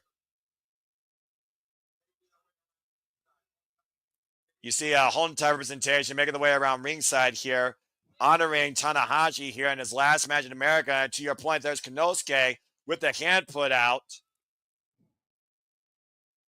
Oh my God, show the respect. This is what the ace has been all about his career. Respect and emotion and the pride of professional wrestling. To your point, Walter, you know how special this was for Konosuke Takeshita. And we all got to witness it tonight. He's trying to hide his own emotions, but you know it's there. The emotions spilled out during that match. Bow. There's the ultimate sign of respect. Thank you, Ace. Thank you, Tanahashi. You know Ace is going to get his moment when he sits up. And there's the live results standing, scrolling across the bottom for the rest of the entire event. Whoa. As Konosuke Takeshita leaves Tanahashi the ring. Of course. He just showed him the ultimate sign of respect with that bow. Whoa, wait. Hold that thought. Whoa. Why is he out here? Don't ruin this moment. Don't ruin this moment. Something about El Phantasmo does not stick in the ELP right. Or Konosuke. I mean, again, it's not about that though right now. It's not about that. What a battle. Man. What a battle indeed. Why is El Phantasmo even out here? Like, don't ruin the moment, man. Because they're the members of Hontai, and he also respects the ace. Oh, okay. Members of the locker room here, everybody that has been influenced by Tanahashi in some way are out here to pay respect tonight. Filthy Tom Lawlor, Zack Sabre Jr., and the whole locker room is emptying. Okay. Referee. All right. Yeah, and they're willing Tanahashi back up to his feet. That's a hell of a way for the Ace to go out here tonight in the USA. Thank you, Ace. I'm a little jazzed that my friend Sienna Chanel has literally witnessed Hiroshi Tanahashi in in-ring action in California. I have never witnessed a match by Hiroshi Tanahashi live, unfortunately, in my lifetime, and I may never. But I was absolutely honored to cause final match here in America tonight with you, Walter. The honor and pleasure is all mine. Look at this little people in the crowd crying. It looks like Tanahashi. And he's got a mic. Yep. Let's hear what he's got to say. Oh, man. Whew. Thank you. Thank you. Thank you for coming.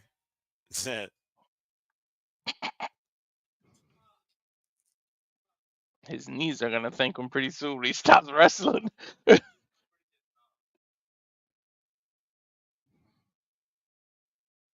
I am New Japan president now. I want to do wrestling forever. Oh, no, don't do that.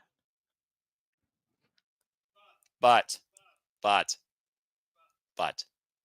My body won't let me, I bet. I retired. Next year.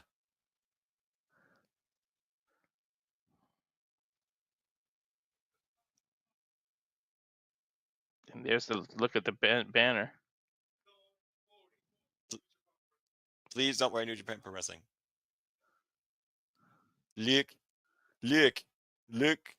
He's pointing at the roster. He's saying New Japan is in good hands. That's what he's doing. Yeah.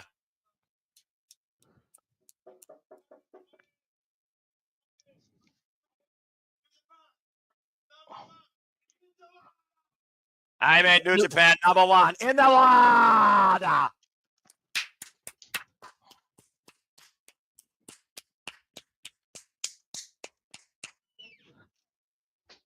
This is New Japan Pro fucking Wrestling. Damn it.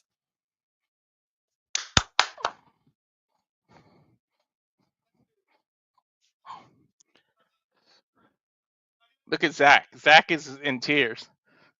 Arigato. Thank you.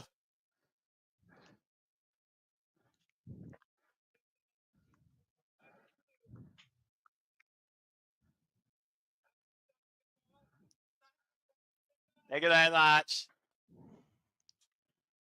Wow. Thank you, Ace. Do you know Aishiba? Sorry, Aishiba.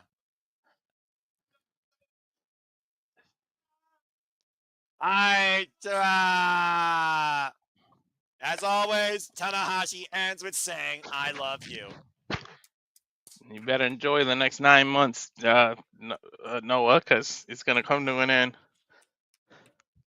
We live in a world where nothing lasts forever, Walter, and tomorrow's never guaranteed. But I always say today is a blessing. And for Tanahashi, professional wrestling has been a blessing of a lifetime. But the human body does waver, and it does get tired, even if the spirit does not. And come January 4th, to your point, 2026, Wrestle Kingdom 20, it will be the end of the road, the last kinship, the last match of Hiroshi Tanahashi. But tonight, he bids farewell to the Cerulean Blue tonight in America at Windy City Riot. What a moment in time that we live, with so many incredible moments that this business has given and is yet still to give, as Tanahashi gives us one last moment here in America. Wow. Choosing to go out this way against somebody that literally, he said, wasn't part of the conversation. And now literally at this point has to be. Respect restored between the Alpha Konosuke Takeshita and Hiroshi Tanahashi. He's retiring in January, right? That's correct. Is he going to retire at Wrestling Kingdom 20? That's right. Wrestle Kingdom 20 is where he will be retiring. I can't wait to call that shit. Yeah, and make it official. We got to talk to Jay. We're going to do a throwback of 10 that same week, if God willing, if we're around. Well, yeah, about to say, with the way the world is right now, you never know what this world might throw at you to take everything away from you. But each day, Walter, and each night, and each show, and each match, we are blessed with what we see. I mean, it'll be my honor to do that, though, that week. That'll be awesome. It'll be the greatest thing that I've ever done in my entire life, to celebrate 20 years of Wrestle Kingdom and to celebrate the career of Hiroshi Tanahashi. As, of course, he embraces and celebrates with the fans at ringside, Veda Scott, Walker Stewart. Oh, maybe we could do... I don't want to burn you out, because I was thinking maybe in December we do 20 days of Wrestling Kingdom. We do 19 of them and save the 20th for the when it's live. I'm for that. I mean, shoot, if I could do that if I could do that watch on my own, because I watch all the Wrestle Kingdoms versus WrestleManias, because Wrestle Kingdom matters far more to me and it's also easier, then if you're willing to do it, I say let's fucking go. But that's December. This is April, and this is Hiroshi Tanahashi's last match in America, last time in America. The Ace Final Road Kinship closes tonight at Windy City Riot as far as the USA goes. There isn't enough good things I could say about Hiroshi Tanahashi with the amount that he has put upon me as a fan of this business that I love so much, called professional wrestling. It's not about worrying when he stops wrestling, because we are in such good hands for the future of New Japan Professional Wrestling, with him as president and that incredible roster that continues to evolve. Some of it tonight that you saw around ringside.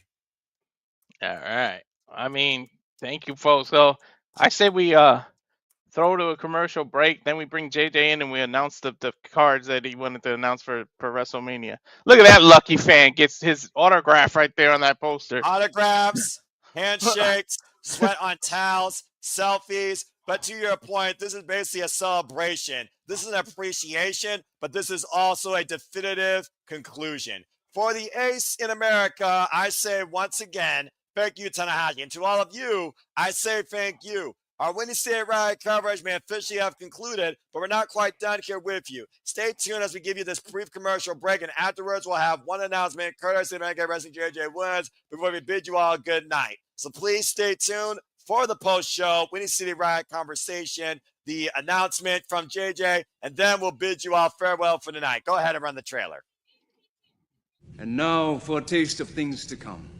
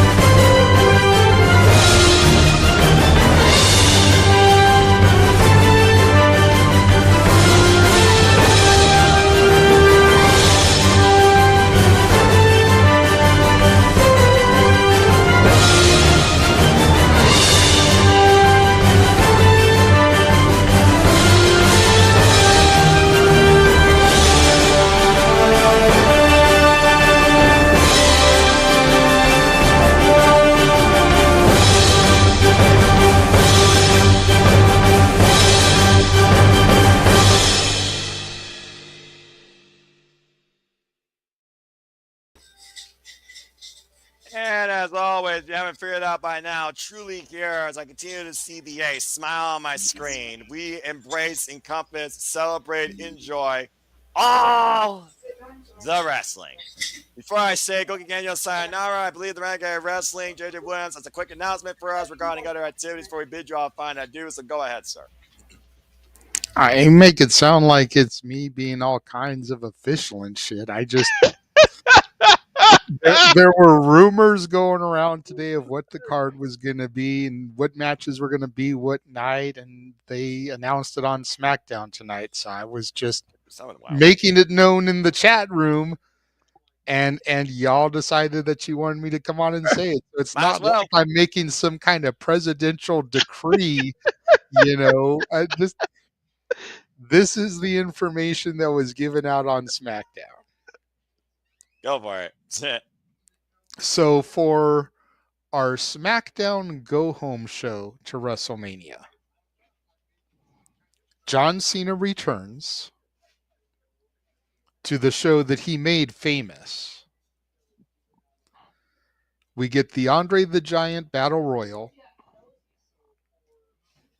Women's trios action as Zelina Vega teams up with Kaden Carter and Katana Chance to take on Chelsea Green and her secret Hervis. And the tag titles will be on the line as the Street Profits defend against the Motor City Machine Guns. Okay. Little bit bummed that last match isn't happening on the Mania card. Would have not been nice to give Motor City Machine Guns a WrestleMania moment. Who knows how long their deal's going to be, how long they're going to be around, but it is what it is. They do have 13 announced matches, and Randy Orton still doesn't have a Mania match as of tonight. So that could be announced over the weekend. It could be announced on Raw. They may not make it official until next Friday. Who freaking knows? But night one of WrestleMania is going to feature, in no particular order, the World Heavyweight Championship match. Jey Uso challenges Gunther. The WWE Women's Championship match as Charlotte Flair challenges Tiffany Stratton. A United States Championship match as Jacob Fatu challenges L.A. Knight. Yeah. Thank you. The World Tag Team Championships will be on the line as the New Day challenges the War Raiders. Oh, holy shit. They made that official? They did earlier today, yep. Naomi will take on Jade Cargill. Rey Mysterio will take on, in his WrestleMania debut, El Grande Americano. Let's go. And the main event of night one, CM Punk versus Seth freaking Rollins versus your tribal chief, Roman Reigns. That is your night one card. Noah, thoughts? Good dynamic stuff all around, and I guess you gotta do something with the people that you can't get on WrestleMania. And overall, I mean, Jade Cargill, Naomi, I mean, big WrestleMania moment for Jade Cargill. I probably would have honestly put that on SmackDown because that feud's been going on SmackDown, but I feel like that Chelsea Green deserves justice for WrestleMania, but that's personal bias. I would sign up on that. But overall, it seems like a good card. Good 4 hours for our first night. Weird that we're ending a night in WrestleMania without the championship for the Royal Rumble main eventers. But it is what it is in this landscape, ruled more by the storytellers versus the actual championship professional wrestlers. But still, good stuff. That's my opener. If I were them, I would open with Jade Naomi. Yeah, I could see that just for the entrance of the lulls. Or honestly, they might just do Gunther and freaking Jey Uso as the opener, kind of like how they did with Becky Rhea and Seth and Drew last year. But time will tell. They wait. And if it's me, I'm opening either with LA Knight versus Jacob Fatu, or I'm opening with Rey versus El Grande Americano. Okay. Ray has been a Mania opener a few times. Oh hell yeah. That lucha style that only El Grande Americano can give us Hmm. is surefire way to get the crowd hot. Yep, you pumped up. Plus, you might want to wait till it gets dark for Naomi to do her glow The entrance because it's glow, an open exactly. stadium. Yeah, Unless part of her heel shtick is ditching the glow. Which I that's would true. probably do because that's what the audience fit into. So tonight, too, again, no particular order. Drew McIntyre versus Damian Priest in a Sin City street fight. They made it official. Okay, cool. The Intercontinental Championship will be on the line as Penta El Cielo Miedo, Finn Balor, and Dominic Mysterio all challenge Braun Breaker. AJ Styles takes on Logan Paul. I'm so looking forward to that one. The women's tag titles will be on the line as Bayley and Lyra Valkyria challenge Liv Morgan and Raquel Rodriguez.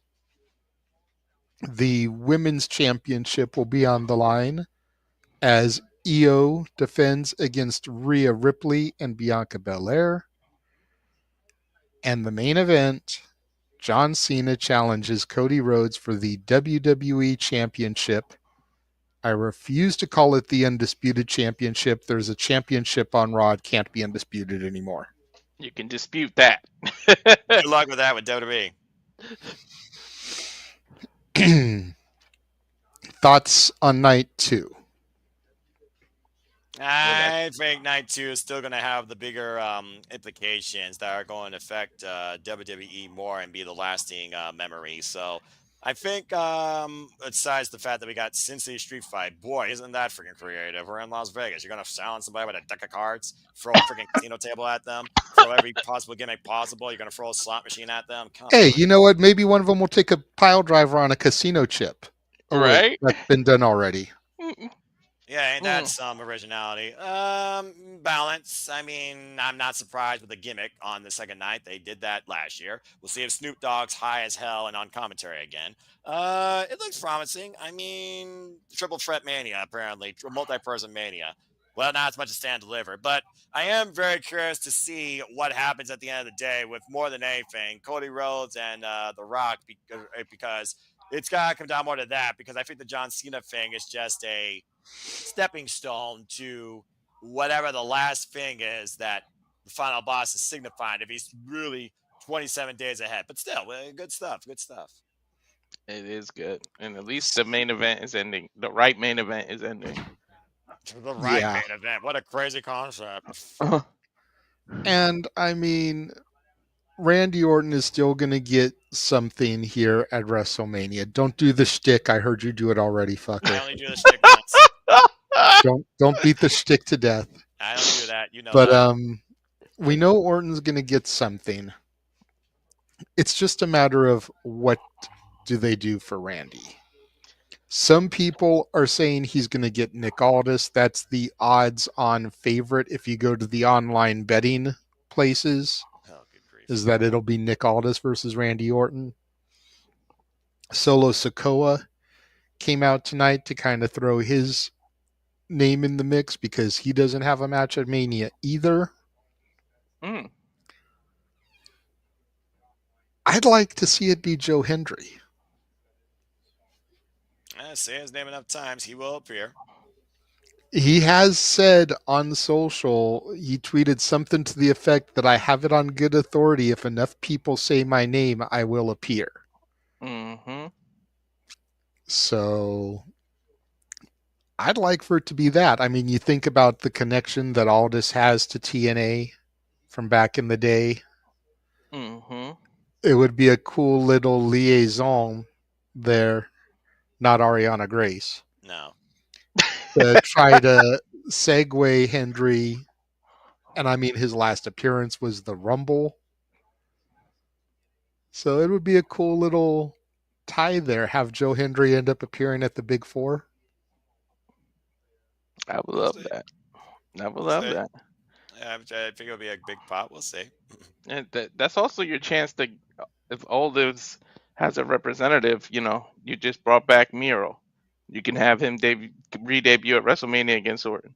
You just See, here's my thing with that, and we can get deeper into that, Saturday. when we get to predictions now, because Shenanigans is karaoke this week. Oh yeah, yeah. Sorry, Noah. And I already have it on good authority. We have $100 worth of donations for wheel spins. Of course we do. And you people don't know how to spend your money on something more freaking justified than this nonsense. Then again, people spend $15,000 for 4 hours of wrestling in Las Vegas, yet you dumb twats are going to spend 9 hours feeding WWE bullshit when they're going to undersell what actually matters, which should be the in-ring work. Give me a freaking break. Anyway, go ahead. So we'll probably get into that during predictions, either Monday or Tuesday, but why would you want to bring Miro or Aleister Black back and have their first match in the company be a loss to Randy Orton? Makes sense. It's like Joe Hendry, if he were to lose, it wouldn't be for the TNA title, so it wouldn't matter. And just to be able to say that he hung with Randy would be a notch on his belt for when he inevitably comes to the company.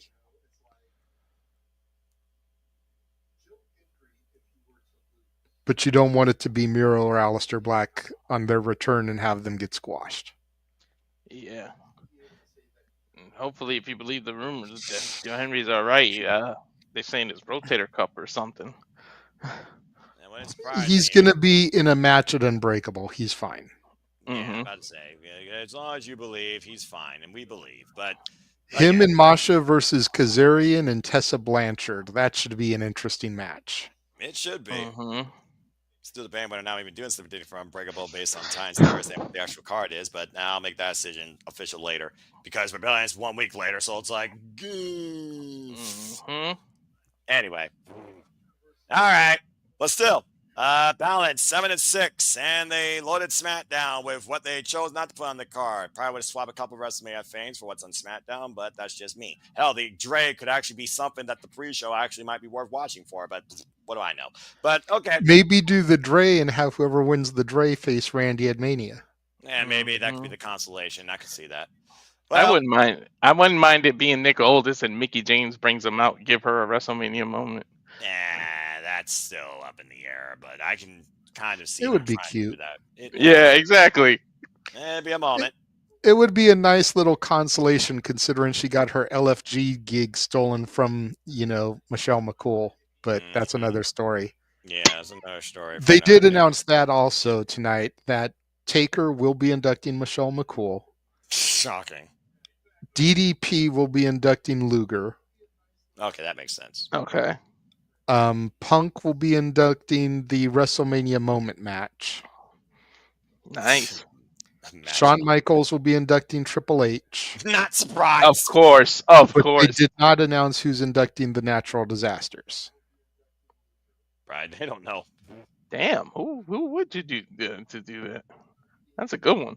Jimmy Hart, maybe? Jimmy Hart probably be my thing, considering how many times we've heard that guy feud and also work with them. That'd be my first guess, but yeah, it would with the megaphone and everything. Hell, and you'll know he have that custom suit. They just maybe didn't announce him because of how closely he's tied to Hogan, and the last time Hogan appeared on the show, what the reaction was. So true indeed. Yeah. I can't wait for the suit. You know him and his suits. He's gonna have the Typhoon, the Natural Disaster suit. It's gonna be awesome. Yeah. Well, regardless, next weekend does sound awesome of one of many things, but tonight was absolutely fucking awesome. And again, thank you, Hiroshi Tanahashi. What a way to go out in America. Nothing but love to New Japan Pro Wrestling, and nothing but love to the man's career as it continues to unfold on his final road of kinship towards January 4th next year. Thank you, JJ, for that announcement. What's up, Noah? Walter? Ishii is the champion. Yeah, that was the greatest thing that happened tonight. Nothing's going to top that right now as far as this month goes. My boy Ishii is a fucking champion in New Japan. Let's freaking go. JJ Noah is on such a high right now. I'm so happy. I heard I'm so happy. But I'm even happier with what's ahead tomorrow. Jamie Hayter takes on Billy Starks in the Owen. Brody Keemers Konosuke Takeshita in the Owen. And so much more as we And literally have the road karaoke. to WrestleMania. And Karaoke. then we got, of course, Yeah. the Sunday no DQ Kira predictions after night 2. The weekend truly is going to kickstart everything that we're going to face these next 9 days plus. So buckle up, folks, and stay tuned. But I hope you enjoyed what we talked about tonight, what's ahead, and we hope you enjoyed our coverage of wrestling, Windy City Riot. Again, please subscribe to Rage of Wrestling. Please subscribe to Bad Wrestling. And Walter, you have a thought real quick? I was gonna say you talked about happy. You know what would make me happy? What? If people subscribe.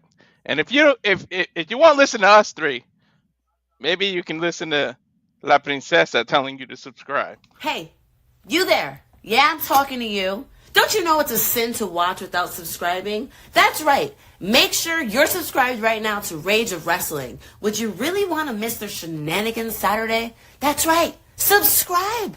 And if you're on Twitch, which I know you are, because all the cool cats are, make sure you're also subscribing to SRS 1983. I mean, come on. What are you doing just watching? Make that commitment. Be a part of the 1%. The best at everything. Even I've done it. That's right. Subscribe now. Why? Because La Princesa said so. Don't make me repeat. Subscribe. Rage of Wrestling. Rage of Wrestling. Say it with me. YouTube now. Rage of Wrestling, subscribe on YouTube. And if you're on Twitch, you better subscribe to SRS 1983. Get it? Got it? Bueno. Muy bien, muchas gracias. Not much more needs to be said, but since we did do Japanese wrestling, I'll conclude as always. Arrivederci, and thank you all for tuning in. We'll be plugging, shilling, promoting, and hyping all the possible tomorrow. So now we're going to bid you finally a fine adieu. Thank you all again. If you haven't, subscribe. Period. Rage of Wrestling. Dive Wrestling. Do it. Friggin' do it. Do it. You know you want to. Just do it. Another Buff said it best. Just do it. And I'm just finally going to do the sign-off. JJ, love you. Walter, love you. Love all of you. And thank you, Tanahashi. Love you, too. Again, folks, we are Super Reliable Studios, and we love all the wrestling. Thanks for tuning in. See you tomorrow for karaoke, along with so much other shenanigans and other madness here at the Super Reliable Studios as we celebrate the week of WrestleMania. But until then, go again, y'all. Sayonara. Don't forget the top 10 Def Rebel themes tomorrow. Mm-hmm. You'll be lucky if I actually acknowledge 3 of them. Dude, they got bangers, man. And I gave them 25%. I gave them 30%. So at least it's not a total flop. Hit the button. I did.